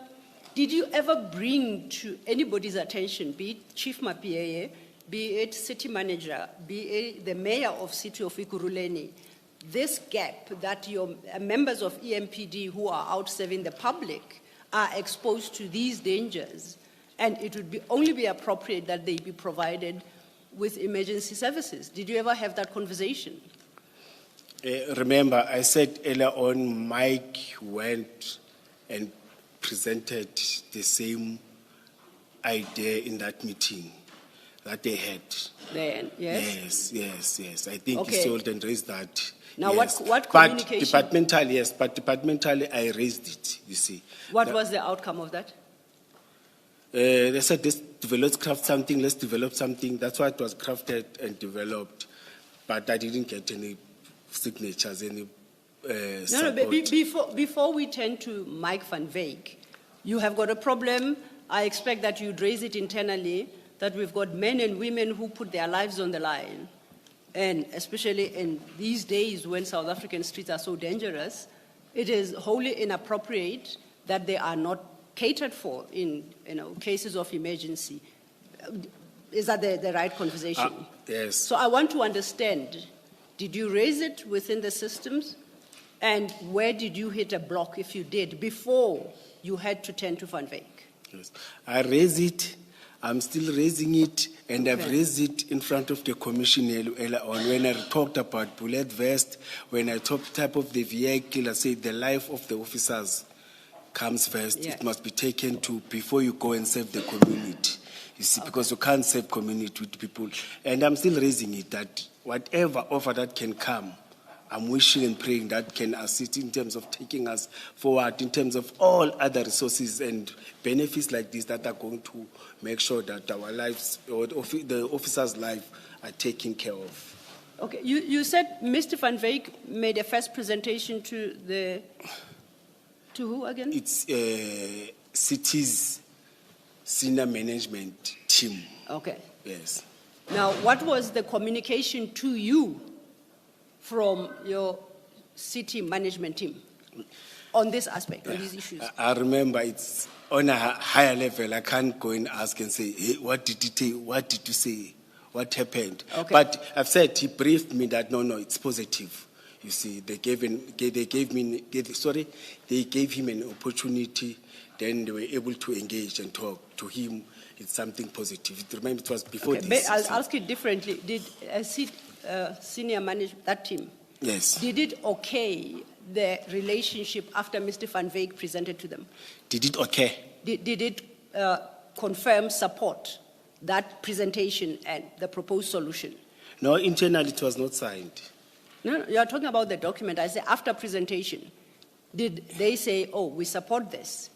No, I engaged Mike, and Mr. Mzolo confirmed that, no, he did present. He got the response from the chief of police. I'm waiting for the confirmation. Was it ever confirmed by the audience to which Mr. Van Wyk presented? Was it ever confirmed to your knowledge? To say that it is very positive. Yes, yes. Yes, Mr. Mzolo said it's very positive because I engaged the deputy chief of police. He Okay, says so, I see yes. you are avoiding the question. I'll pass. And I'm asking you this No. question.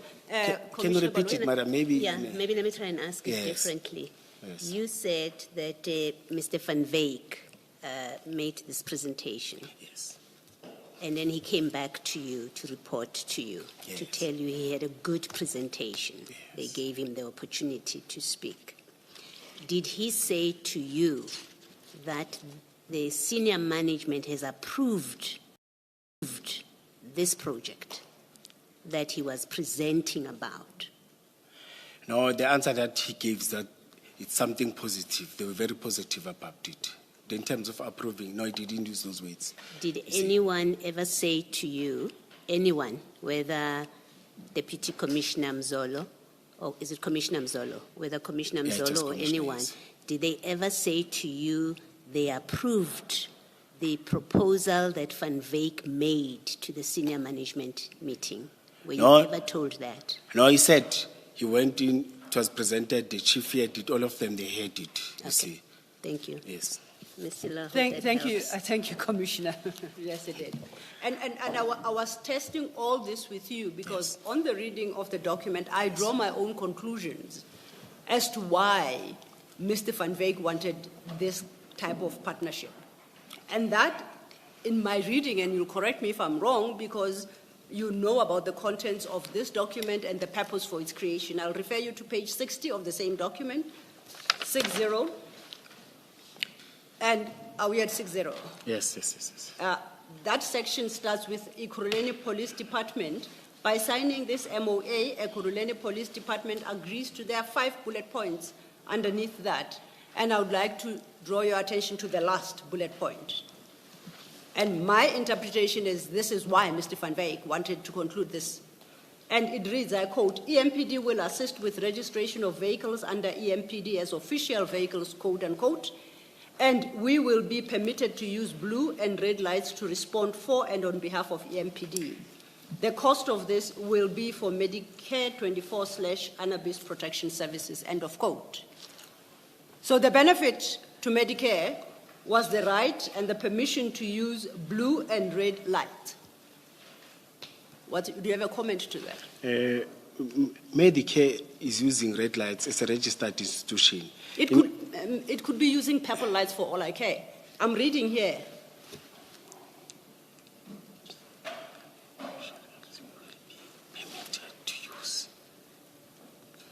No, yes. Yeah, so that was the benefit to Mr. Van Wyk. Yes. It's business people, they may. I agree with you. So they may use blue and red lights.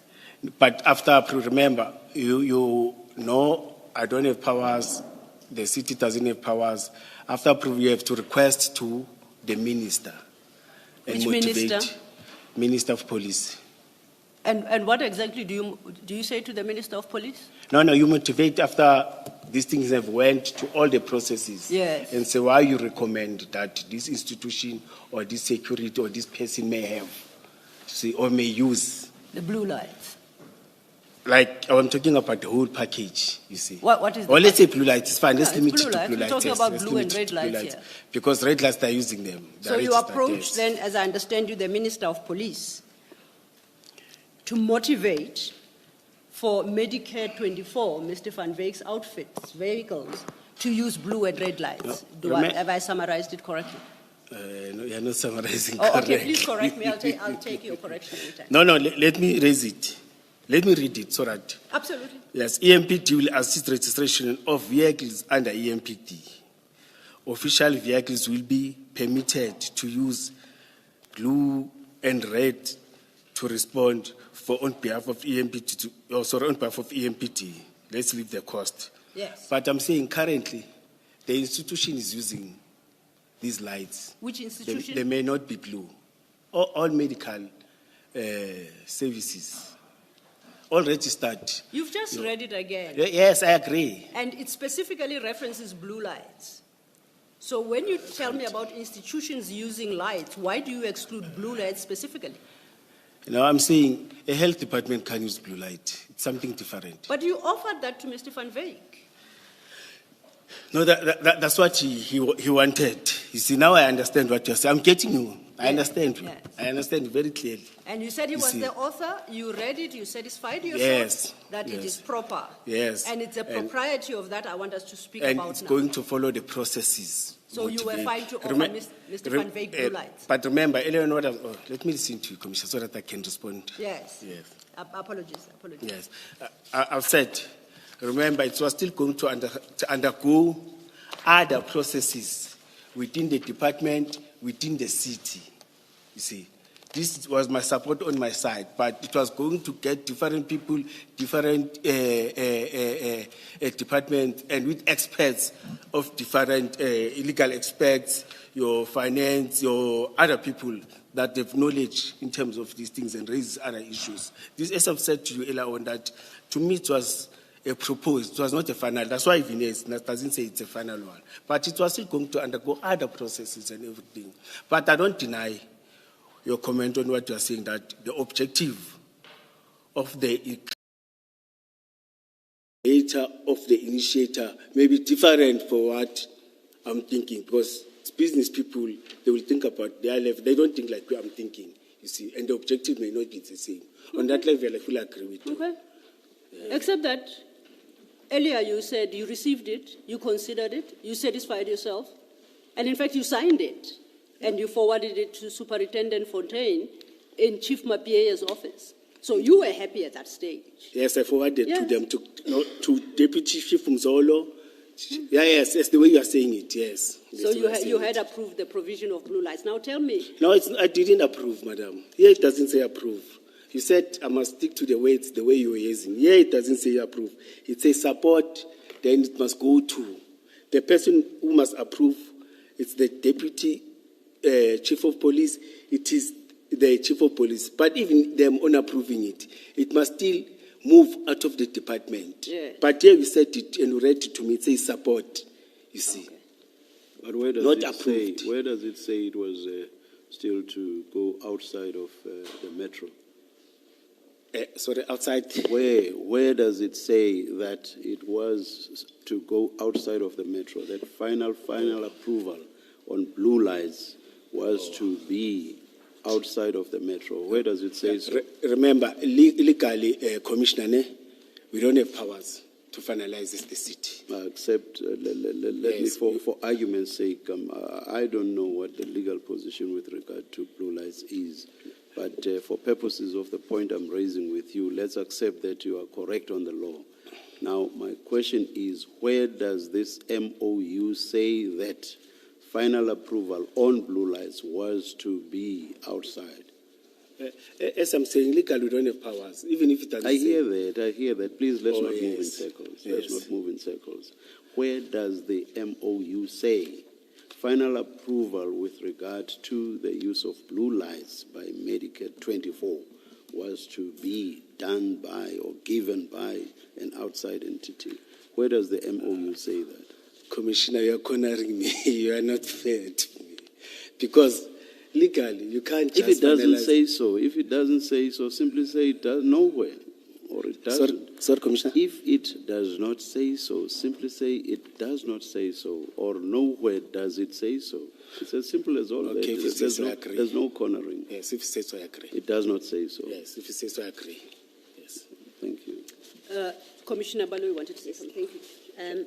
Commissioner Mkhwanazi, still in that paragraph, or about that paragraph, you confirmed to Ms. Silo that that's your signature there, supporting Yes.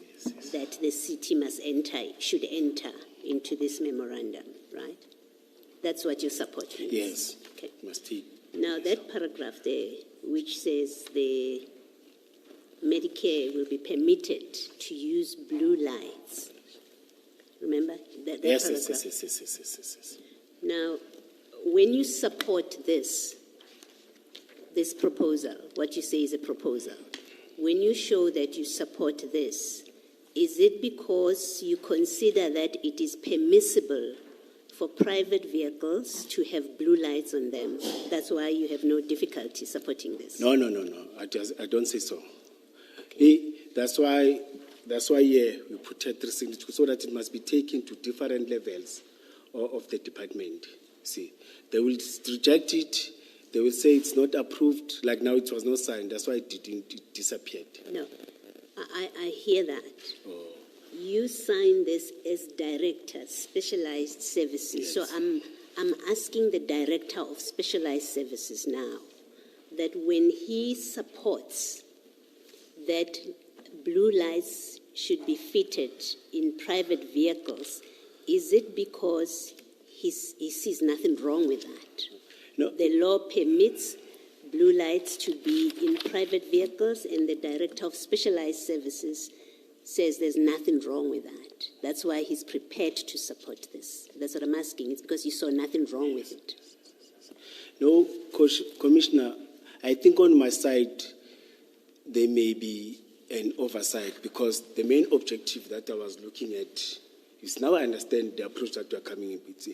On my side, it was the question of making sure that there's emergency response to the lives of those that we are leading. You see, I look at it in that perspective, you see. But now I understand on the angle because you are seeing it out that there's blue light, there's emergency. Emergency, there's a but this blue light, I agree with you. The way I look at it, it was Yes. not the way you. In fairness to you, Yes. Commissioner, I accept that with hindsight, we are all wiser. I'm not asking you about hindsight. You negotiated with, you spoke to Mr. Van Wyk. That's what you told us earlier, Yes, right? yes, You went and Commissioner. spoke to him Yes. and agreed with him what services they will provide for free to the metro. Yes, Commissioner. And in this page 60, it sets out what is agreed. And one of the things that is agreed is you are saying, when you speak to Mr. Van Wyk, you say on behalf of the metro that the metro will agree that his vehicles will have blue lights fitted in them. And it can be something that you see now and that you can apply benefit of hindsight. It's a very critical part of this agreement. So you were aware of it at the time, that's what it says there. So I'm asking the question, simply this. When you agree here in this document and in your discussion with Mr. Van Wyk that private vehicles will be fitted with blue lights, you must have agreed that because you thought there's nothing wrong with it. And I want to check that with you. That did you consider that is lawful, that's not a problem, that private cars should have blue lights on them? Remember, Commissioner, it was still within EMPT. It never went back and approved. Or Mr. Mike Van Veek didn't get this document back. It was still within EMPT, you see. I thought that will engage and come up. I know there are people who are wise that me, we're going to raise, like we are raising it now. We're going to raise it. So no. In our engagement, because it was still going to rotate and comments and everything. You see, that's why the blindness or maybe the oversight on my side, maybe it was going to be corrected when going forward. Let me try get an answer from you to this question in a different way. If this had gone on to Zolo, the deputy, because he's the next signatory, and he supported it, and to have blue lights because we've all signed. Is that your position about this? Commissioner, now it has been discussed in meetings, and now I would have seen it wrong. Let me agree. Because you would see it as wrong? Yes, because of what public have raised, what you are raising now, and the way you are raising it, you see, it was going to be something wrong. Yes, I was going to be happy because there's this first response. No. But the question of powers, it was going to be wrong. I'm not talking about, we are still going to be discussing the first response and what this contract says. I have things that I would like to discuss with you. I just wanted to check that your position, and you have accepted that something is wrong with private vehicles being fitted with blue lights. Yes. Thank you. The law doesn't allow that, yes. Thank you, Mr. Thank you, Commissioner Baloyi. I take note that you say after you signed, and to be expected then that Commissioner Mzolo would consider and sign, and then Chief Mapie would consider and sign, and then it goes through a process. You spoke about issues of finance and legal, and so I take it then that the document is vetted in the system. Is that the correct understanding? Including other departments? Or yes, within the city, yeah? Is that, or maybe I misunderstood you completely. Commissioners, this document, it was not supported. Now we are taking it to another level. Let me explain myself. For my own understanding, to give life to this document, can you explain the process it would have had to go through to bring it to life? Yes. Yes. Internally, we are supposed to, within the department, you are supposed to invite comments. Yes. Yes, you see, comments from not only the two, deputy chief and the chief, the comments from other senior people within, those that are having access of computer and everything, you see, and we engage. People are raising comments. That's how we do. In fact, in cities, anything that happens to a department that needs comments, they spread it in all the departments. Then after that, it will go to other departments. Before they approve police, or before they are approved, they need proper consultation with each and everyone. Okay. Thank you for that. I was still explaining. Commissioners, yes. You were giving them time to confer. Yes. Thank you. Then it remains with the relevant department, but your finance, your legal and corporate, and HR, because here and HR. I think even health, because they were relevant, health department, they were relevant here. You see, to comment, especially with the mandates that we're having now. You see, health department belongs to province. Ours is to do. In fact, we are just managing the primary health care, but the last final one, when processes are going, it must go to provinces. I think it was still going to via many processes, you see. Because now I happen to know, when I was 18, that no. That mandate doesn't belong to. That's why I was able to tell. Remember, I told Vusi, or in my comment say so. I was able to tell you, no, man, that mandate doesn't belong to us. I thought because local government is providing this primary health care, but now it's no longer the mandate of the municipality.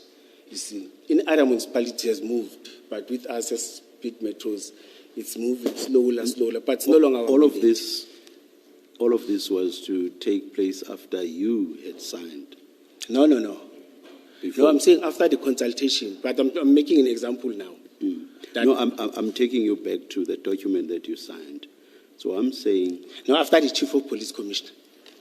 so at that stage, it would then go to all the departments and even to whomever City outside of the metro Yes. for yes, approval on the blue lights.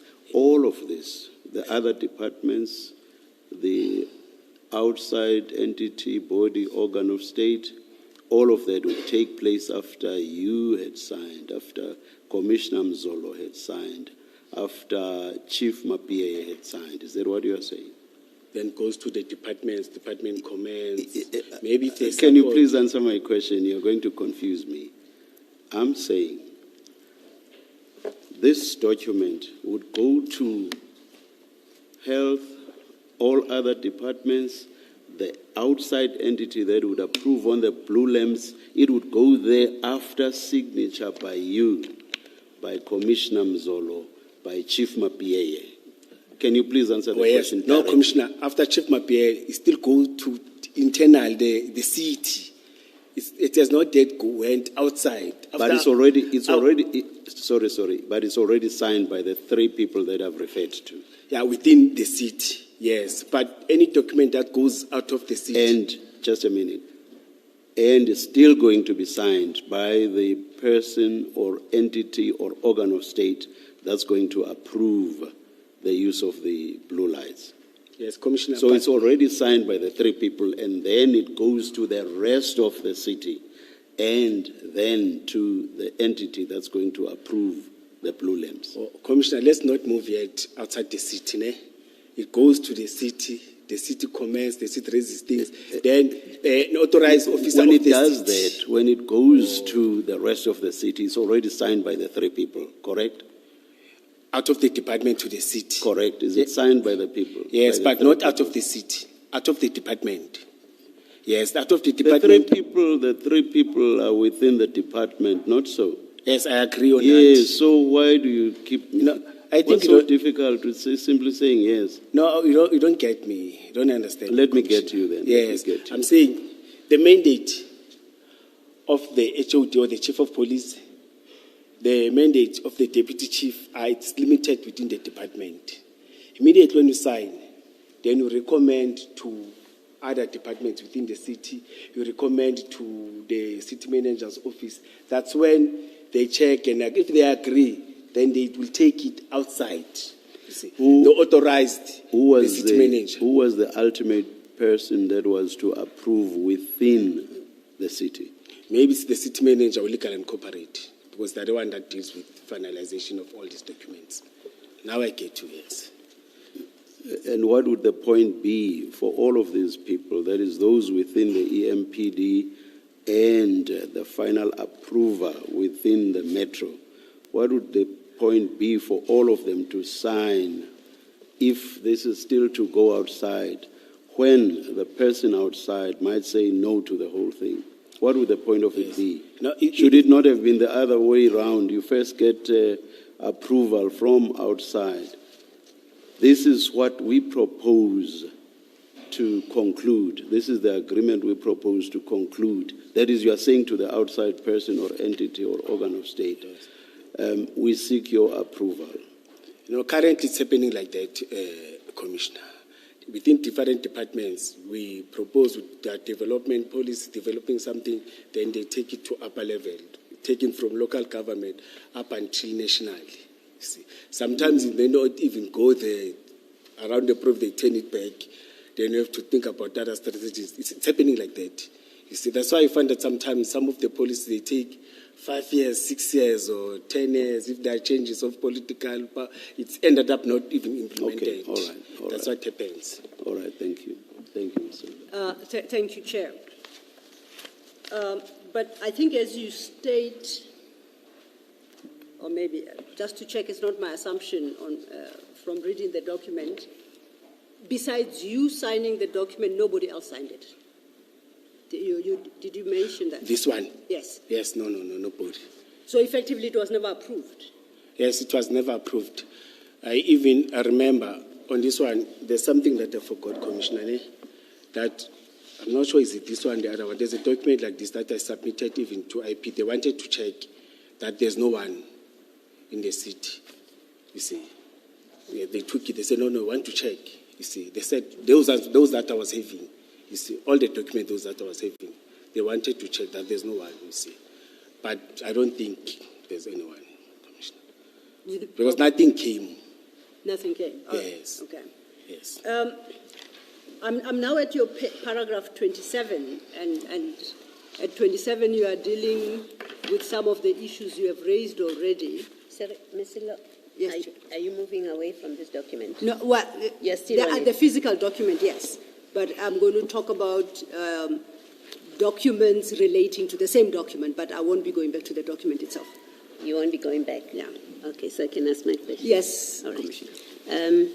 Commissioner. Commissioner, I'm really quite, and I might have missed it when you explained, but I'm confused about what you say was the purpose of entering into an MOU, or what you say was a proposed MOU, this document. What do you say was the purpose of this relationship that was sought to be created?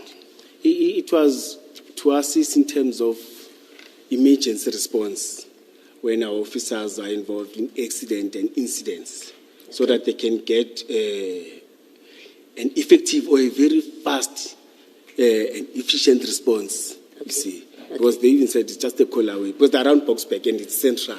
Yes. It was going to assist Okay. us and our officers. Now, let me say not officers per se, because I'm operational too. Yes. You see, it was going to assist us operationally. But it would assist employees, let's say. Yes, Let's use that general term, employees. Yes. All right. Now, can you just look at paragraph 3 at page 58?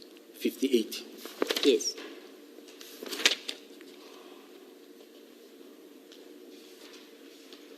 Is that what you refer to, where it says purpose of the document or of this Paragraph- agreement? Paragraph 3, under the heading purpose. Oh, yes, I see it. Is that what you're referring to? May I read it? Yeah, sure. You Because can do it's that. long, I don't even No, remember it. please read it. Yes. The purpose of this memorandum MOU is to outline the commitment of promoting protection of Medicare service, combining with the health care safety of officers of a Scotland Department when such situation arises.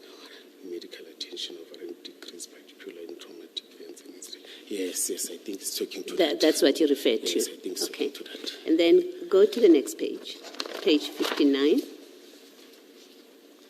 At paragraph 1, and I'll try and read it. It says, first project will be a trial run to see how many vehicles we need to put on the road to assist EMPD only in a shooting or car accident or emergency on duty.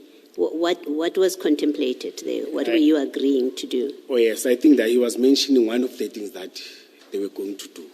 For who? Not only that, say, one of the things that they were service that they were going to assist us. So that's why I was talking about incident and accident. Incident is part of it. The shooting is part of it, an accident. So if a member is shot, if an EMPD member is shot, they would come and help. Yes, Is that what that paragraph yes, means? to stabilize. And we had, Commissioner, we had many incidents of that where we lost members because of poor response. Okay, I understand. Yes. And then go to paragraph 2, Paragraph 2, the same? the same page. Yes. With testing and drug busts. Oh, yes. Were they going to conduct drug busts of employees? No, no. Of EMPD? No, we do drug busts, but the challenge is that we are not trained in terms of testing and checking. That is it the correct stuff. You know what happened operational? You arrest, you get drugs, which is a powder. Along the way, when you take it for SAPT and what, when you go there and testify, it's grandpa now. It's done longer. But them, they will assist in terms of making sure that before you even take the whilst they put and everything, it's the real thing that you know. Because we can't test it. You don't have those tools. And private sector, especially, like now, if you want to we are taking them to different, we're doing that per se, members are doing that. They go to different private hospital or different and request that, can you check this? Even if those processes take a time, but it is done, but at least in the court of law, you are able to present something that you are sure. But now if you take it and leave it SAP 13, even the storage part of it, you don't have that professional storage. You must take and put it. Then in the court of law, the day when the proceedings are starting, you are not able to, because they will ask you, how did you test? How are you sure that is grandpa or what? Because So- when we tested it is grandpa, is not Yes. what. They were going to assist us because, Okay, let me carry on with my questions. So these private people, private business, who are not police, would be allowed in terms of this agreement to handle crime exhibits. So a drug bust is conducted, there's drugs on the scene. You're agreeing to have a private company test this. These are not the police, these are not crime scene unit of the police, it's a private body. It was going to be handling material that is the product of crime on the scene. yes, Commissioner, it's happening. For simple example, when, no, I'm answering you. No. I'm saying- No, Commissioner, please allow me. We have to finish. So when I ask you a direct question, please do your best to answer. It doesn't help me understand your answer if you say it's happening now. Maybe it is happening and maybe it's bad that it's happening. Maybe it's against the law that it's happening. I don't know. I'm asking you. You agreed to this in this document. You were agreeing to this. So I'm asking you the simple fact question. You were prepared to agree that at a scene of a drug bust, you would have a private company, which is not accredited and is not part of the unit of the SAPS, to handle what would ultimately end up being evidence in court. You were prepared to agree to that. Commissioner, allow me to talk. You'll correct me. Okay. You'll say, no. Yes. I'm saying currently, for example, we arrest a person for drink and driving. We go to an institution. We use private hospital. You get a registered. You don't just get any nurse. Yes. You get a registered person Yes. who's allowed in terms of the law to do that. And even now, we go to those hospitals, like for testing, you get a registered doctor, a person who's assigned, they check in. But if they are not registered, it's difficult to do. But currently, you go and get registered. And they've assisted, and we have successes out of that.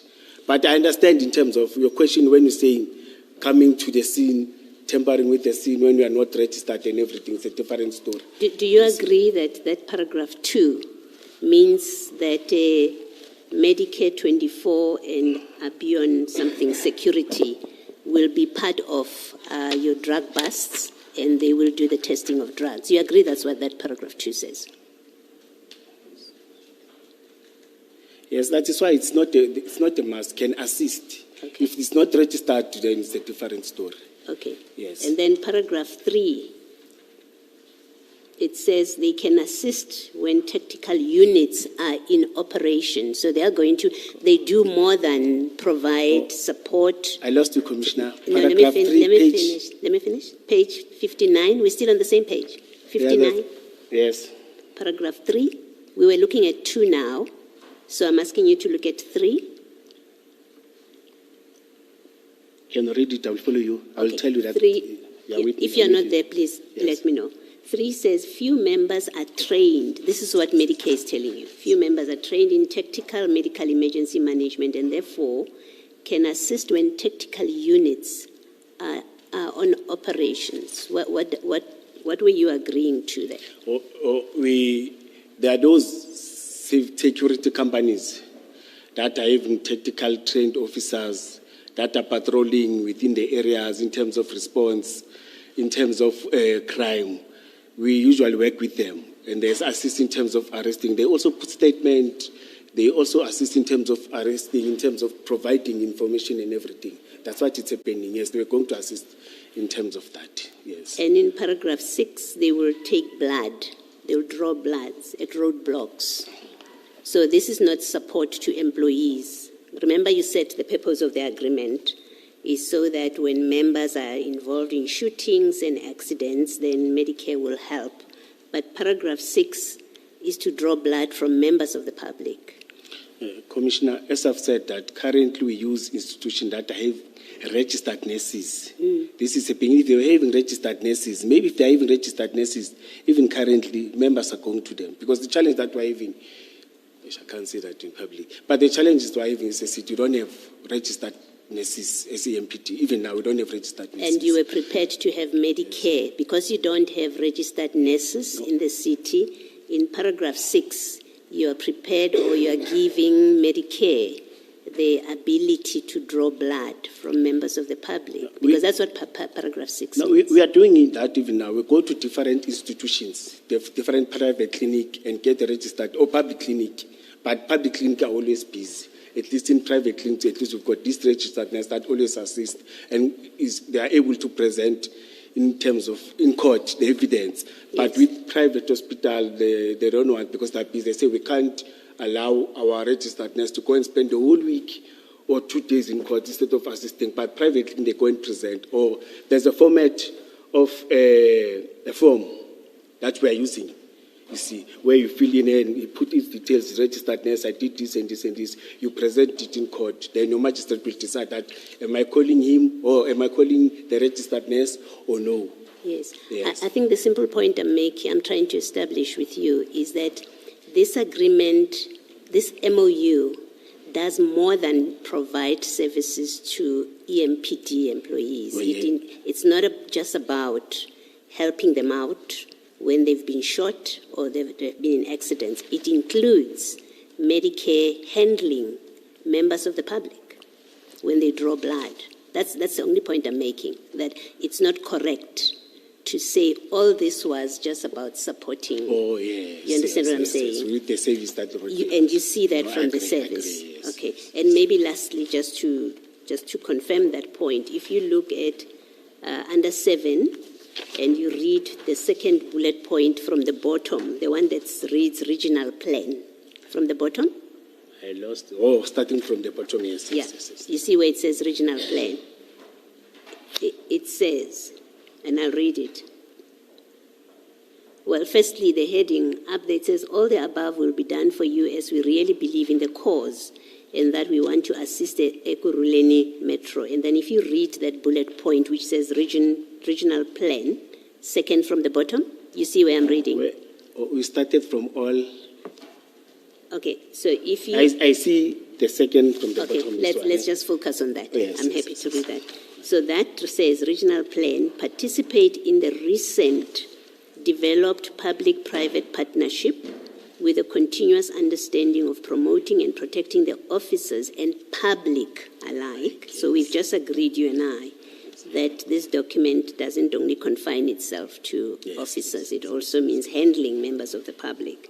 And then it says, by implementing and developmental assessments of regional plans that address natural disasters, mass fatality, or other mass casualty hazards. This is further proof that this company, well, you were contracting here or you were agreeing to do more than just provide health services to officers, but in fact to deal with the public as well, matters that concern the public.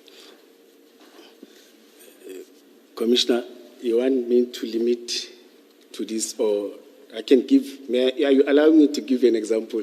Because when I'm trying to say, no, man, you must. All I wanted to say was, am I correct to say when you read that paragraph I've just read? Oh, you're correct. It means they would do more than. Yes, I wanted to give an example that happened in Boksburg, where a disaster happened, where a truck exploded, yes, and it killed many people. The same was companies, Medicare 24 there? No, the same company. Yes, the same companies that it's in Boksburg next to them. But the same companies, hospital, they played a very crucial role. Security companies, you see, to manage the scene and assist us in terms of doing all these things. No, I agree with you. Yeah, yes. Yeah, I agree with you. Thank you. Yes. Thank you, Mr. Lo, sorry for taking your time. It's quite an order. Thank you, Commissioner. Mr. Mkhwanazi, Commissioner Mkhwanazi, my apologies. If you go to page 9 of your statement, Oh, yes. that is the end of paragraph 27. And the manner you have dealt with your annexures requires me to do some clarifications. At page 9, you conclude that paragraph, which starts from in the preceding page at 27, right? And you say, she received an email from Superintendent Fortain and submitted to Chief Mapie Jabulani Mapie. You see where I'm reading? Page? 9. Yes. Last paragraph, paragraph 29. Paragraph 27. The top of your page 9 should be the tail end of paragraph 27. It starts from page 8, then it Go continues yes. towards page 9, yes. Yes. It's the So, top first paragraph. That's correct. Yes. That's correct. I just want to draw your attention to the last line of that paragraph where it says, submitted to Chief Isaac Jabulani Mapie. See where I'm reading? Yes. Now you say attached as one of the annexures. I understand that when you say so, you mean that you have annexed a document to your statement. Is that correct? I understand that when you say in your statement, as you have at paragraph 27, you say, let me read the whole sentence, proof of communication, communication dates, and an affidavit from Chief's PA Lizel Tyers, where she confirmed that on the 24th of October 2021, she received an email from Superintendent Fortain and submitted to Chief Jabulani Mapie. Yes. Then you state attached as one of the annexures. Yes. I understand that when you use that phrase, attached as one of the annexures, you actually mean that there is a document you have attached to your statement in this regard. Yes, as earlier on I communicated, I said there's a paper trail. Yes, I'm with you. I'm not taking issue with that. I'm just trying to help the commissioners go through your statement. Oh, yes. Because normally we would say we attach it as annexure and we give it a number. But you don't give numbers to your annexures, and I just need us to quickly help them navigate the annexures file. So if you go to the annexures file, the big file with your annexures, that would have flags marked JD1, which is your range, to JD13. You see that file? JD, yes. Yes, okay. 1 to 37. Oh, yes, Those yes. are The whole particular file, yes, files. the whole file. Now, would I be correct to ask the commissioners at the end of paragraph 27, where you say attached as one of the annexures, to help them identify that as JD1? Is that the document you want them to refer to when they consider what you have stated in that paragraph?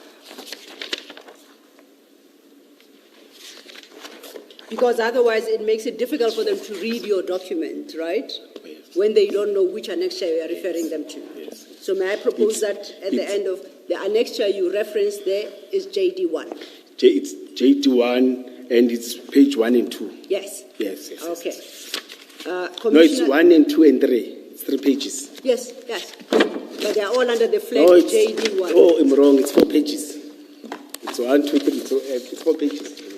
It's having Fortains and me, and it's having the statement from Lizel. We are correct. It is. Yes. But those 4 pages are all under the flag marked JD1. Yes. Thank you. So, commissioners, at the end of paragraph 27, can we kindly add an extra JD1?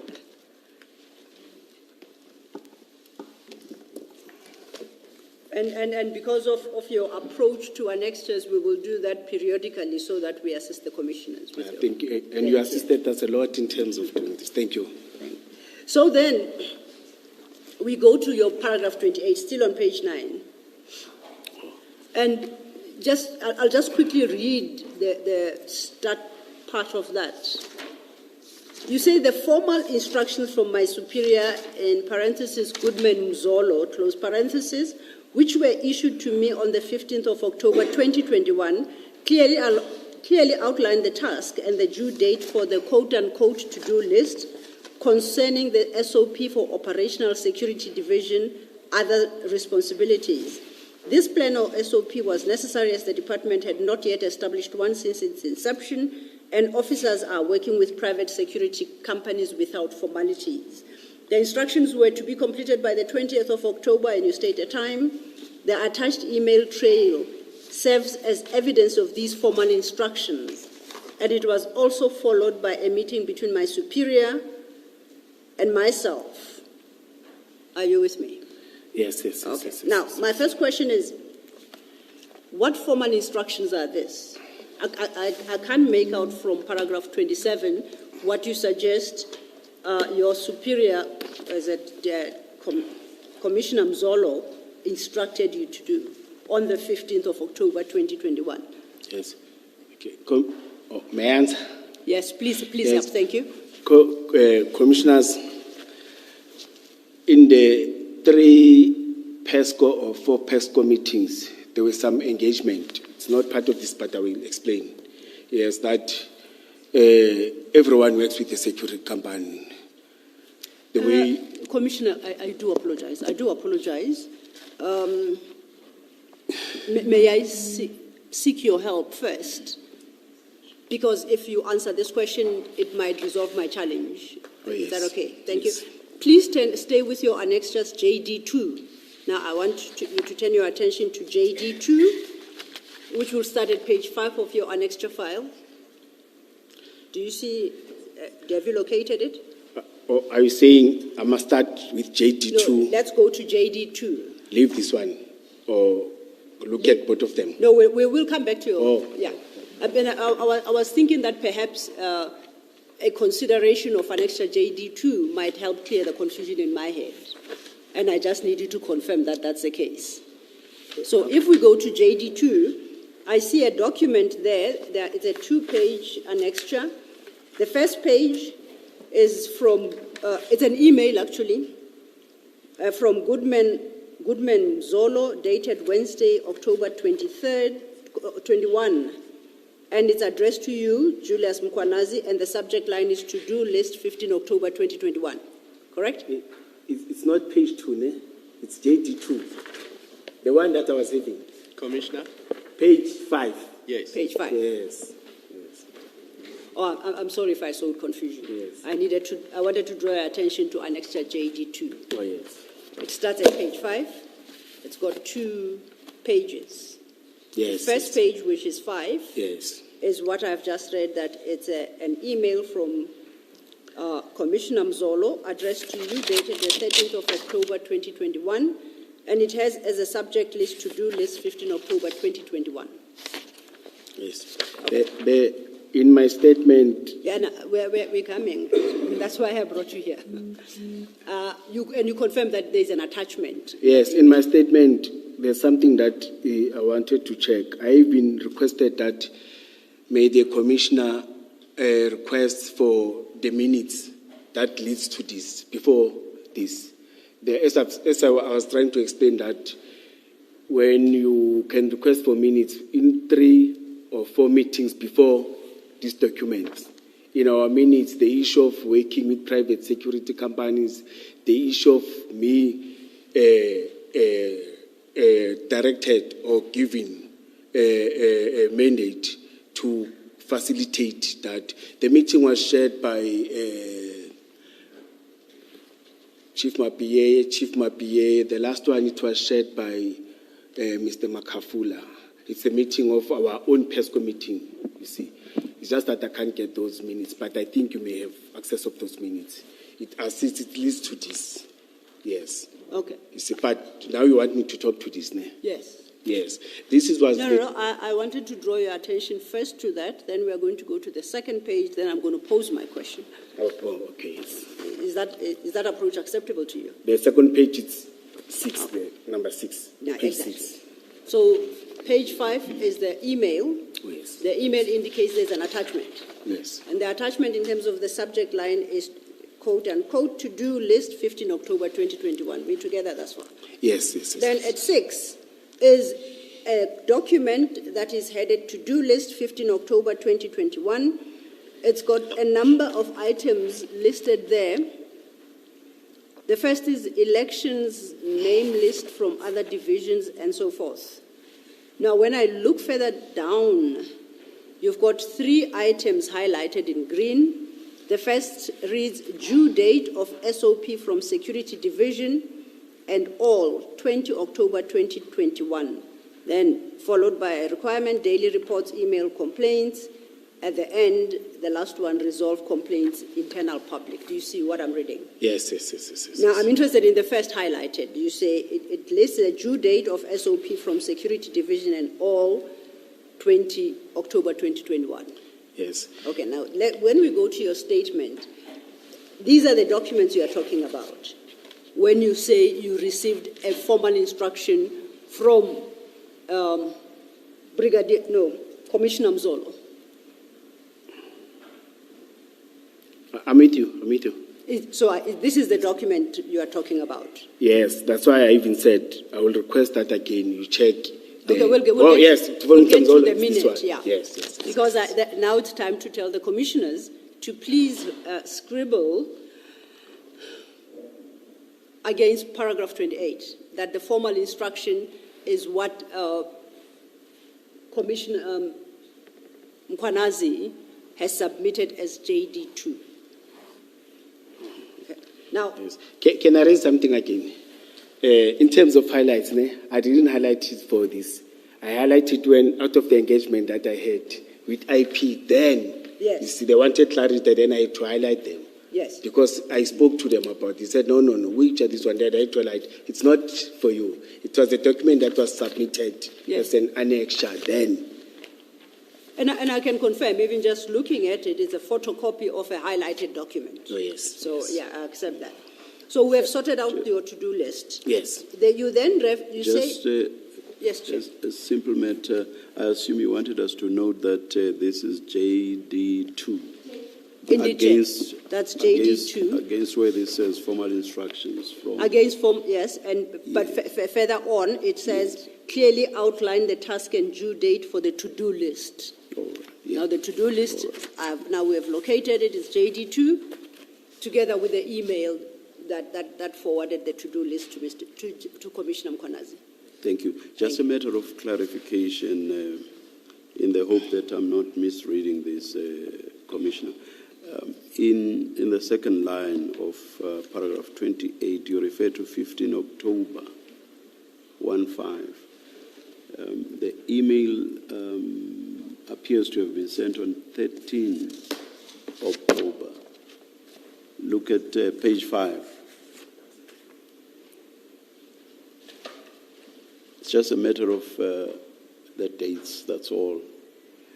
Nothing complicated. Which is which? No, Commissioner. Or am I misreading? No, Commissioner. Remember, I've said that's when I met with it's a document that is, these dates, may I request you, let's concentrate on this. It's a document that I had to send so that I can submit to IP. That's why it's having 2 different dates. You see? No, I'm looking at the bottom. Yeah. Sent. No, it says sent Wednesday. Oh, okay, yes. It's sent Wednesday, October for the 15th of... By Commissioner Mzolo to you. And the date given is 13 October. And you say you got the instruction from Commissioner Mzolo on 15 October. Yes. No, yes. On the 15th October, we had a formal meeting. We said, the 2 of us. That's when he sent this before, but he said, let's meet before I go. He went on the 16th on leave, but let's meet on the 15th. So there was the email on the 13th and then an oral instruction on the 15th. Yes, maybe I may have done. Yes, I get to now. All right. Yes, I get to now. Ms. Silo, it's another simple matter. Yes. Commissioner, you said PESCO in our PESCO meeting or something. Yes. What is that? Oh, and what's the full name and what is it? Yes. I don't know why are they calling it PESCO, but it is the chief's meeting where he meet with his immediate subordinate, which is the deputy chief, Operations, Deputy Chief Lamuntra, Deputy Chief Security and Loss Control. Before there was a Deputy Chief Compliance, but it's not there. Then it is your head of licensing. The head of licensing is not a police officer. Yes, it's that meeting. They call it. I found them calling it PESCO since I was. You don't know why they call it PESCO? Yes. Okay, Maybe they that's are. all right. That's okay.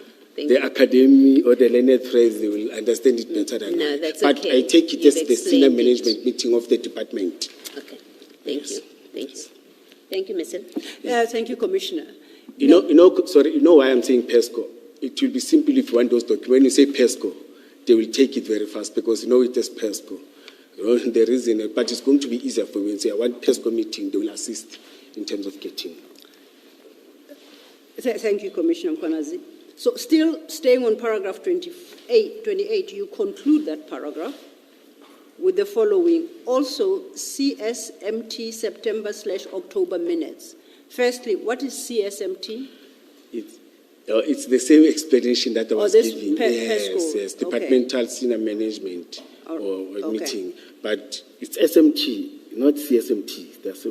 It says CSMT. It says CSMT. No, it's SMT. So we cancel Yes, this. yeah, All that's right, SMT. the type. Departmental That's fine. SMT, yes. And what would the minutes tell? You don't annex them. What would they tell us if we locate them?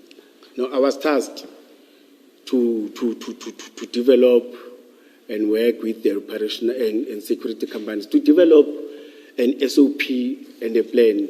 I still feel that I didn't execute it very well because of elections and.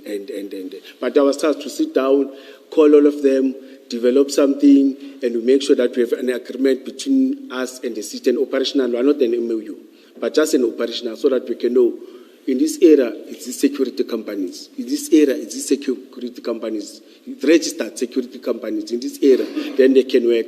Because the challenges that we're having, they beat people, our officers come in and take the person, and because one success, they go to SAP14, want to detain the suspect. When we are there, the suspect is injured. When they check, it's EMPD who detained the suspect. Then litigations are coming to us as the department. Okay. But it was to develop something like that and formalize it and say, we know that we're working to 1, 2, 3, 4, 5. So if I understand you correctly, SMT, that meeting, authorized you, Commissioner Mkwanazi, to go form relationships with private security companies. Is Yes. that what we'll find in that minute? Yes. Are you absolutely certain of that? Yes, I was asked. On what basis, on what authority did they No. authorize you? Remember, in SMT, we all sit there. I was raising it that the litigations that we are getting, or the challenges that we are getting, we are working with security companies that we don't know. Security companies that we work, there's no formal relations between us and the stakeholders or in the security agencies with those that we are working with. And it's a good idea that we one copied from SAPS. You know, SAPS knows all the security agencies that they're working with. They know who this is the person. They know the owners and everything. With us, somebody can come and say, I'm the owner. Then we say, yes, it's the owner. We continue with that. And it puts us in a... Commissioner Mkwanazi, I want to come back to this issue because Yes, I'm talking to in you. trying to answer this issue, you raised more concerning issues. You stated that the concern was that you as EMPD were working with security companies that you don't know. Yes, So it was already happening. No, our members are working on the ground, like even With currently. security companies that EMPD doesn't know. Yes, our Was members are... that the correct position? Factually, was that what was happening? I'm saying even now it's happening. So your members, as they are executing their duties along the streets of EMPD, they could be doing so in conjunction with private security companies in circumstances where there is no formal relationship by EMPD. Yes, there's an attachment. I had a did of photos of a photo here, with the security company for illegal mining. You see that I can see it's a branded security company, the guys, but there's no formal. They will say, no, we work with illegal mining and our officers, it's a multiple force. There's the excitement, at least we are executing these duties, we will have an arrest. But at the end of the day, when you're in court, they will ask you, who are those people? You can't even identify them. Say, no, it was a security that assisted you. It's happening, it's giving us challenges. Sorry to interrupt you, and I'm probably going to interrupt your flow, Ms. No, not at all. I just want to get an idea of the timing. So this is of around the 15th of October, 2021, and that's when you then get the mandate, which I assume was intended to result in the formalization of this situation. Yes, where members are working with security companies with no formal arrangement that existed. Yes, Commissioner. So, are you saying at that stage there was no formal arrangement with any security company whatsoever at that stage? No, there was. Operationally, members are working, there's no formal. Even on the 16th of October 2021, no such formal arrangement? No, I started to engage, but I didn't. No, please answer the question directly, Commissioner.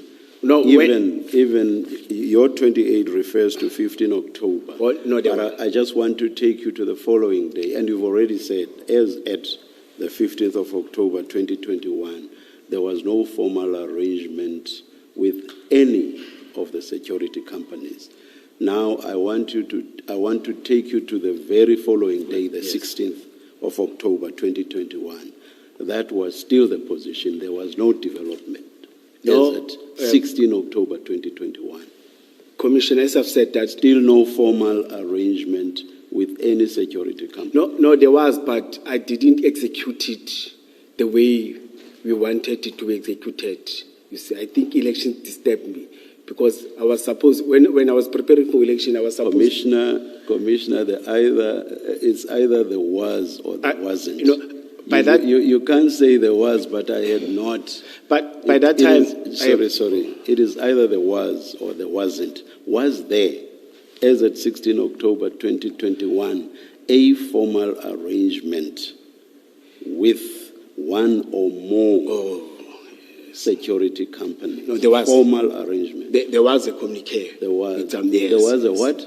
A communique. There was a communique. Yes. But what communique? What was the nature of this communique? That we are working with these security companies, those that I have met, you see.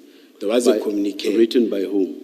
Sorry? Written by whom? No, those that I work with. I met with different security companies as I was working with them. No, you referred to a communique. I'm trying to establish who the author of that communique was. I wrote to some of the security companies requesting to meet them and engaging them and formalize the meetings with them to check in different areas. In other areas, they met with different directors of the regions. Like when you are in Eastern region, you know the security companies that do, because I may not know all of them, you see.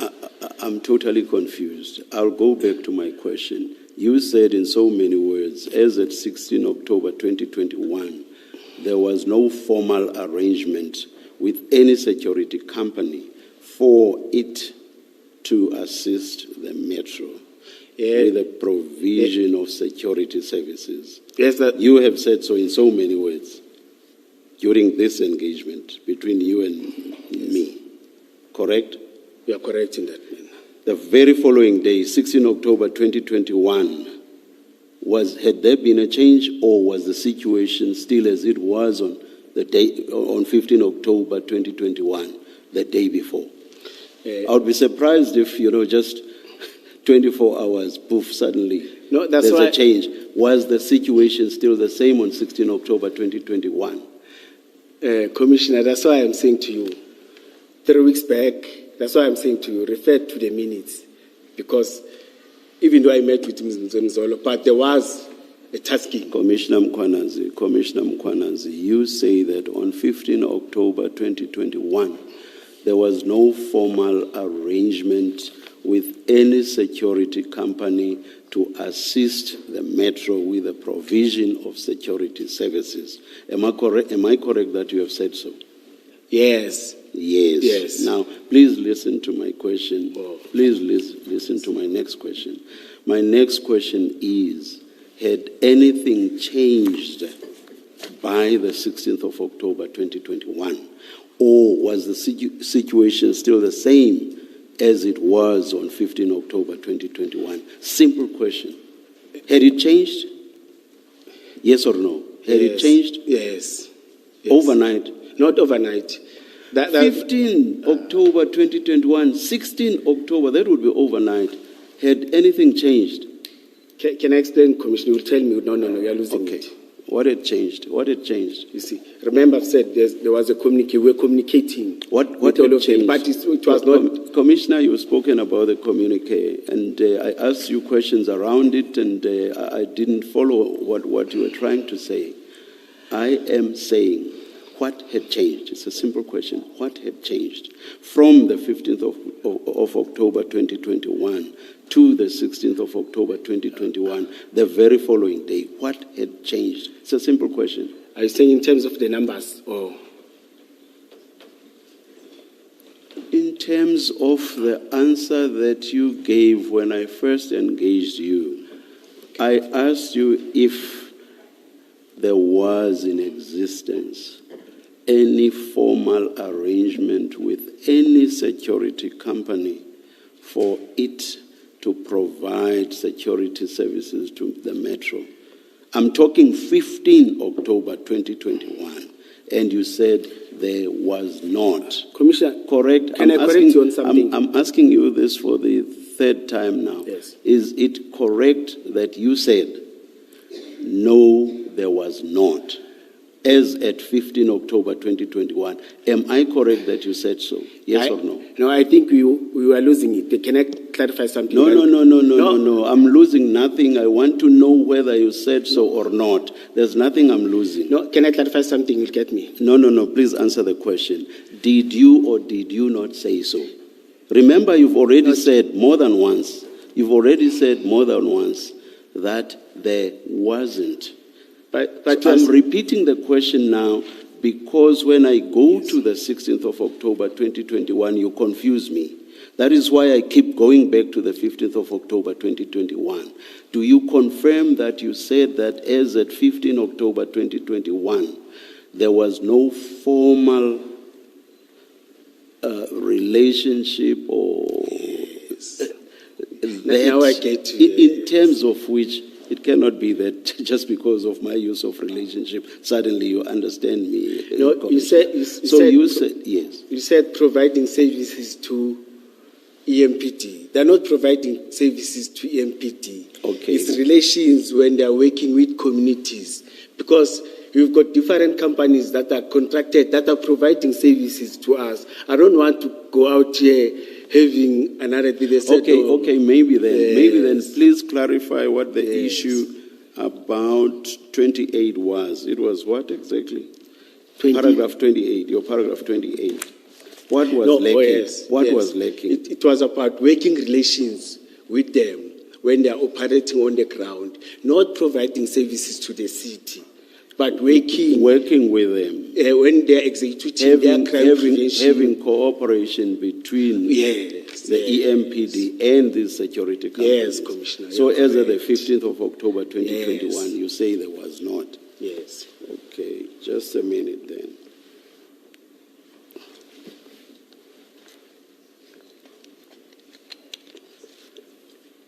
So the operative words are open quote, working relationship, close quote. Those are the operative words. Yes, Commissioner. All right. And I'll again move to the 16th.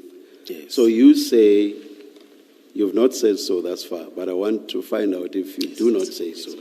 That on 16 October 2021, nothing had changed. The situation was still the same. the working relationship was still the same. Yeah, I can say so because we haven't reached the number. In fact, it was even a dot. That's why I've said I feel that I failed. I didn't execute it the way that I was So mandated. to. basically, nothing has yet changed Yeah. from the 15th, I will say so. which you refer to in paragraph 28 of your. Yes. Nothing has changed Yes. on 16 October. All right. Now, let me refer you to the annexure file of Commissioner Spies. May the attorneys please assist. Please assist the commissioner. They are in the box. No, I will. Okay. And go to RS. Commissioner, Yes. I'm even afraid of asking for 1 minute. Asking for? For another 1 minute. No. I will Please, jump on Always, the faster run. always feel free, Commissioner. before we start, always yeah. feel free. Thank you. Chair, if I may, it completely escaped my mind when we came back from lunch to point out that we are not finishing Commissioner Mkwanazi by 1600 today. So we're going to have to sit longer. I was going to propose a break around 4. Please ask us and don't dictate to us. Didn't I say I was going to request? Oh, hey, sometimes. Okay, because I'm very sorry, Ms. Silva. I could never dictate, Chair. So Shouldn't. I was saying, should it be a comfort break because it's 15:35 now? The one or should who it be otherwise a have longer taken a break? fall. Yes, that's what the question is.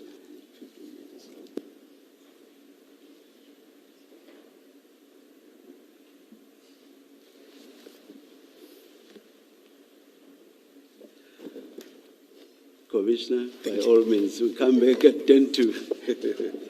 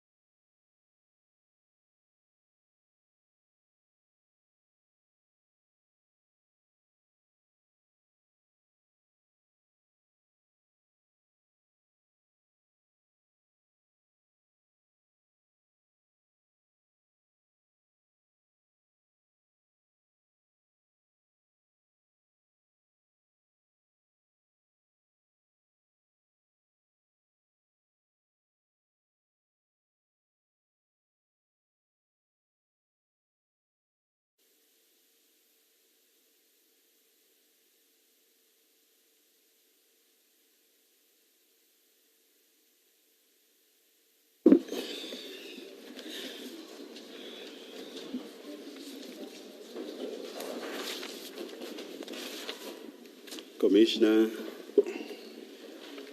just a recap before I move on. So,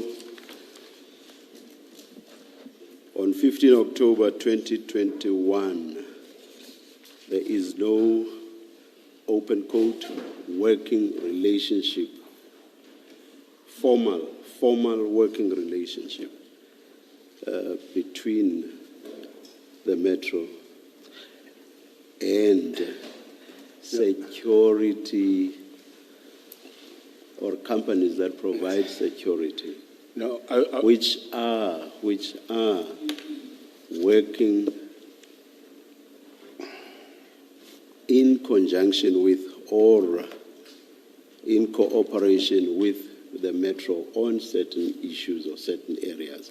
There is no formal relationship. 15 October 2021 and 16 October 2021, there is still no such formal relationship. no, I'm not saying providing security to the Metro. You made a point of making that clear. So I'm not talking about providing security to the Metro.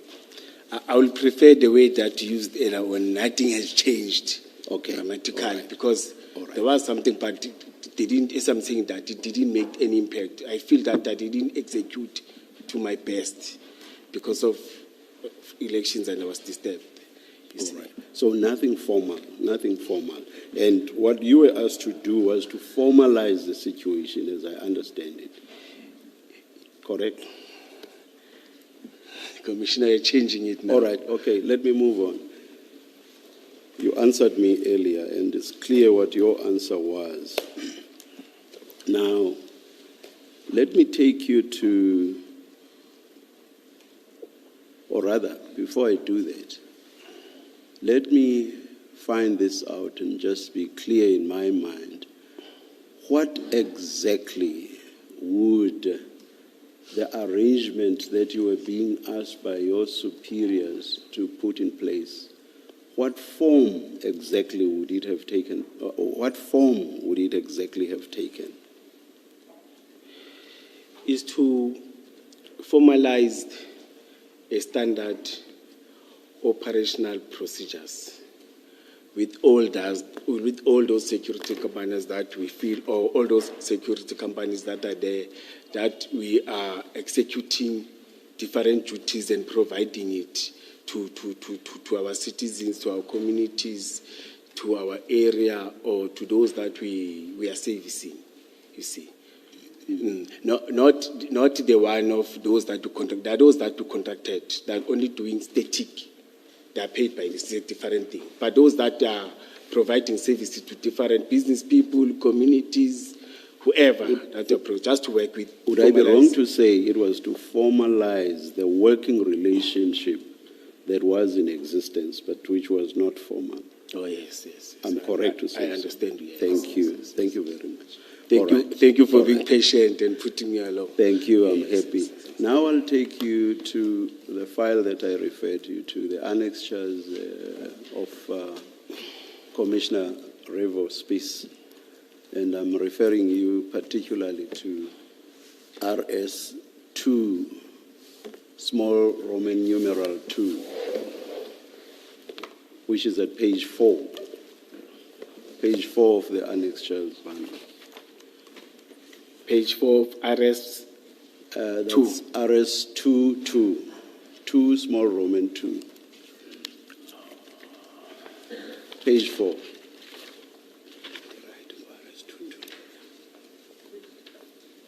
Page 4. Not... Oh, yes. Page 4. Yes. Now, let's look at the signature at the bottom there. It does look like all the other signatures of yours that we have seen. Is that not your signature? No, I'm contesting it. I've said it's not. You see, last week I was having internal audit. I contested. I said, no. This is not my signature. It's having, it's like a big head. You see, it's JD. You see, this one, no. And I got this on social media too. There's the one that I've signed. It's just that I don't have access of it. But I think IP will have. this. And anything that comes from Commissioner, I'm very sorry, from Commissioner Revospice, I'm now skeptical to take it. So when did you first see this document? In social media, When? when I was attacked, 2023, I think 2022, 2023. Yes, it was on social media. Let me take you. Yes, yes. There's a document that I submitted to IPT. You see, I don't think, it's not this one. You see, I think if you can have bundles of IPT. What was the nature of that document? No, they said I must submit document. I think I submitted document with registration plates and everything of the vehicles. In the context of me engaging you on this one, you are saying there's a document that you sent. I'm asking you what was the nature of that document, the one you sent. Yeah, it was talking about the vehicle that I signed and I handed over to them. Now, these are the vehicles, not this big list that you are showing me that is on social media. Because they came with this. They said they got this from Rivers Peace. I said, guys, it was 2022, by 2022, 2023, 2020. When I came from, as I told, when I came from suspension, when they met me, you see, they showed me this. They said, we got documents that I said, not that one, not that one. You see, even last week, I met with auditors, commissioners, you see. They said, I've been contesting, I've been saying, not this document, you see. But last week when he presented, or 2 weeks back, that forged plan, I said it so, that this man is forging my documents. I will take you through it in case down the line the question of the authenticity of the document is addressed. So I'll still take you through the document. I will read into the record the first part just under the heading, letter of confirmation. And maybe before doing that, let me say at the top it says, to whom it may concern, which does not have a specific addressee. So the top part after the heading says, this letter serves to confirm that the Ekurhuleni Metropolitan Police Department, under the command of Acting Deputy Municipal Police Commissioner Brigadier J.T. Mkhwanazi of Specialized Services, open quote, has an endless working relationship and memorandum of understanding with CAT VIP to assist EMPD officers in any VIP protection and security services in and out of the city of Ekurhuleni, close quote. I emphasize that last bit because it refers to the existence of a working relationship. And what I should also emphasize here is that the letter is dated 16 October 2021. Now you'll understand why I asked you a good few questions around 15 October 2021 and 16 October 2021. Now, so you accept that if this letter is proved to be authentic, there would have been a working relationship which you describe, or which the writer describes as endless, as at 16 October 2021. Okay. I'm not saying you're wrong. No, I'm not talking about this. Your sentence, yes. I'm just saying, do you accept that if this letter is proved to be authentic, it tells us that as at 16 October 2021, there was an endless working relationship brought about by a memorandum between CAT VIP protection and the Metro. Do you accept? I'm not saying it's written. No, I understand, Commissioner. I'm saying if proved. Yes. Do you accept that? That's what, Commissioner, you remember? That's what it tells us. Okay. Remember, Commissioner, the to-do list, it was about standard operational procedure. You see, that means developing the way we are going to work operationally, or the relations. I think we summarized it correctly when we talk about the relationship. It was not about SOP. So this MOU.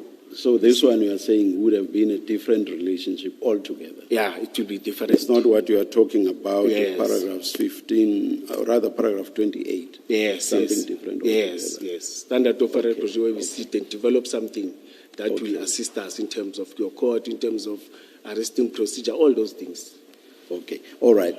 That notwithstanding, the simple point would still be that there was not in existence, as at 16 October 2021, a memorandum of understanding between CAT VIP and the Metro. There was no such memorandum. Yeah, there was a letter of intent. But no memorandum. Yes. There was a document which Yes. is RS12. No, JM12 in the annexures of Commissioner Mapie, starting at page 62. So all there was at that stage was a document signed again only by you, and it's headed Memorandum of Agreement.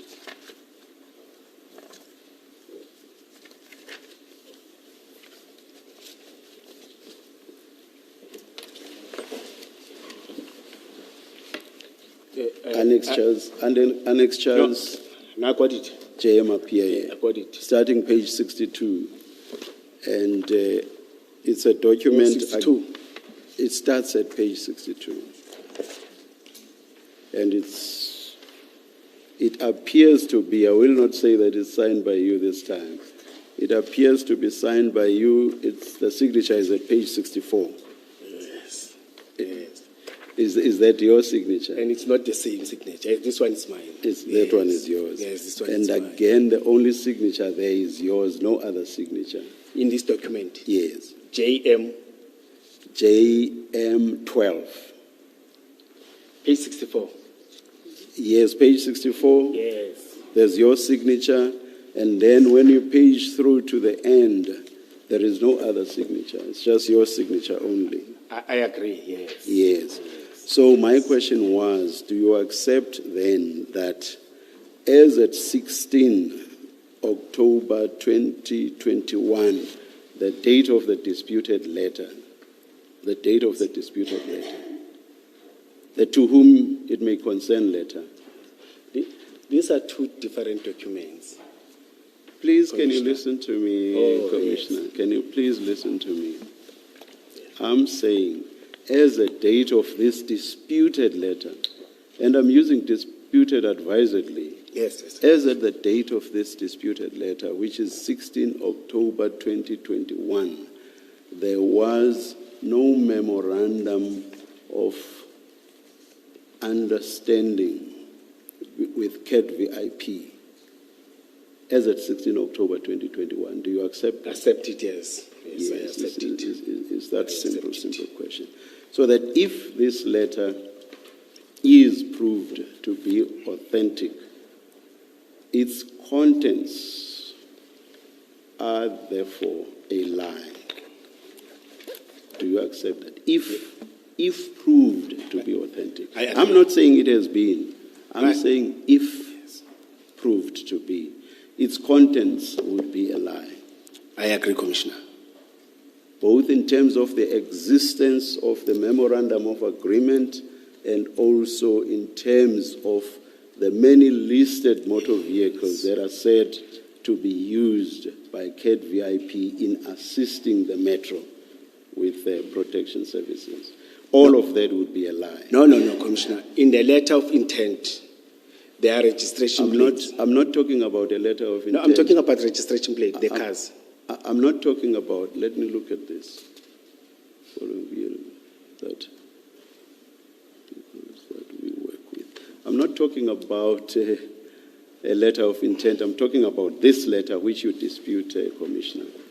So I'm saying its contents would therefore be a lie if this letter is proved to be authentic.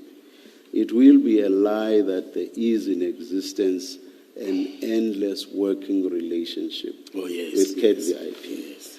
It will also be a lie that the CAT-VIP motor vehicles that the Metro works with are the 7 vehicles listed in this disputed letter. Do you accept that as well? Yes, because when they donated, when the letter of intent, it was 4 vehicles. No. This one is not about the donation. This one here, the letter, let me take you through what I read in full. The next part, please also have a look at the disputed letter. The very next part says, these are the following vehicles that we work with. That has nothing to do with a donation, with the 4 vehicles that you say were to be donated. So this has nothing to do with it. These are totally different vehicles, and there are 7 in number. And this letter says that those are the vehicles belonging to CAT-VIP which I used to work with the Metro. Do you get me now? Yes, do you get that? Yes, Commissioner. And do you get that? Do you get it that this has nothing to do with the 4 vehicles that were to be donated? Do you follow that? But they are part of these vehicles. Sorry? But some are part of these Some are vehicles. part of. But the point, though, the point in here is not about the donation. Do you see that? I agree on that. The point here is that these vehicles are used by CAT-VIP when it works with the Metro. That's what this says. Do you see that? Yes. I see that. On So the I'll 16th. go back to my point, which was, so if this letter is proved to be true, even this part of the content of the letter will be a lie. That's my second point. Do you accept that? Yes, Commissioner, because there's a letter that is circulated. It's just that I don't have this video. I think you are having it. You play it with blue lights, and there's a registration plate that is appearing there. That's why I said I don't know. Maybe we don't even need to go there. We don't even need to go there. I'm saying to the extent that this disputed letter says that these vehicles work with the Metro or are used in working with the Metro, if this letter is proven to be true, that too will be a lie. Yes, Simple. I agree on this. That I agree. Thank you. Now, assuming that, I'm not stating it as a fact, I'm just, what I'm saying now, I'm not stating it as a fact. Oh, yes, Commissioner. But I just want us to assume for a moment, or for purposes of engagement, I hope you'll understand that approach. Assuming that the contents of this letter were true, and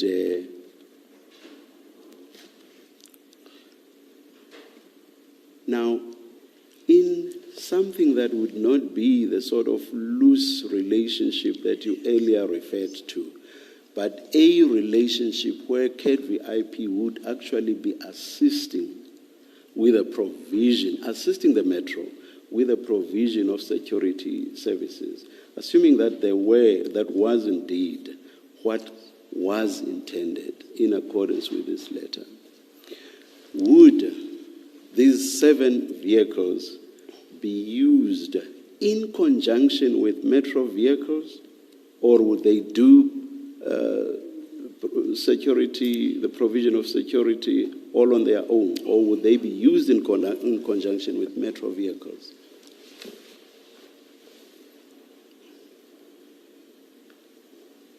And bear in mind, this is not just security services, it actually refers even to VIP protection. Would these CAT-VIP motor vehicles be used in conjunction with Metro vehicles? Yes or no? In conjunction, I agree with you, In conjunction. Yes. Now let's single out in the broad idea of the provision of security. Let's zoom in on VIP protection. Now, if these vehicles were to be used in conjunction with metro vehicles that provide VIP protection, would it make practical sense for them not to have blue lights, or would they also have to have blue lights?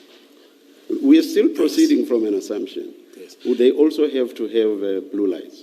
No, they are using, security companies are using amber lights, white light. They're using amber lights. All security companies are driving. Whilst providing VIP protection yes. in conjunction with metro vehicles? Yes, they're using amber lights. Okay. Amber lights, yes. Everywhere when you see a security company, there are those naughty ones, but the law allows them to use amber lights. But Commissioner, I want to read something. I'm not diverting. You get an amber light at the flea market for 150. It's a practical that is happening. Just like you can buy blue lights as well. No, it's simple. From ordinary shops, but of course the legal installation is something In else fact, altogether. I was going there. It's 100 rand, 150. You just put what is it that you put when you dim a vehicle? You put the blue one, it becomes blue lights. It's very simple, it's everywhere. But I'm not diverting. I want to say, but they're using amber lights. Okay, maybe let me ask my question differently. For someone who wanted to involve a private entity in the provision of VIP protection, one cannot discount the possibility, and I'm putting it no higher, one cannot discount the possibility that that is the person, they might be tempted to install blue lamps even in the private motor vehicles. You know, Commissioner, in these ones, because of the highly trained tactical former SAPS discipline members, I don't think they will be attempted to do that. In fact, they are disciplined. Even if you see them, you see, they are. You can tell, even though there's this noise. I'm actually thinking more about someone within the municipality than someone outside of the municipality. Would they not be tempted to use blue lights? It's human being, I can't confirm them. But those ones, I still have a trust because I happen to engage, see them, you see. You even feel that I can be and work like them. You could see that they are from a task force, you see. It's a pity we're working on the basis of assumptions because the letter is disputed. But we will see whether or not it's possible to get to the bottom of who might have authored the letter. Yes. I will stop here. But on that one, it's human beings. Human beings, they will be tempted. You know, when you want to get money, you will do everything to make sure that, you see, you attract. They believe and trust in you, and you see, you may sit with me, but behind my back, you may do something different, you see. That one, I can't contest it. I agree with you 100%, Commissioner. Thank you. So, Commissioner, just to make sure that I heard you properly, and if it becomes a subject of discussion later, did you just say to the chair that you know and you interacted with the Madlanga Cat VIP people, and so you know that they will not do what the chair is suggesting? Did you just say you interact with them? You know them and you interact with them? Yes, you remember I've said we worked with them in the state of the city. Then I was able to talk to them. Okay, so in when the chambers and outside perimeters, yes. Okay. Yes. So when you say you interact, you know them, it's from that one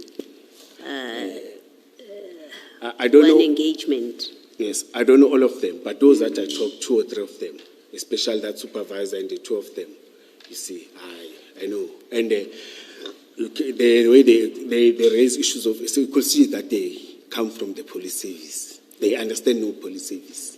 Okay. It's just that but you say you know only that 3. That 3, and you know them just from that day, you interacted with them just on that day. No, That's what you're saying. even the day when I went there, in their offices, I saw the same supervisor and one. But the 3 of them, the other one I saw him twice, then the other one I saw once. Okay. Thank you. Yes. Thank you, Mr. Commissioner, afternoon.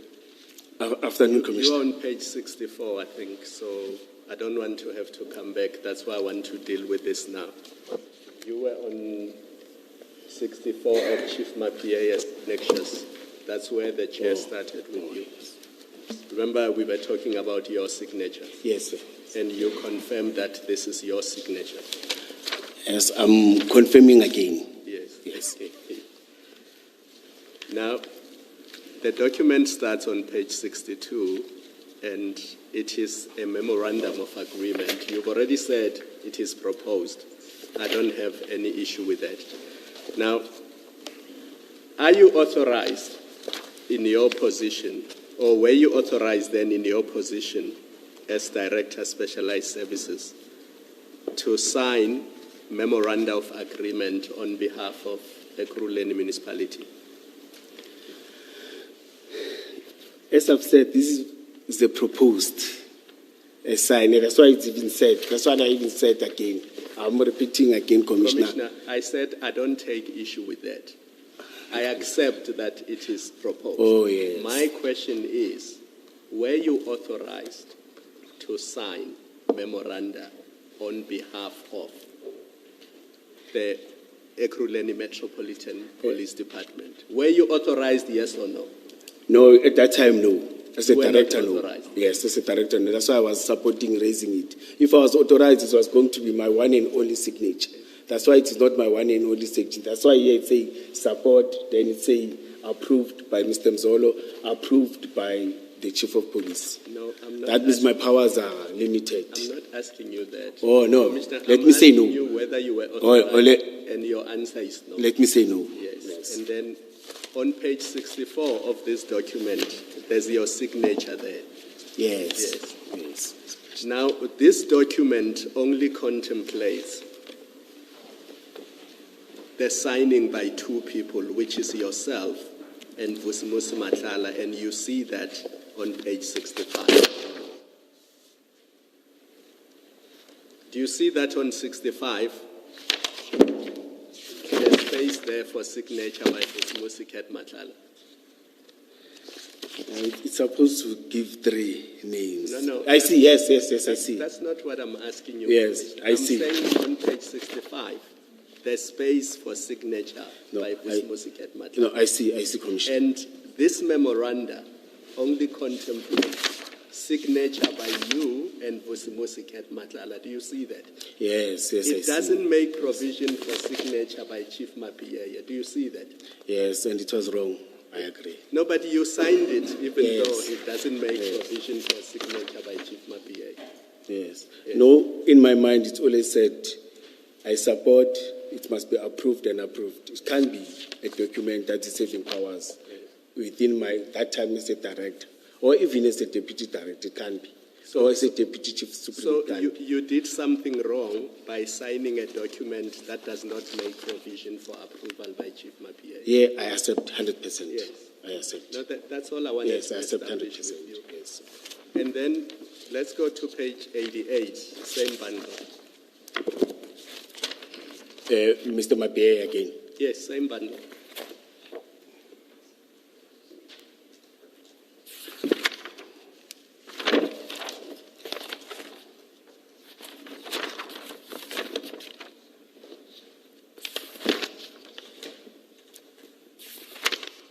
Oh, yes. Page 88. Yes. And because we are now fighting over whether signatures are authentic, on page 90,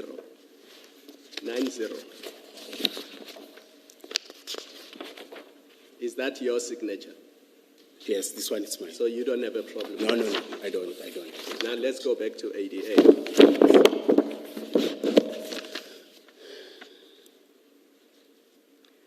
But Chair, I don't remember me getting this document, you know. Now, come on, Commissioner. No, I want to be honest to you. Come on, Commissioner. No, I must be honest to you. Yes, I don't want to buy your face. I don't remember getting a communique around. As I've said that we never communicated formally about Vusimus Matlala. No, but on page 90, that's your signature. So you signed the document. You've confirmed that already. No. There was nothing that came from the Chief of Police to me.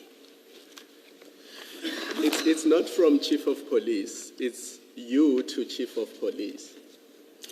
Let me read it. Oh, yes. Now I get it. I think I'm getting tired. Humble apologies. I will accept the apology for now. Humble apologies. So this is your document. You signed it. Can I read it? Yes. Take some time.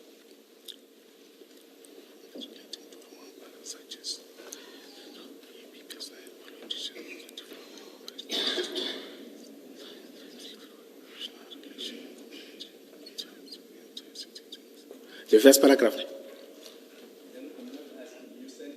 Oh.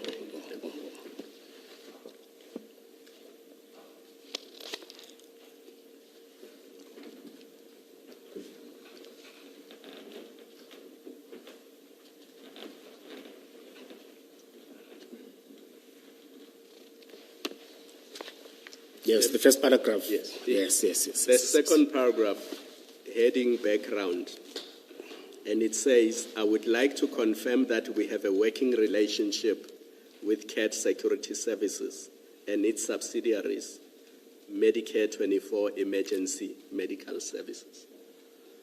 Now, if there was no memorandum of understanding concluded between EMPD and CAT or Medicare Emergency Medical Services, what is the document that governed that relationship that you describe in the first sentence of that paragraph? There is no document. It was just me communicating and relating that we are working with them and everything. I think it was when I responded when I was about to be suspended. I wrote documents in order to inform him. That's why I told Chief Supeni Rasmus that no, but I communicated with the chief. I responded to the Chief of Police. You see, but he never sent something formal back to me. Listen to the question. My question is not whether you communicated with other people. My question is, what document governed that relationship that you describe in the first sentence? From the city, there is no document. So there was no document? Yes, there's no document. So there was the working relationship with CAT Security Services and its subsidiary, Medicare 24 Emergency Medical Services, without a written document? Yes, from 2020, yes, I agree. And who represented the city of Ekurhuleni or EMPD in entering into that working relationship? It's different. We 2020, 2021, 2022, in terms of college, it was another director. But in terms of VIP and everything, as I've said earlier on, I said it is me who communicated this. Yes. Because I suspect Advocate Sillo might come back to this document, I won't deal with all of this. Let's go to 89. I'm going to skip the next 2 pages.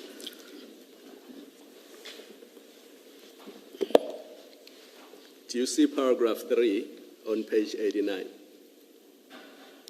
Submissions. No, where it says crime combating operations. Oh, yes.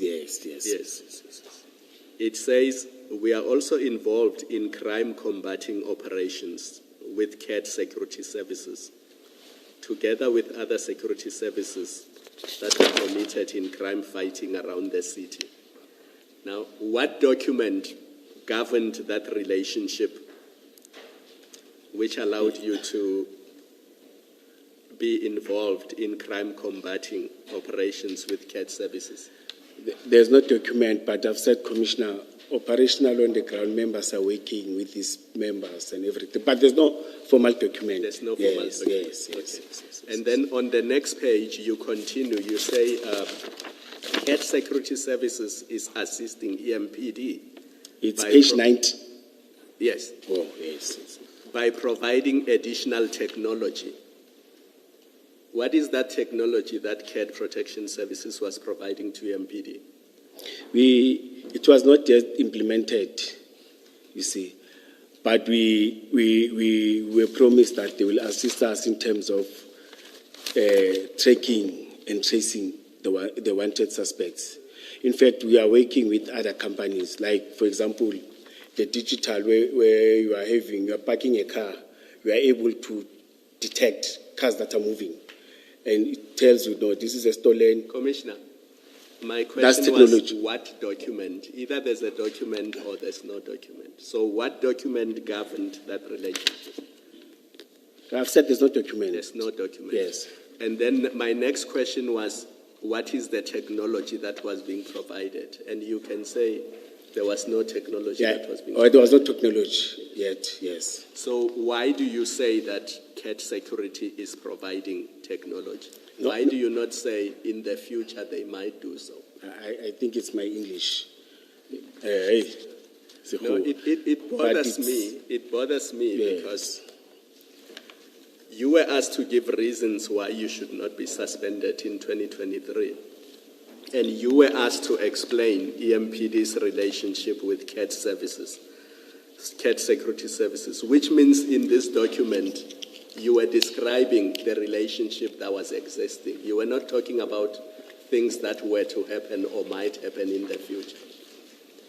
And what you are describing here is quite serious because it suggests that although there was no written document between EMPD and CAT Security Services, CAT was in fact doing crime fighting together with EMPD.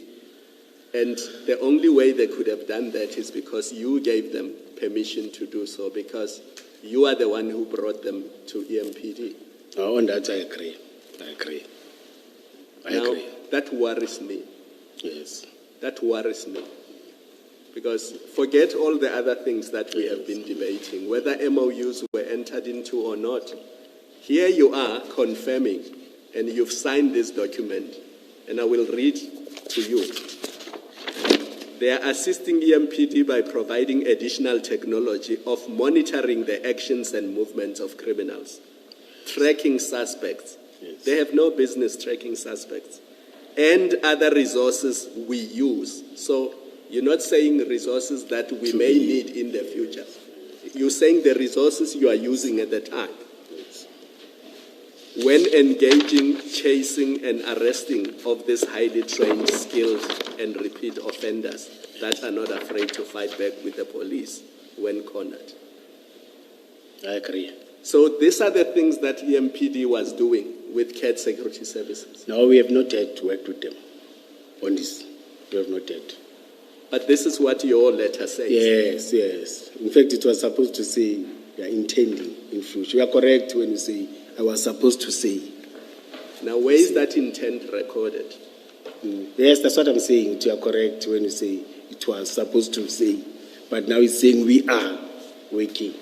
I'm saying you are correct, Commissioner. But was CAT doing those things? No, not yet. No. He hasn't. He never did that with us. Sorry, I just want to ask a Yes, indeed, question now that there's been this discussion about VIP CAT. I know that's not what you were on, but Quite just not. so that I don't forget Yes. this question. Commissioner, can you hear me? Yes, now, yes. You said to us that you went to CAT VIP offices. This is in Pretoria. Yes. That's the one in Pretoria. Yes. Next to Mendimon, yes. Why would you use the services of a company that is based in Pretoria when you are a completely different metropolitan and you have your own security companies in Ekurhuleni? Why would you go out there? The Commissioner, you remember I've said that they motivated the guys that are coming from task force. You see, we wanted the service of the guys that they are able to, in shooting range, they're working with them. That's very good. The guys that are employed, you see. We wanted that service of those guys. In fact, not the company per se, but the experience and the skills and everything in that. Yes. Is that why you went to? Yes, You didn't check other companies in Ekurhuleni, other security companies. You didn't ask your guys, what about the other companies? Do they not have special task force people? If that's what you were interested in. No, my guys motivated those guys because they know them. And you had no problem procuring a service for the Metropolitan of Ekurhuleni from a Pretoria company. No, You remember, didn't see any problem with that? yes, Commissioner, some are residing within the area. That's why they know them. No, the company, no. Oh, the company, no, Let's no. not. Oh, yes. The company is in Pretoria. Yes. It's out of your metropolitan area. Maybe let me put this to you. It is of curiosity, at the very least, that you would go out to a company that you tell us you knew nothing about. You didn't. Your members told you about it, but it's not in Ekurhuleni. You go to Pretoria and you agree to enter into an agreement with them, an agreement that's deeply problematic. And that later on we know is quite controversial. It's the point of curiosity that you would have gone to Pretoria. Yes. Commissioner, I think again to be close to Mike and motivating and my members, it led me. I didn't even think it on that way that they are far, but to be close to Mike and say, no. There's this guy, these guys, and my guys again. You see, I took it that, but I didn't think the way that they're too far, and you see. Thank you, Mr. Thank you, Commissioners. We were at your paragraph 28 of the statement. We'll get back there. Yes, of your statement. We will get back there eventually because we have to close that loop. But before we do so, please don't remove the files before you. I just want to deal with some of the issues that arose from your engagement with the commissioners. Sorry, Commissioner. Yes. The big file, eh? No. Let's leave the files for now. And if you could try and stay with me for a second, Commissioner. Okay, let's leave the files. We'll get to the files, right? I'll direct you. I want to go back to the letter the chair pulled up. The to whom it may concern letter, yes. And you said that's not your signature, it's been forged. Did I hear you correctly? That's not mine. Okay. Yes. You said the vehicles donated are part of what is listed there, although that's not your signature. Yes, they're part, there are 4 of them. Okay. Now, can you help us But can I identify them? confirm? They are numbered. Which ones are they? He's got his own.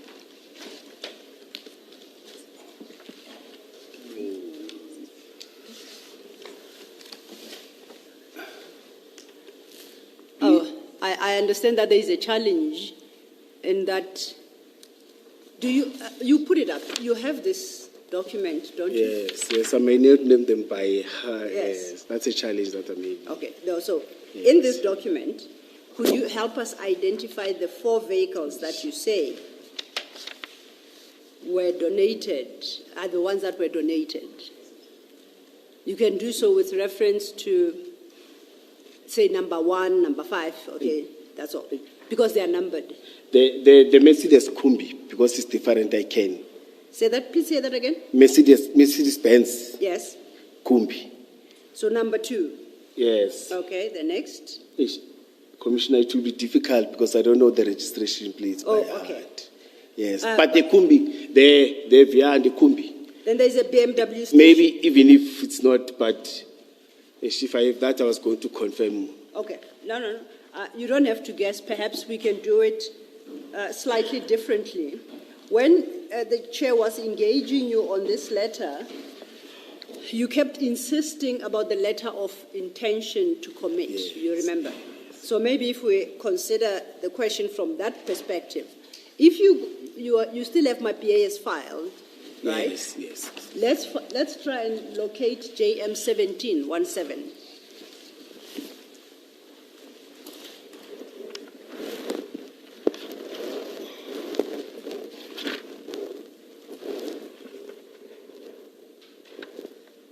Page. 92. 92.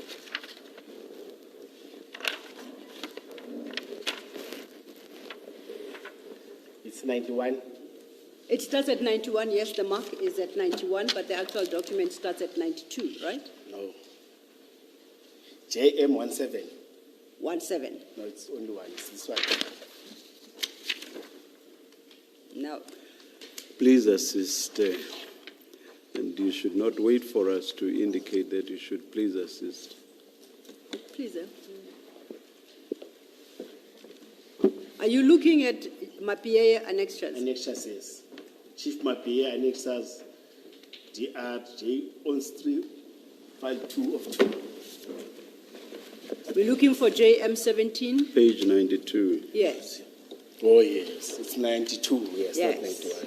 Yes. So that is the letter of intent you kept referring to and you wanted to refer the chair to, correct? Yes, it will assist me. So I want us to then, if you, the board, item 3 of that letter, to the bottom, it lists some vehicles. Would that help you determine whether it's these 2 BMWs, 1 Mercedes-Benz, 1 Golf, and then we check to see which of these are, because It will not, because it must specify registration plate. I thought it's saving registration plate. It doesn't. It's not going to assist me. Because I'll end up pointing wrong cars, then I must dance for that. it's because you kept insisting that to the chair that you go to this letter. We are No, in this letter now. Yes, No, I it thought, doesn't work. Yes, no, I thought it's saving registration plate. Okay, let's stay with this letter. 2 BMWs, 1 Mercedes-Benz, 1 VW Golf. Yes. I look at the letter on which you say your signature was forged. I see a BMW Mercedes-Benz Kumbi. That one you have recognized immediately. We have marked it. BMW station wagon, VW, another BMW, a BMW, and a VW. So they sort of correspond in a sense that none of the 2 lists speak of, Suzuki or something. So they may potentially be in that list, but you can't confirm. I may get this letter and say that should be done and add registration plate. Hence I'm saying, Doesn't assist me. because Yes. it doesn't have registration numbers, you can't Yes. confirm. Yes, Okay, yes, we'll yes, accept that. Yes. You earlier in the morning to a question. Sorry, Ms. Silla, can I Yes. just check something about this letter? I think when you were referring to a letter of intention to commit, Yes. this is the letter you were referring to? Yes, yes, yes. Okay, so this letter did get to the municipality, whether to you or somebody? Well, yes, this one that went to Christine. Yes. Yes. Okay, so you know this letter. Yeah, I know this letter. Yes, Okay, yes, and this and letter. you and those cars they are listed, and this is what went to Christine. No, not cars. Or the letter, but we didn't physically. Yes, no, I understand Yes, that. yes. All I'm checking with you is that this is a letter that you took to Christine, Yes. and it relates to those vehicles that are listed. Yes, Commissioner. All Yes, right, Commissioner. Thank you. That's Yes, all right. Commissioner. Thank you, Mr. Thank you. And okay, we tried. Clearly, we can't identify these vehicles. And in the morning, at the time, we were dealing with what was your paragraph 8. And you don't have to go sorry, there. Commissioner. Just Yes. leading up, just for 1 second. Oh, and absolutely. Because now they are now scattered and I'm going to mix them.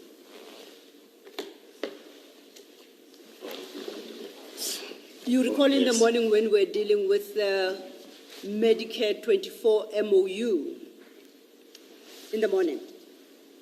You remember that? Yes, when I was talking. Yes, Yes. yes. And then you mentioned that your members introduced you to Medicare 24. To my case. Yes, to Mike and Medicare 24. Subsequently, with reference to the CAT VIP company, you stated that after months, SWAT unit members, which you also call the intervention unit, introduced you to CAT VIP. To the guys of CAT VIP, they Yes. protect us. Yes. So you didn't know them at the time? No. I know the company, but not the VIP protectors and everything. As I've said that every time when I go there, I could see the management, Kate Matlala, and they're having names and everything. Yes.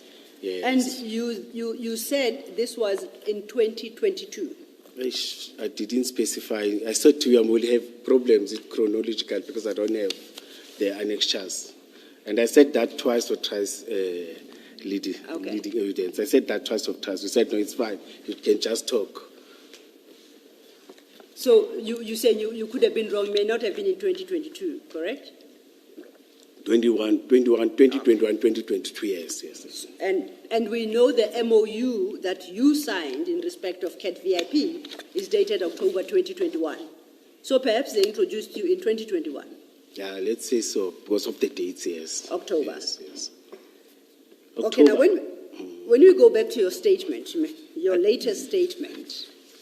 I think it may not be October, but it's fine. Let's go to statements. It will assist me. Okay, I hope it can. I was referring to it for a different purpose. Okay. You recall we were still at paragraph 28. Oh, sorry. And, Oh, sorry. yes.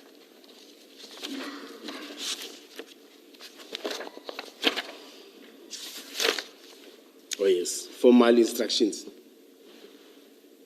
Please say that again. Page 9. Yes. Yes. Yes, you're at the right place. Yes. The question really was, you also referred us to SMT September-October minutes. I take it it's 2021, where you say you were formally authorized to go develop relationships with these security companies, I think for provision of security services within Ikuruleni. I'm paraphrasing. No, let's put it. That's why I was having a problem when the commissioner was saying that for working relations, not providing services. Okay, what does that phrase mean? When they authorize you to form working relations, what does that mean? What are you being asked to do? No, to formalize an SOP in terms of working relations. How do we work with these different companies in terms of securing our communities, like I explained, in terms of working them when you respond to different things, not different things, different crimes, it may be securities, it may be your illegal mining, so I mean to say illegal mining or hijacking, because they've got best technology. No, I appreciate it. I just want to understand. It's about that, yes. In that relationship, who does what between EMPD and these companies? In this SOP, who does what? Yes. My question is, between EMPD and these private security companies, what is the role of each? Remember, as EMPD, we are regulated. We can't change the regulation that we are appointed to do. Yes. You see, but some of them they're contracted to do. They're working in illegal mining. Some of them, they are contracted to patrol within the houses. Some of them, they are doing escort, protecting companies' cars, companies' products. It differs. With them, they've got different and specific tasking or the way they form companies, you see, in terms of the job that they want to provide to their customers. Yeah. Ours is to do traffic law enforcement, crime prevention, and bylaws. We can't change that. Yes. It is regulated. Now, informed by precisely what you have just said, in this relationship that the SMT minutes authorized you Yes. to establish, what did the SMT expect the role of EMPD to be and the private security firms? What was supposed to be their role? To come up with a standard operational procedure that will talk the working relations with what they are providing in that different field or in that specific area or in that specific field. No, let me not say area. In that specific field that they are doing. For example, I like to put illegal mining. You see, we've got companies that are doing... Let me propose this. And you have suggested illegal mining. Let's stay in illegal mining. Yes. You are now instructed to go conclude an SOP, to establish a relationship, you keep saying. You've been Yes. authorized to go. That's Now, correct. what did EMPD expect the force of EMPD, what role did they expect them to play? And what role did they anticipate the security forces would be playing in this illegal mining activity? Yes, currently what is happening, you respond, there are guys that are doing static, that are contracted to company. There are guys that are responding during the day and at night. But when there are shootings and everything, we respond as EMPD. You find them there. Some are wearing uniform, some are not wearing uniform. Number one, it's difficult to identify who's the suspect, who's not the suspect. You see, then your relation must start there and say, first of all, let's start there. How do we identify each other when we are working, so that there can't be or there won't be shooting amongst each other? Secondly, it's a question of our arresting procedure. It's regulated. This is what, but then they come. You can't go there and move and hit and do everything, you see, because we have to take the suspect inside the cell. Then inside the cell, you must take the suspect to court. In court, the suspect may bring litigations, as I told you earlier on that. No, man, I was hit by these people, you see. But once you are able to control and tell them, no, this is how we do things, you see. When you find a firearm, this is the procedure that you must do. You don't touch, you don't do anything, you secure the area. It was understanding in terms of those areas. Don't just take a firearm and say, no, this is the suspect, and book it, because you've already tampered with the scene. It was part of those things, you see. But it will differ per operation and per. But we know that at least we've got these processes that we have, or procedure that we must follow. So you, at the time, were authorized to determine the nature of the relationship. It was all up to you, Commissioner Kwanazi. Tasked tasked. work, yes, tasked. To do so. Yes. And you didn't have to engage with senior management of EMPD to determine whether or not the relationship you have established is appropriate. There was no such requirement. It was left all to you. No, I was supposed to engage, because once you do such a thing, you must come back. You were supposed to engage who? You must come back and say, this is what we did, this is what we developed, and come back to the city in this area with these people and these people. You're supposed to come back. So you come back for approval or just to engage and let them know? I'm trying to understand the purpose of engagement. After you've gone out there and identified these security companies and developed a relationship, how was it anticipated it would work in real life? Yes, I didn't think on that level good. But when you come back, you must report. They will tell you, no, this is how we do things. This is what must we do things. I think it was on that level. Now, if we cannot establish these SMT September-October minutes that you so heavily rely on, what do you say the commissioners should do with your evidence in this regard?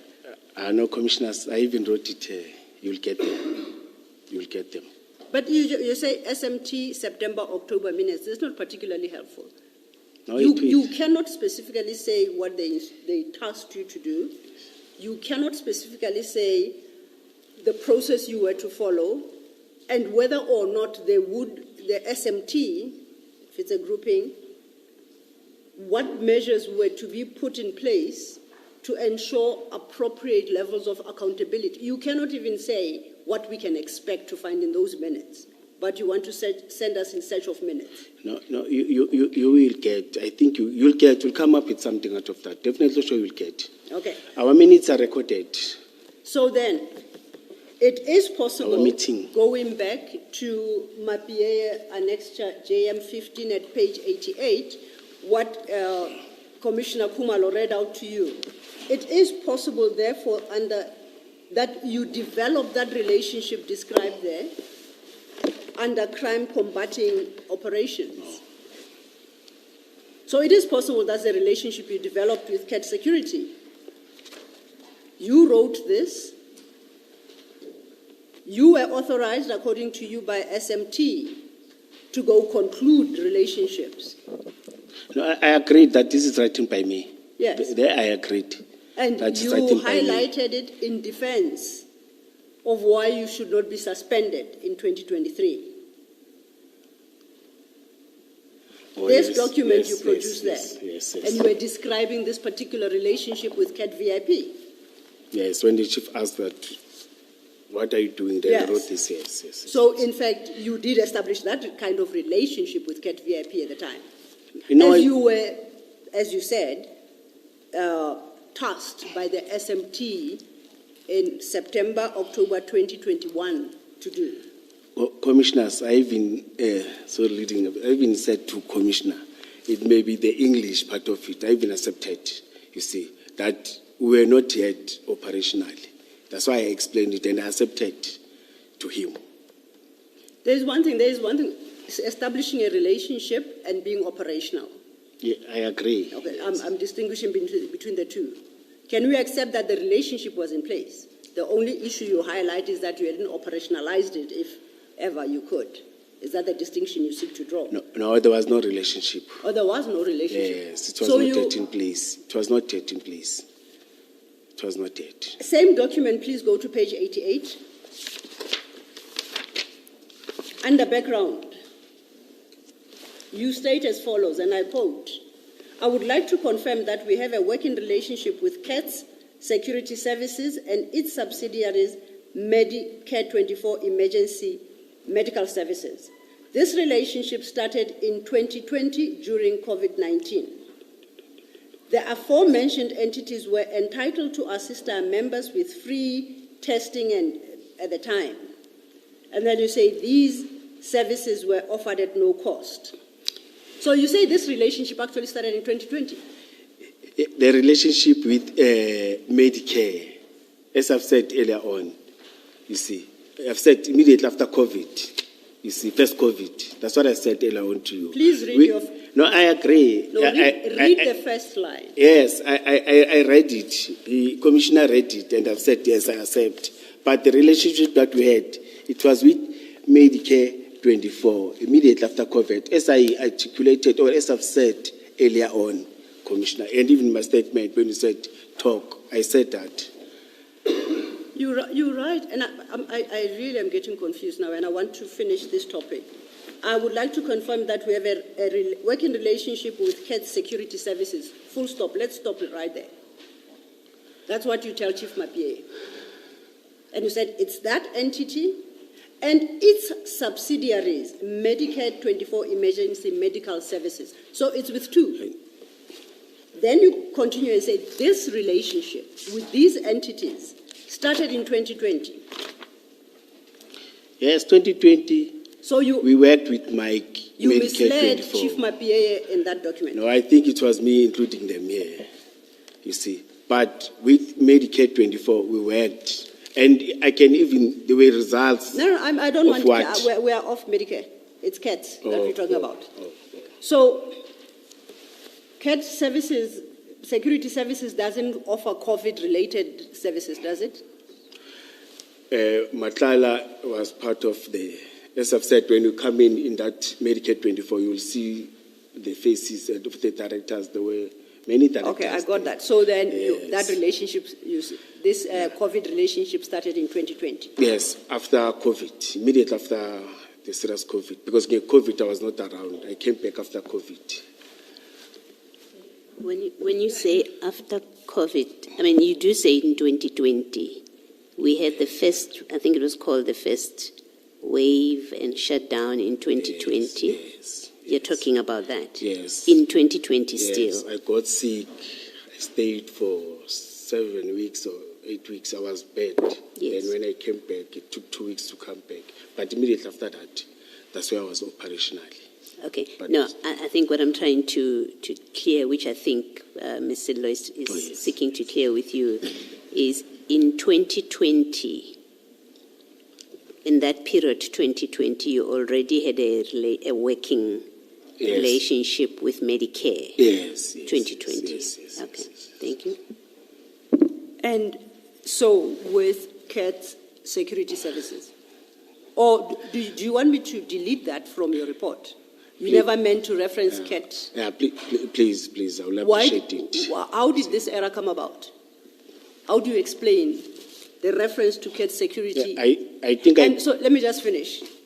Particularly when when Commissioner Kumalo took you to item 3 of the same document regarding crime combating operations with CAT security services, you were insistent that there was. How do those issues creep into this document if that relationship didn't exist at the time? In fact, the whole document, not even 2 paragraphs, the whole document. What? No, I'm agreeing with you. I'm saying. What do you not mean even, the whole document? No, I'm saying I'm agreeing with you. I'm not. I'm Yes. saying. I'm even saying it's not even 1 paragraph or 2 paragraphs. In other sentences, in other paragraph, I Yes. keep on repeating it. Yes. Yes, I'm agreeing with 100%. Okay. So then, can you Yes. let's help the commissioners understand how that quote unquote mistake could happen.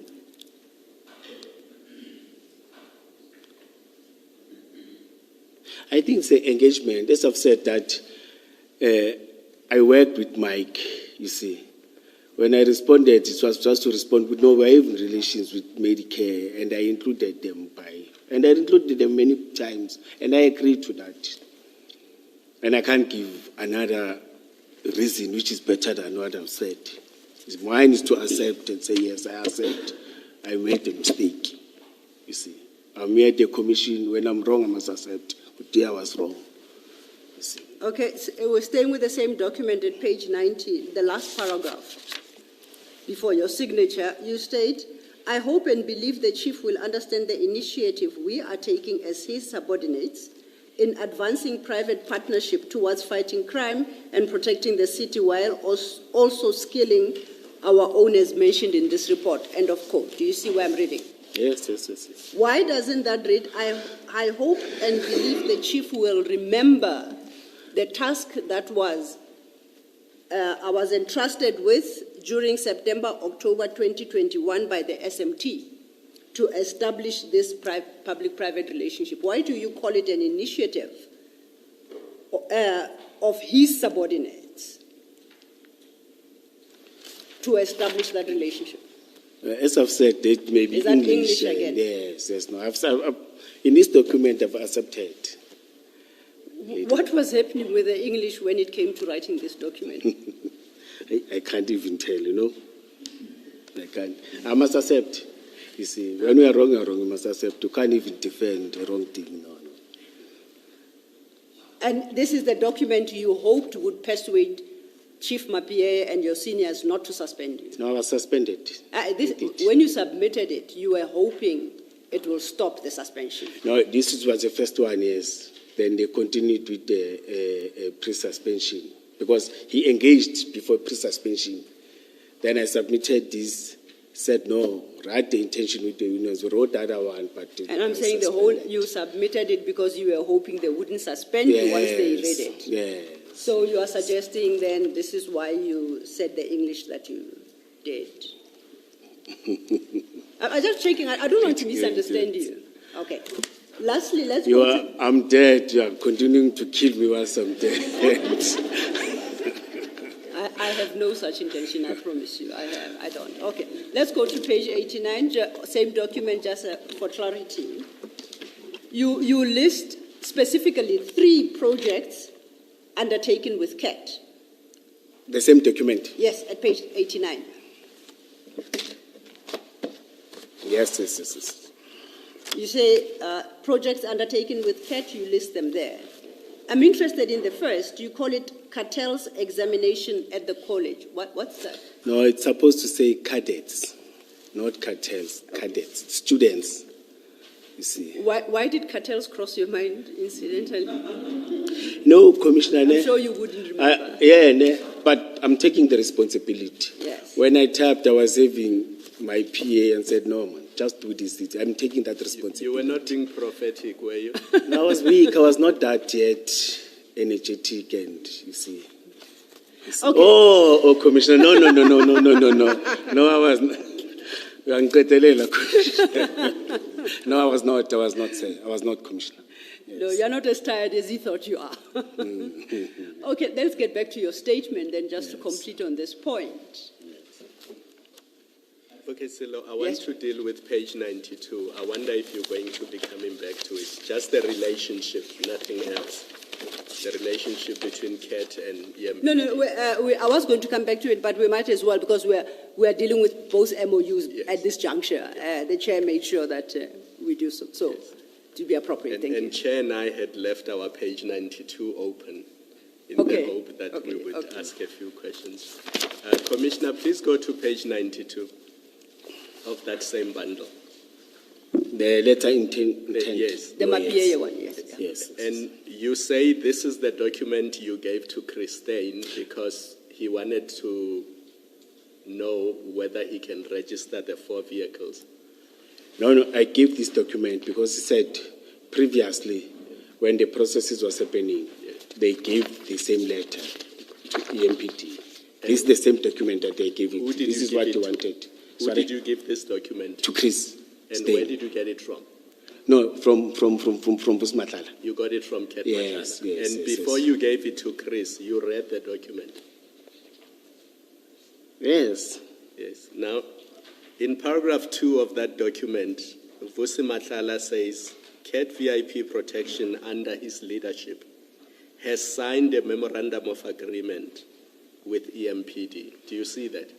Yes. Now, which memorandum of agreement is CAT Matlala referring to in paragraph 2 of that No, letter? he was confused by that memorandum, the one that you raised, the one that you said, I don't have powers to do that. But You as see. far as he But was concerned, he didn't sign it. yes, as far as he was concerned, according to this letter, he had signed No. that memorandum. No, That's it is what not. the letter says. No, it's not signed. It's that one. It's that one. It was not signed. If you had read the letter, why did you not correct him? Why did you not say, no, Mr. Matlala, there is no signed memorandum of agreement between CAT and EMPD? No, here there was this excitement that we're getting vehicles. There's a letter of commitment or letter intent to commit. You see, it was for me to take that letter and say, Chris, at least what you wanted to say. Commissioner, do you see the things you do when you are excited? Yes, no, I agree. Gets you I into trouble. agree. Sick, excited. No, because you were relying on this document to persuade Christine Yes. to register vehicles. Yes. And what Christine would have read looking at this letter is that there is a signed memorandum of agreement between EMPD and CAT, because that's what the letter says. Yes, that's why he even came and said, no, there are problems now. We are not continuing. And I'm assuming that when you were making representations to Chief Mapieye and Erasmus and who were the other people who were investigating you? IPID. So it was Erasmus, it was Mapieye, it was IPID. Did you give them this letter? Yes, I gave them everything. No, I'm not sure about the letter, but whatever documents that I'm having, I submitted. It's just that some were not with me. I didn't have access. That's why I said hello, and I'm not sure about the document that they're having. Why And have I'm you not having. corrected this impression created by Cat Matlala? Why have you not corrected this impression? It's the same. That's why I agreed to that. It was this excitement of making sure that they were going to get those vehicles. You see, you'll have. You see. Because you see, But now I detect something, that the objectives were not the same. It's out of this, I'm learning something. Out of the engagement that we had earlier on from the chairperson and the question, this takes me somewhere now. You see, takes me somewhere now. You see, and the persistence, no, now I'm opening another eye. Now I don't know how to say it. But it's opened my mind, it's opened my eyes now. You see, with objective of business and objective of, they're not the same. can I leave it there? I know you. You can either leave it or you deal with it because we're under pressure of time. So if we don't have to go back to issues, it would assist a great deal. We are back to your paragraph 28.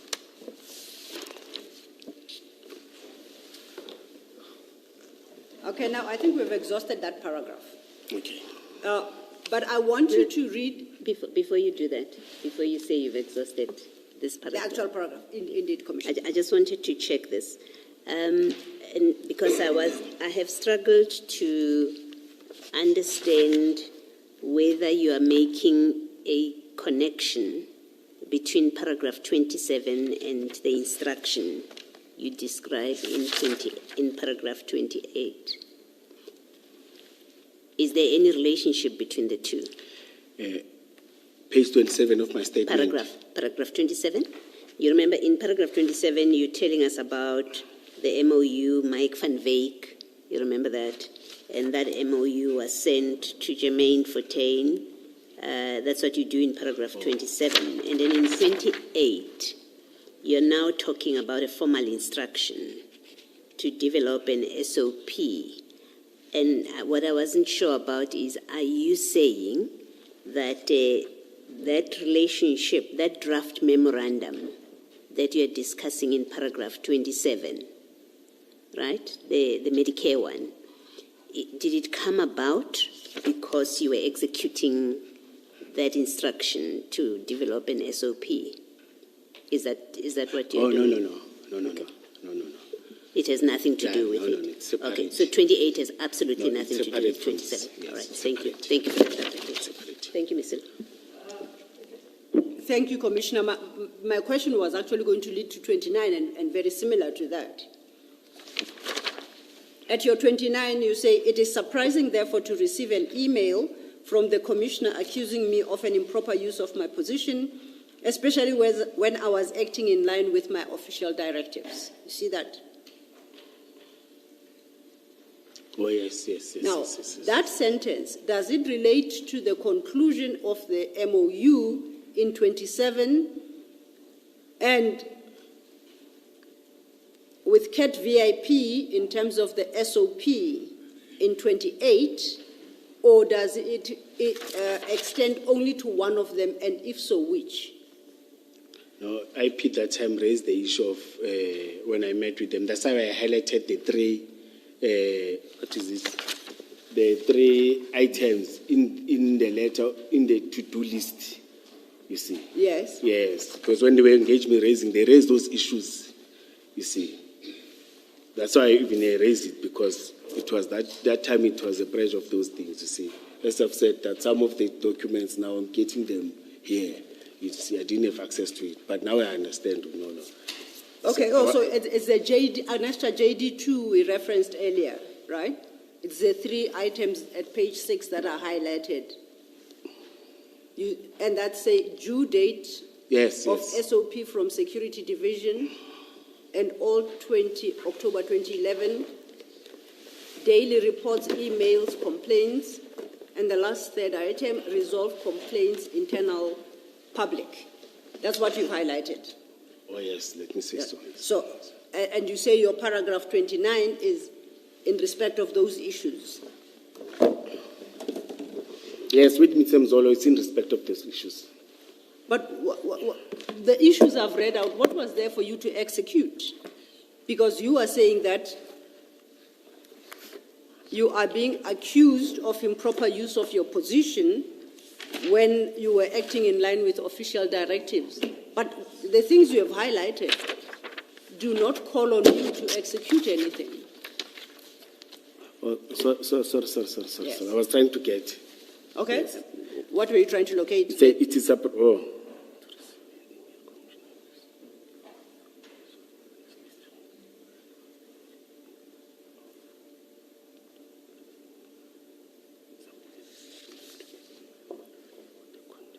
No, it was accusation against this, and Mr. Mzolo didn't. What is this? No, that to-do list. Okay. It was that to-do list. I don't think that is so, because on your own version, if we read the paragraph furthermore, Mr. Mzolo has never submitted a statement to either support or refute the content of my statement. No, Commissioner, let me correct it. It was about the commitment. You see, because you spoke about... Remind us again, what commitment? Yes, the commitment, the letter to commit and to do. Yes, the statement talks about that. Let's finish and see whether you are correct still. Yes. Because I think you are wrong once again. And has never submitted a statement to support or refute of my statement. Additionally, there is a document from Corporate and Legal to IP challenging the letter intention to commit. It's two of them. Okay, you are summarizing. Let's read it Yes. verbatim. Additionally, there is documentation from Corporate Legal Services Department of the City to IPID challenging the recommendations made by the chief, who claimed to have no knowledge of the situation or any working relationship with Medicare and the CAT VIP security company. So the statement that it was alleged that your conduct constituted improper use of your position is wrong, and you contend that you were acting in line with official directives, and that is in regard or relation to the working relationships with Medicare and CAT VIP security company. Yes. You are correct, man. Remember, when I was suspended now, it was after we had State of the City. It was after I got this. Then the chief said there's no working relations. And there was instead of the State of the City, 2022 April. And I was suspended 2023 February.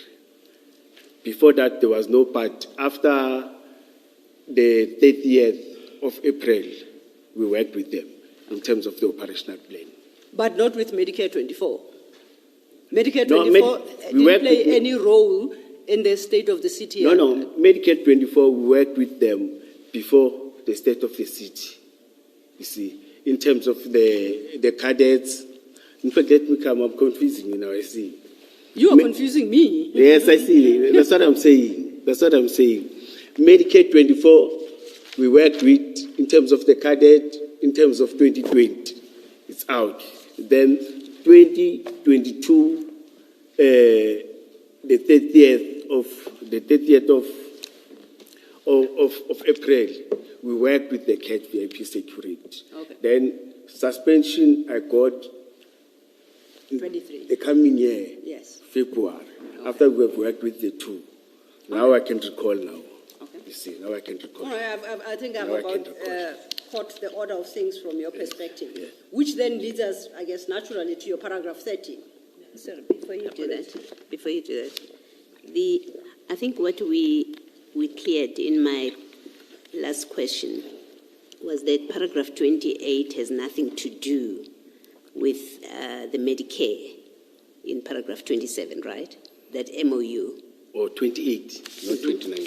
I need to 28 is about SOP, that instruction. And then you agreed that 28, that instruction has nothing to do with Medicare. Now, in your paragraph 20... Can I finish doing like this? Please, You're at the page. Please repeat again. Okay. Say 27, eh? Yeah, now I started off by saying you have said to us that paragraph 28, the instruction in paragraph 28 to go and develop an SOP for Operational Security Division has nothing to do with the Medicare MOU. You remember that discussion between us? Or Medicare, yes. Has nothing to do with the Medicare. Yes. I'm talking about Medicare, Yes, not VIP. Oh, yes, yes, Medicare. So Yes, we've yes. agreed it has nothing to do with that. Yes. And then but then in 28, in that paragraph 28, you talk about the SOP instruction, and then at 29, you say you are surprised. You were surprised when Chief claimed to have no knowledge of the situation or any working relationship with Medicare. Let's say that. Yeah, correct. Why do you say he had knowledge of the working relationship with Medicare? Yes, Madam. Sorry, Commissioner. Remember, Commissioner, when there were cadets that were registered or that were assisted with photocopying and everything, you see, he had a briefing on that. That no, the student they assisted with photocopying. I briefed, and Kwabe, I think he briefed that the Medicare assisted us with photocopying and what is this thing and binding of documents and everything. He even mentioned that. I even said I spoke about 300,000 because Mike said they spent in terms of photocopying and other things cost them something like 300,000. He did know about that. I even mentioned that I said so. Yes. So that is the only relationship that you say the chief knew, the relationship between your working relationship with Medicare. It's that printing. No, thing. even the one of officers testing and doing everything. I briefed them. I briefed them about that. Okay. Yes. So you say the two I briefed. Yes. You mean the 2020 COVID? Yes. Okay. Yes. And it was not only the 20. It was 2020. I think even after the up until, because COVID was there, up until 2022. There, I think it was there. It's just that I won't go to officers and say, did you go there when it was private? No, that's fine. Yes. You've listed two things. You are not including the MOU, the Medicare MOU in that. So if Chief said to us, Yes. to the Commission, I knew nothing about the Medicare MOU, right? The Medicare MOU that we discussed earlier. If he said to us, I knew nothing about it, he therefore would not have been misrepresenting the position. Then you don't trust my word to him. Sorry, say that? You don't trust my word to him. No. I'm trying to understand your evidence because I asked you, remember, whether the paragraph 28 and 27 have anything to do with each other. You said they have nothing to do with each other. They are standalone paragraphs. But then in paragraph 29, you say Chief knew. In fact, maybe let's read it. It says, it is surprising, therefore, to receive an email from the Commissioner accusing me of improper use of my position, especially when I was acting in line with official directive. You see where I'm reading? Your paragraph 29. Yes, I'm following you. And then you say, furthermore, Mr. Mzolo never submitted a statement to support or refute the content of my statement. Additionally, there is documentation from Corporate Legal Services, Department of the City, to IPED, challenging the recommendations made by the Chief, who claimed to have no knowledge of the situation or any working relationship with Medicare. Now, I stop there, right? Yes. I stop there, and I say to you, are you saying to us, Chief knew about the memorandum with Medicare that you wanted to be entered into with Medicare? Are you saying he knew about that? This memorandum was submitted to, this proposal was submitted to his office. Yes. You see, but in his testimony, he even said that Julius said the company spent 300,000 to me. Okay. You see, I did that. Okay. Yes, that's what I'm saying. So you're saying he wasn't being truthful if he said he didn't know about the memorandum of understanding with Medicare? Yes, because even his PA or the PA and 14, they said they submitted to his office. You're saying Chief was not being truthful Yeah, that's what I'm saying. if he said he didn't know anything about the memorandum with Medicare? That's what I'm saying, yes, All because it was submitted to his office. So you say he knew because it was submitted to his PA. But- Is that your basis for saying he knew about the MOU? Yes, because it was submitted. Okay. And there's an affidavit that confirms that it was submitted. Okay, I'm sure Ms. Silo will discuss the Yeah. affidavit But with I, you. No, carry on. but I also informed, as I've said, and he has confirmed that no, the working relation, it's not a memorandum, but the working relations. I spoke All right. about that. On that one, yes. I was just checking Yes. about the memorandum. Yes. Okay, thank you. Ms. Silo, thank you. Thank you, Commissioner. As I said, this then leads us into your paragraph 30. And we are now in April 2022, and we are dealing with the State of the City address. Correct? You see where I am? Page? Your statement, page 10, Yes. paragraph 30.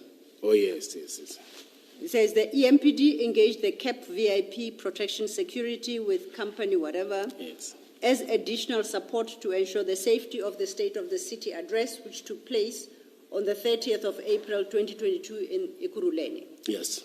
Now, so you had established a relationship by 2022 then with CAT VIP.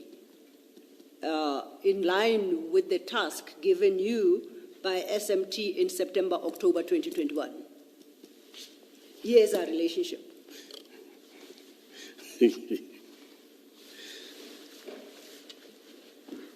Can you repeat again? I think you're going back to that statement, that letter. May you please repeat again? Okay. Leading I've me just to- read what you write in your statement, Yes. that EMPD engaged CAP, was supposed to be CAT, it's a typo, VIP yes. protection security as additional support to ensure the safety of the State of the City address, which took place on the 30th of April 2022 in the city of Ekurhuleni. Yes. So I'm reading. Yes, So I'm saying now, by now, there is that formal relationship. Yes, and as I've said to you, that I went there before we start and communicated with Unido guys. And I just, Yes. now I see that relationship being formed. Am I correct? Yes. At least by the 30th of April Yes. 22, the relationship is there. Yeah. But remember, that time I know him, and I know that there's a VIP, CAT VIP I security. know, yeah. So Yes. you've satisfied yourself. Yes, to formalize for that operation. Okay. Yes. So when Commissioner Kumalo took you to the motivation you wrote to Chief Mapia as to why you shouldn't be suspended, and you said you made a mistake, why did you say at that time there was no relationship? Because that motivation is dated February 2023. And here we have a relationship arising in 30th April 2022. No, why did you deny it to Commissioner Kumalo? It came to my mind that he even raised it, that no, we were suspended 2022, 2023. Now when he said 22, that something came, no man, it was after we had this 2023. That's a suspension, you see. Okay. I forgot because we even came, or we were not talking about this operation of 2022. So your English in the motivation letter to Chief Mapia as to why you shouldn't be suspended of February 2023 is not so bad then. Yeah, no, but there are other things that At we least did. insofar as this relationship is concerned, the English is sorted out. No, it's bad because there are other operations that we didn't do. I must put it. We didn't have crime prevention. We didn't do those things. Oh, okay. Yes. I must So accept that. I don't want the to relationship defend it. was there, but not for crime prevention, although that's what you wrote. But there was Yes. another relationship Yes. that you didn't inform Chief Mapia of. Yes. That was actually in Yes. existence. Yes. There I agree 100%. How We did you didn't cross your wires so terribly? You I'm are- trying to I'm trying to understand where you are coming from, and therefore to see what explains some of what could be errors.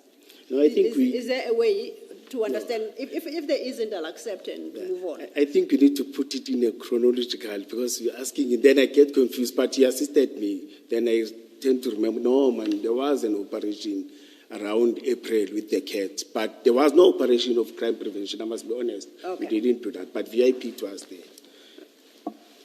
Can I just, so in paragraph 30, you say EMPD engaged CAT protection services Yes. as additional support to ensure safety of the state of the city. Yes.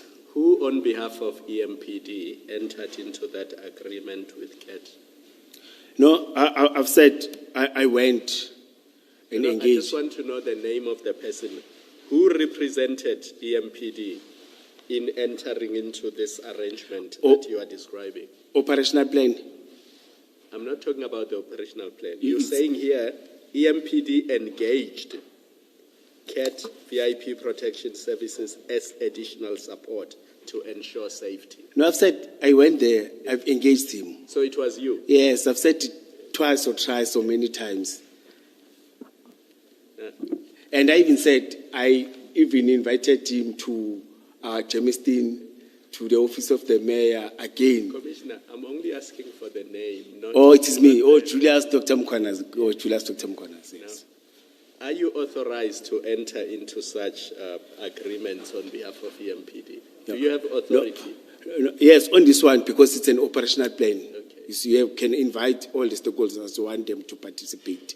It's an operational of that day. You can, sometimes we are, in these plans, we are having different stakeholders in all our operational plans. On this one, it's for executing, for that, after that day, it's finalized. Yes, in an operational plan to formalize, as I've said, that you need to include them so that if anything happens, all those that you utilized, you see, when there's incident or accident, in the court of law, there must be. That's why I made sure that it follows that's why I made sure that the compiler make sure that all those that are seniors must sign that document.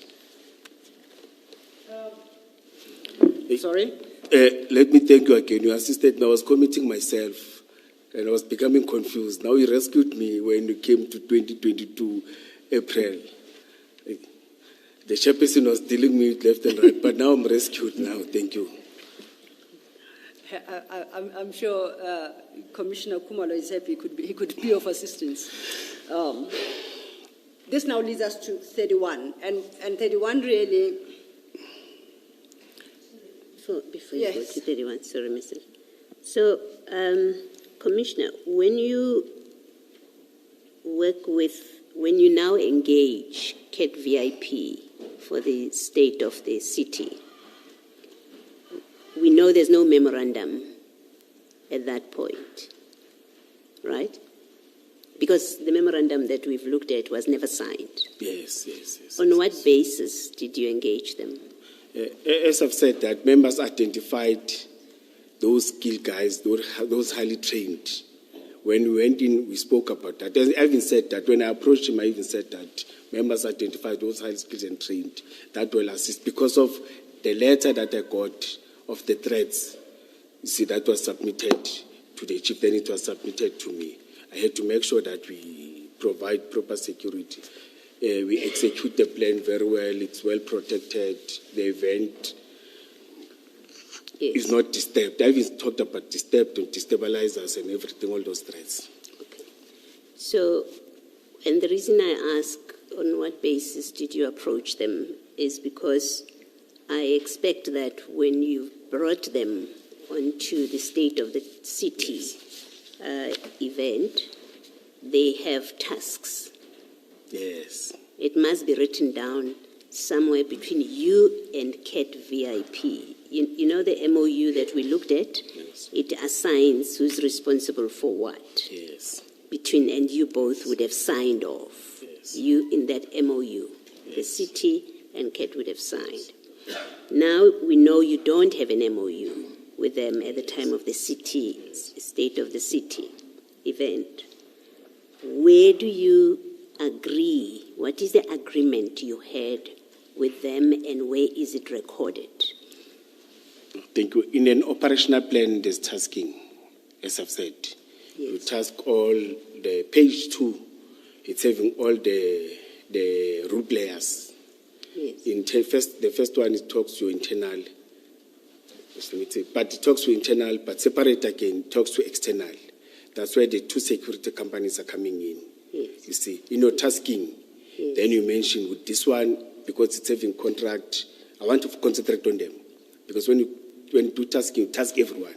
Yes. But I want to concentrate on them. This one, because they're contracted, they will do static. I think it's wise if you can check the operational plan. You see, it's one of the annexures. Become Commissioner specific. Mkhwanazi, perhaps if I may assist. Mr. Commissioner Baloyi. If it's a topic you were going to go No. to, I'm happy to leave it. Just to assist Commissioner Mkhwanazi, because I think he wants to go to a document. But before I do so, permit me to go to paragraph 31, at least for the record, and identify what I think it's the annexure that he wants. You will see that at 31, Commissioner Mkhwanazi, you are with me, right? During that meeting, the council informed us credible threats to individual safety, and you go on, you see that? Yes. Okay? Then, and I think you say a formal document where the executive mayor talked about disruptions was handed to me by the chief. Yes. Then you say attached. Yes. Okay. Now, I want you to have regard to JD3 starting at page 7, so that we locate whether that is the document that you say is attached. Oh, my JT3. Yes, your own annexures now. I'm becoming happy when you're going to my annexures now. So, JD3 at page 7.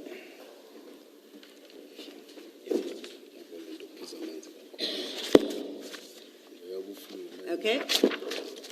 Oh, yes. Is that the document? Yes, yes, yes. So yes, can I then advise the commissioners to write against the word attached, just to mark it JD3? That's an extra JD3, correct? Yes, yes.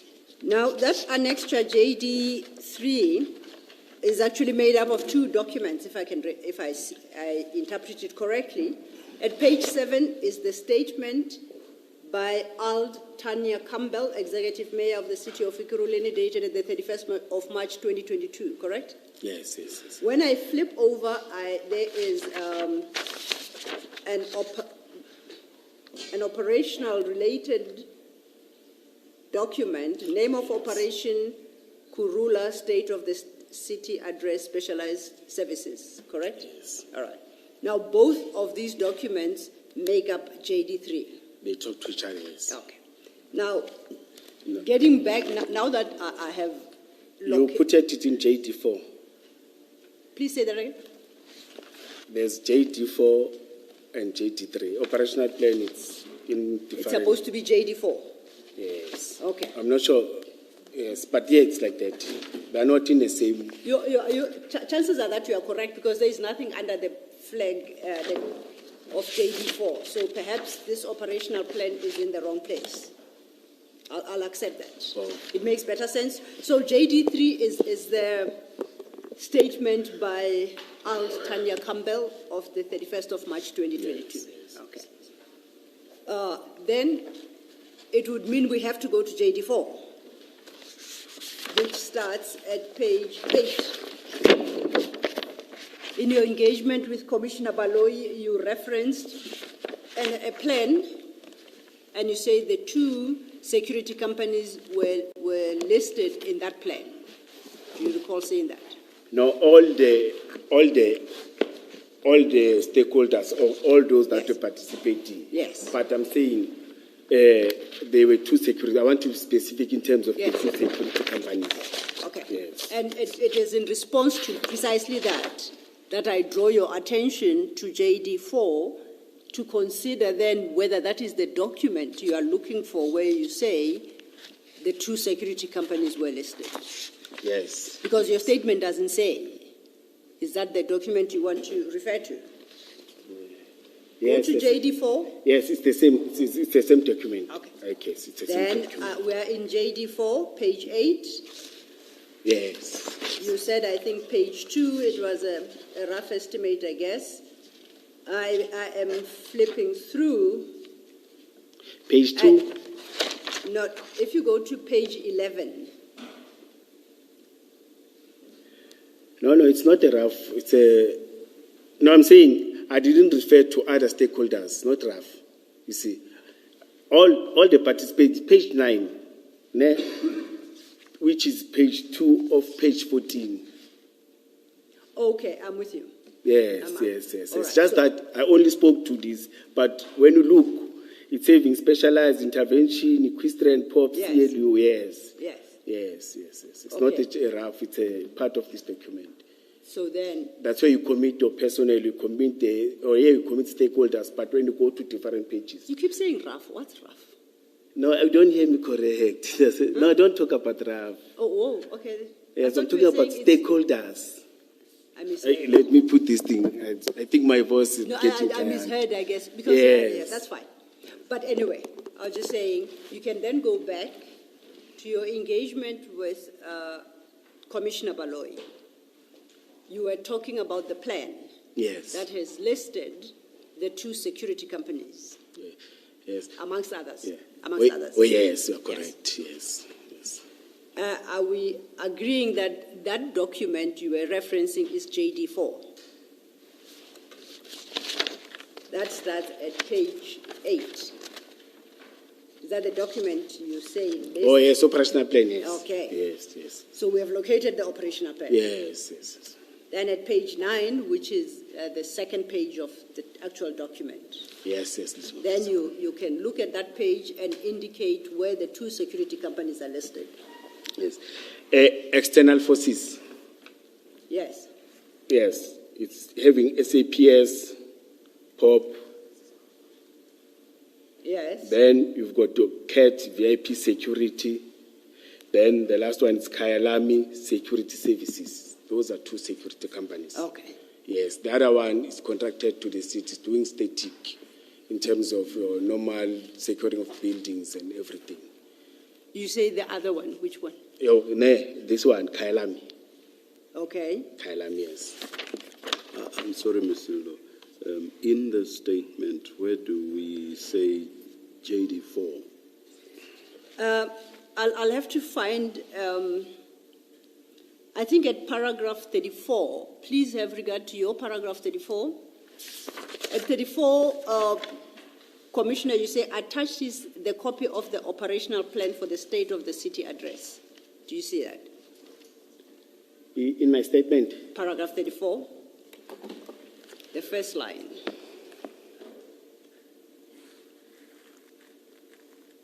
Trained special task force officers were now awake, yes. All procedures requirement through. It's the first paragraph. 3, 4. Oh, yes.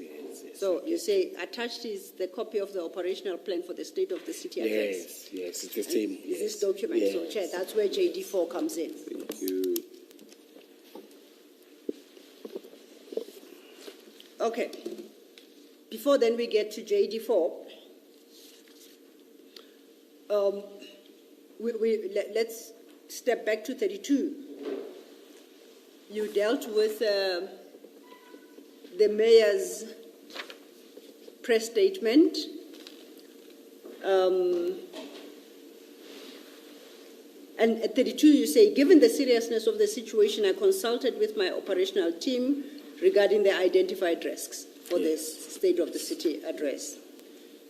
One of their recommendations was to utilize former SAPS members, in brackets, Lieutenant General Mkwanazi, former task force team, highly specialized, highly trained special task force officers who were now employed by CAT VIP Security Company. Yes. Okay. Yes. Now, these are former task force members. Yes. Why do you insist on calling them Lieutenant General Mkwanazi former task force team? Thank you, Commissioner. I known General Mkwanazi long time. My former Deputy Chief of Police before Deputy Chief of Mzolo. She's former Deputy Chief, I don't know, must I mention her name? But now she's back to SAPS, she's Commissioner Zulu. She was working with General Mkwanazi's task force. Then she came and worked with us as the Deputy Chief of Police, you see. She used to make sure that we have this relationship with that team, you see, because her blood was a task force blood. You see, in fact, she's the one that encouraged us to do your crowd management, your tactical training, you see. I did know, but again, there was a press statement again where, I think before this noise, where General Mkwanazi was complaining that, hey, these private people, we are training people, spending money, they're busy recruiting them, taking them to different units. But I did know that his people are there, even if there's a noise, his people are good. No, when SAPS is doing good, we need to say so. In terms of that task force and in terms of the team that he was working in that task force, it's good. That's why I was mentioning him. But I did know long time ago that he's heading task force. And Deputy Chief that joined us before Mr. Mzolo, she came from SAPS, from the same team. You see, I think I don't know, had to say, hey, in that commission, use my name, why? But when you want to know, when there was arrest where these 2 couples, that they have to, that ran away from prison, the doctor and the boyfriend. She's the one that executed that job. When you see, Nandipa, she's the one that goes with Nandipa. She's the one that jumps, gets inside the car with Nandipa. She was our Deputy Chief of Police. She was my boss. And when Mr. Mzolo was a director, she was the Deputy Chief of Police by then. That's where I started to know about General Mkwanazi. And his people are good, I must accept. You see, SAPS has lost quality there. No, it was just a matter of interest because Yes. it's a formal unit within SAPS called Special Task Force. So why you just don't call them Special Task Force, but you say General Mkwanazis as if he owns them? No, I was explaining why I highlighted. I'm not asking you a question, okay? It's not You have in explained. a bad manner. No, Okay. it's not in a bad. It's in a good manner. You continue then at the same paragraph 32, and you say all procedural requirements were duly followed through an operational plan as we are using it as a formal legal document in planned operations, correct? Yes. Now, and that plan we know we have identified as JD4. Yes. That is the formal plan that you say was signed, and that is the one on the basis of which you say procedural requirements were duly followed. Yes. Yes. Let's go look at JD4. And at JD4, I want to refer you to page 21. JD4 is your annexure. That's this Mkwanazi annexures, that file. Oh, yes. Yes. Please locate the file. 21. Get to page 21. And you'll see page 21, we have just settled JD4. Is under tab JD4, starting at page 8. Oh. Okay? Page 21 is the last page of JD4, and is the signature page. Yes. So I see, as I think in the morning you testified, that is prepared by Colonel Klimba, correct? Yes. And then you sign as part of recommendation. Then it's supported by Commissioner Mzolo, who was your direct boss, Yes. and eventually approved by Chief of Police, Chief Mapie. Yes. So you say this is the actual plan that was considered, signed, and approved by everybody. Yes. Okay. And when you even look at the pages, the font and everything is one and the same. Okay. The photo could see the way it was photocopied, it's one and the same. And this is the one that was submitted initially by me to IP, and they also communicated when I was suspended with Lieutenant Colonel Klimba and say, bring that plan that you said. Both plans are talking one and the same thing, you see. But this one of a person who took it from us, the font and everything said it's a forged plan that he forged to make sure that I'm perceived as this forgery and this what. Okay. Can I just ask a question? Is Yes. it possible to get the original copy, the original signed? Yes. Yes, I spoke to Colonel Klimba because this copy I got it. He said she submitted the original to IP. So it's with IPID. Yes. Okay. And I do note that you say Commissioner Spies spoke of different fonts and a whole range of other issues to suggest that the document you provided to him was forged. And this, in the morning, you said that I think you accused him directly of the forgery. I still do that. Yes. Yes. And I accept that. It's on record. And I hear about the different fonts. Please go to page 20 of JD4.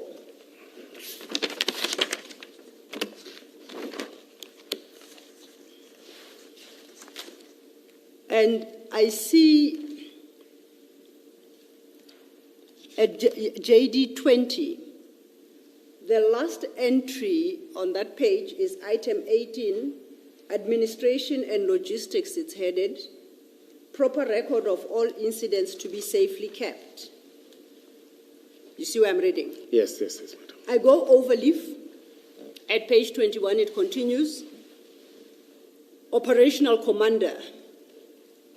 Then it's got the next item, item 18, administration and logistics, proper record of all incidents to be safely kept. So effectively, on your program, item 18 repeats itself. Twice, yes. And that's one of the issues he highlighted as proof of forgery. How do you explain Yes. the fact that item 18 repeats on two separate pages? If this is the original, the true copy of the true original. Yes. Page 13 and 14. It says page 13 of page 14. It's a separate one. I think it was an oversight to repeat one and the same thing. You say, I saw that even on the first day, or that this is one and the same, but it doesn't say something different. And you also mentioned that page 11 font, I think it's 11 font, when he was presenting, it was not the same as the other pages. He even mentioned, he put out something that is different. The words were bigger. Yes. Yes, the words were bigger and the shape was not one and the same, you see. That's what he was emphasizing too much, you see. But this one I did notice that the pages are not different. That's why I'm saying even if you go to IP, you'll get the same, that she submitted, the original that she submitted, and this one I got it from her too. And it's one and the same thing with those ones. You see. Can I? The other unusual thing with the 2 pages, if you start at page 20, Yes. all pages are numbered from 1 to 14. So it will say page 1 of 14, page 2 of 14. Page 20 is page 13 of 14. You see at the bottom of the page. Page 20. Yes. At the bottom of that page, it says page 13 of 14 of the operational plan. Yes, and page 19 says, oh yes. But when you go to page 21, the next page, the page numbering of the operational plan is up, not down. Now, that's unusual in a normal Word document because that should be consistent. Consistent down there. The other thing is, if you go back to page 20, you'll see on page 21. On page 21, the page numbering, page 14 of 14, that's Times Roman, the font. But on page 20, it's something else. So this suggests that these are 2 different documents. It's not one continuous Commissioner, document. let me listen to. Are you saying on top, it's not the same one? I see here in terms of the bottom one where they talk about figures, it's very small because they talk about figures. No, forget about that for a moment. The operational plan is a 14-page document, Yes, right? yes. And from page 1 to page 14, the page numbering of the operational plan, not of the bundle. Yes. Every page it will say page 1 of 14, page 2 of 14. Yes. It will be at the bottom of the page. Yes. But when you get to page 14 of the operational plan, which is page 21 of the bundle, suddenly the page numbering of the operational plan is in a different place. Yes. Now that's unusual in a single document. Yes. So this suggests that these are 2 different documents. No. And then the other thing, as I said, the font used on page 21, you see that it is Times Roman. And then the one that is used throughout the document is totally different. Yes.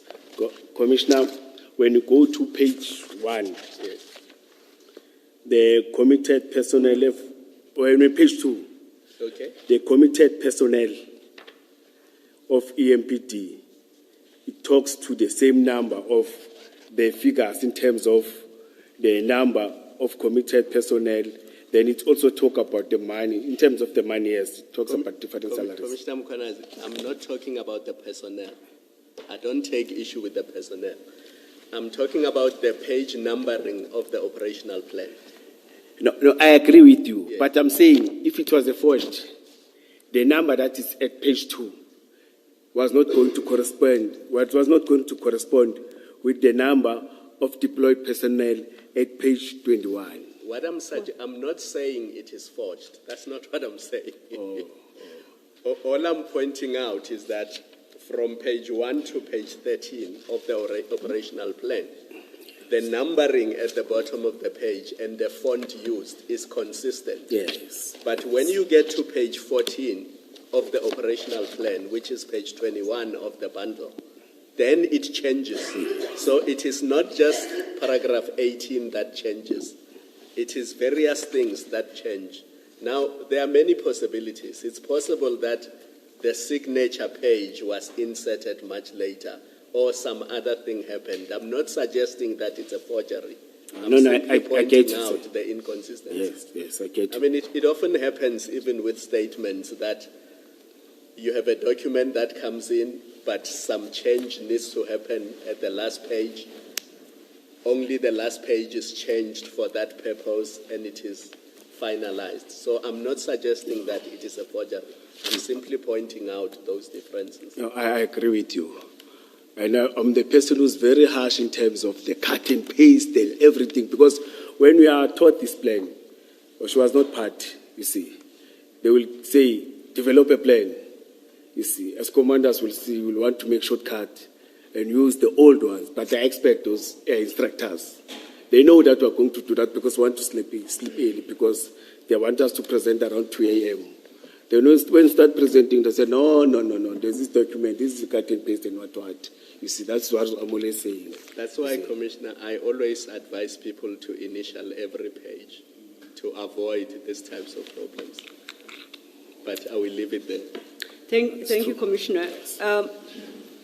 Just very quickly, I want to test something with you. Looking at the page numbering, where it appears as page 1 of 14, 2 of 14, in my experience, and I do accept that it just might not be enough to get me through life, the computer itself automatically paginates. So as long as you keep adding pages, it will say page 5 of 50. Is that your experience as well? No, I'm not an expert on that. I'm learning something from you now. Oh, okay. Yes. Then that is, and I guess the tech boffins out there will correct me. So it's not necessary to type by hand page 2 of 14. Once you have selected the page numbering format, the computer will do it automatically. I've learned that. I think, I okay, I'm will not a check tech that too. boffin, but I think I can say that confidently. Yeah, I can check that Okay. too. And then having said that, Check often it's a program that checks and well, it numbers the pages. oh. So if you have a 3-page document, it will say 1 of 3. If the document grows, it will then change and automatically say 1 of 10 or 1 of 50. It happens automatically. That's what I'm saying to you. Now, at the point of selection, you can say, type, number my pages 1, 2, 5, and 50. It's that simple. Yes. Or you choose a format that says, number them in the manner they appear here, page 1 of 14, page 2 of 14. Okay? Yes. You can go further and, in formatting, decide where you want the page numbering to be on the page. So you click and you choose that on the computer. And the computer will consistently obey your instruction. You accept that? In terms, no, I'm learning from you. That's what I'm saying. No, I'm saying do you accept? I'm telling you. Yes, I mean, yes, no, yes. That's why I'm saying I'm learning. And then it will require you to indicate whether you want the numbering at the top of the page or at the bottom of the page. Yes. And perhaps we'll put it out there, the tech boffins will tell us, never, ever have I seen a computer that goes schizophrenic or new when it gets to a certain page number. It says page 13 of 14 at the top, as with all that came before it, at the bottom right corner. When it gets to the next page, it throws that numbering to the top. I've never seen that happen. Have you ever?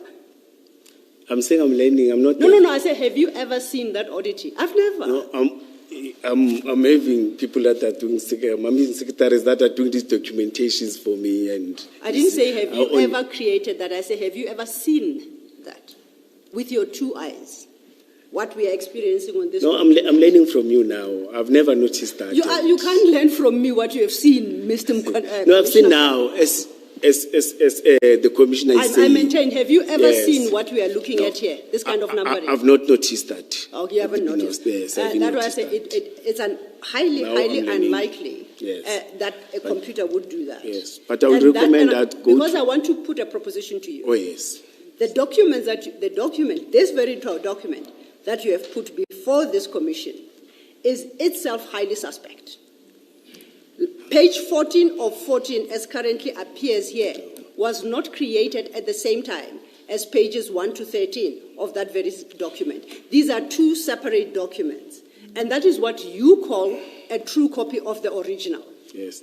And Yes. in fact, it is exactly the same document that, the same oddity that appears in the operational plan that Commissioner Spies said he received from you. No.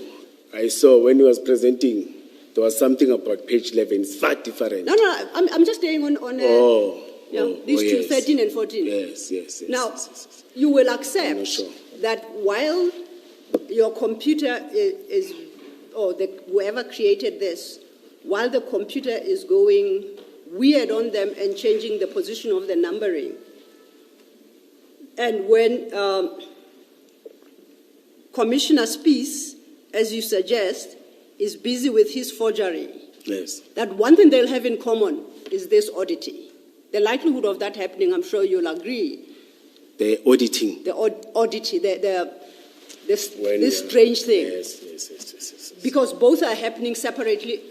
You are not suggesting that the two were conferring to make the same mistake in two separate documents, the one being the original, yours, the other being Species document, which is the forged document. But the audit is exactly the same. Both have got paragraph 18 that repeats on two separate pages. And on the very two pages where item 18 appears, the numbering once again, I don't know what happens, I can't even give it a term. Yes. It is But- highly improbable Yes. that it would happen on two different systems. Yes. So what I'm putting to you is that the document that Commissioner Spies submitted and said he received from you accords with the one you have put before the commission marked JD4. Yes. And so therefore he's not wrong.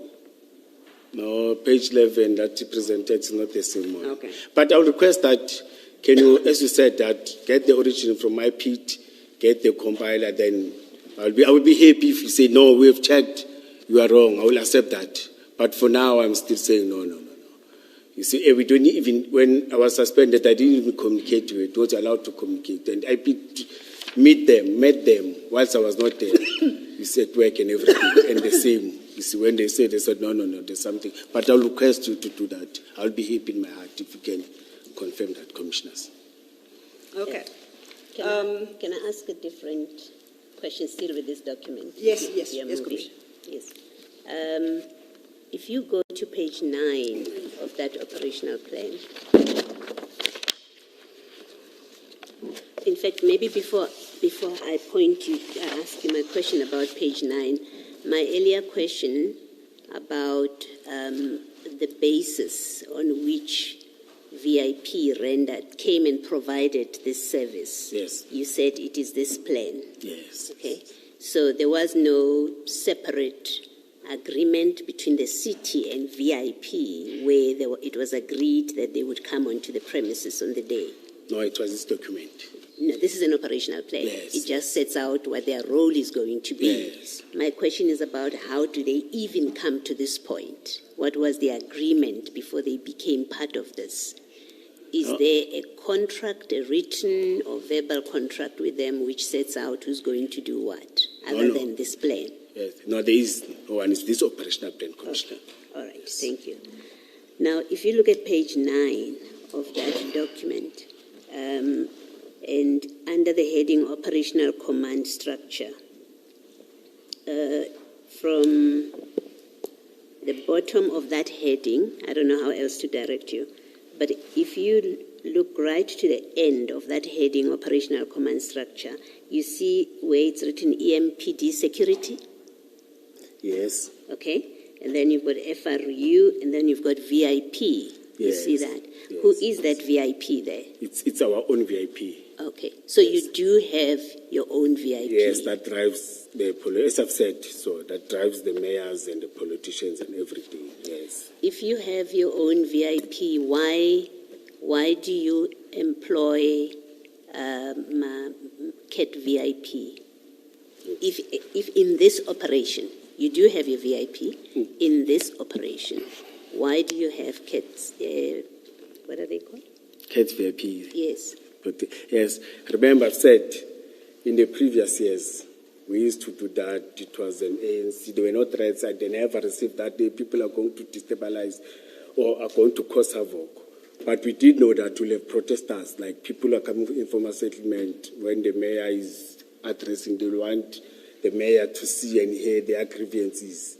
We always plan for that. But of saying that there's a serious plan from another to distract from another political party, and they were very serious, and there's a document that talks to that. You see, I've said, you know what, let me come up with something that is more than that. And I know that when it was said, you must run because it's those that were in political power and everything, I must come up with different strategies, you see. Because part of the people that we're having, they had to change principles from nowhere. For the past 15 years, we're used to the same principles. We only change one mayoral committee to mayoral committee. But So you did not trust. ANC. Are you saying it was different? No, let me ask. I'm just trying to shorten the discussion between you and me. Are you saying you did not trust your VIP because there had been a change of principles? No, I trusted them. Yes. I So why trusted did them you 100%. not deploy them? No, they worked. No, why did you not deploy them to protect the mayor or to provide the service to the mayor? No, they were deployed to protect the mayor and other principals. So what But was VIP doing? Yes, they were just wanted a backup in terms of the roads and advancing and everything. You see, that's what we did. And in terms of deploying them, in terms of the deployment, security deployment. But the deployment, let me say, I will just summarize, I won't disclose. Yes. It was on the upper part of the building, identifying spotters and checking those that are good in terms of, spotters are good in terms of shooting. I don't want to put it, they were there to kill people. You see. No, you don't need to tell us the monitor, details. yes. I just want to understand why could you not, you had enough VIP people in the EMPD, right? Who Yes. have always been providing protection to the political principals. Remember, Commissioner, VIP, as I've said, they are deployed to a certain individual. Yes. Not to do a general, well, not to be everywhere. Yes. You see, each and every principal is having his or her own VIP. Yes. You can't have VIPs that are floating and doing nothing. And All right, thank you for that. So Yes. on the day that you deploy CAT VIP to provide protection to the mayor, did she not have her own EMPD protectors? those that were driving with her, they were there, you Yes. see. But we had to add 1 or 2 cars, and others were deployed to the same VIP CAT security. Others, I think it was,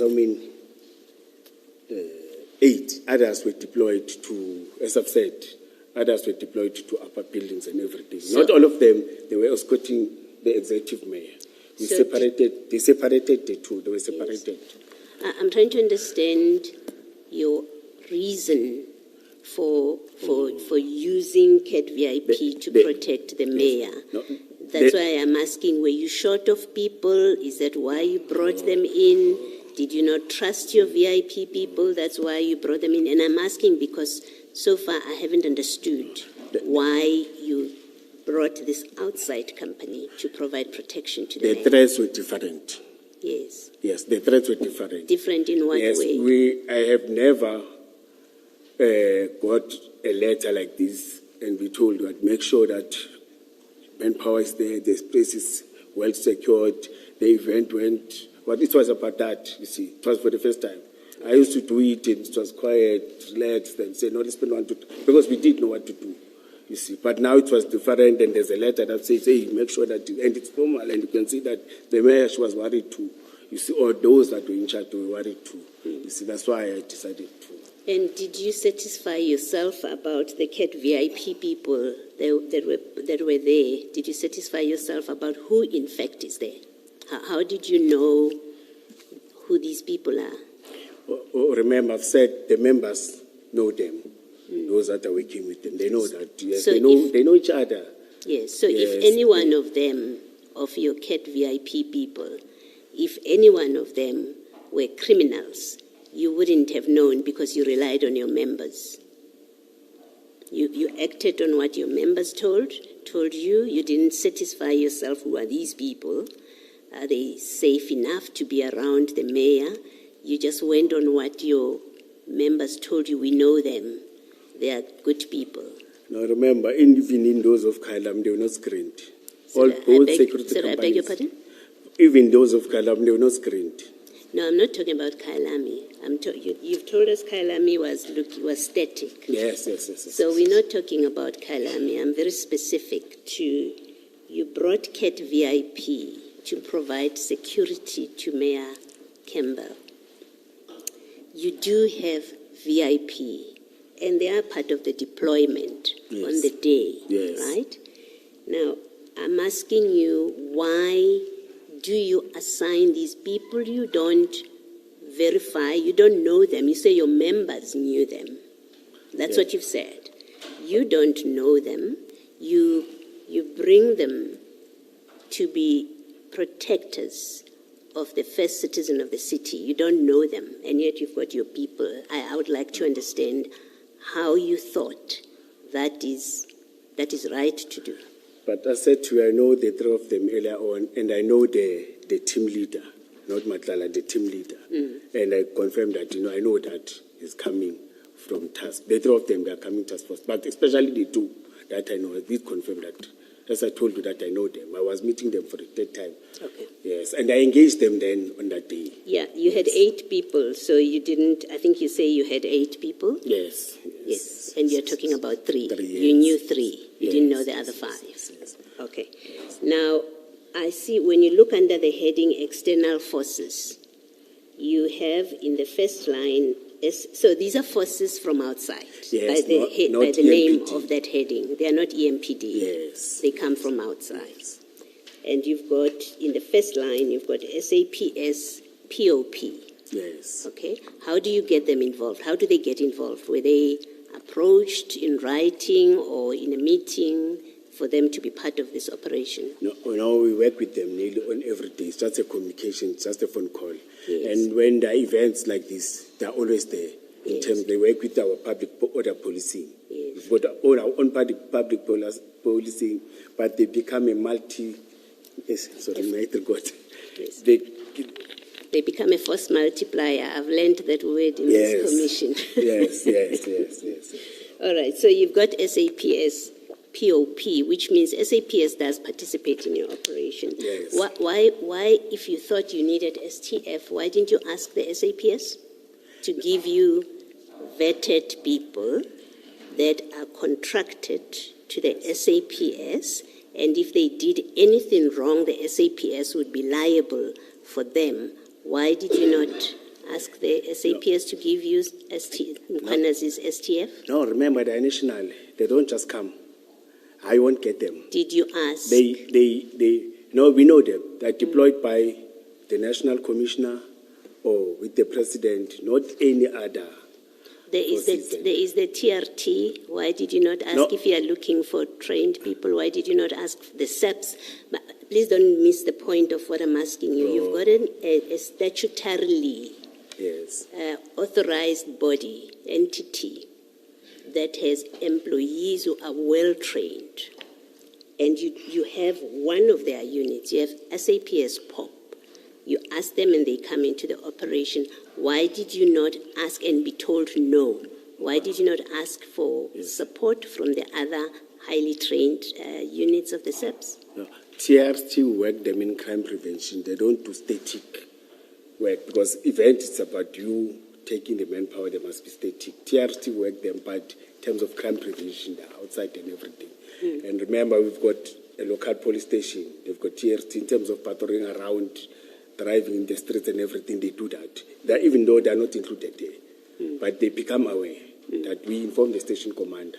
We inform the district commissioner that we're going to have this. You didn't? Okay. They deploy in terms of your outer perimeters, their own deployment. We don't interfere. All right, no. Because you can't take them. No, that's fine. You've answered. I don't need to know how they work.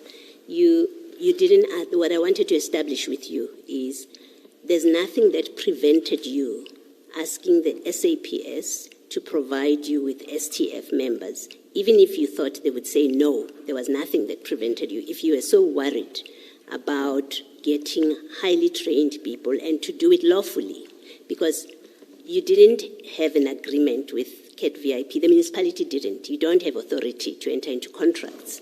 Your municipal manager told us that yesterday, city manager rather, told us that yesterday. You don't have authority to enter into contracts with external parties.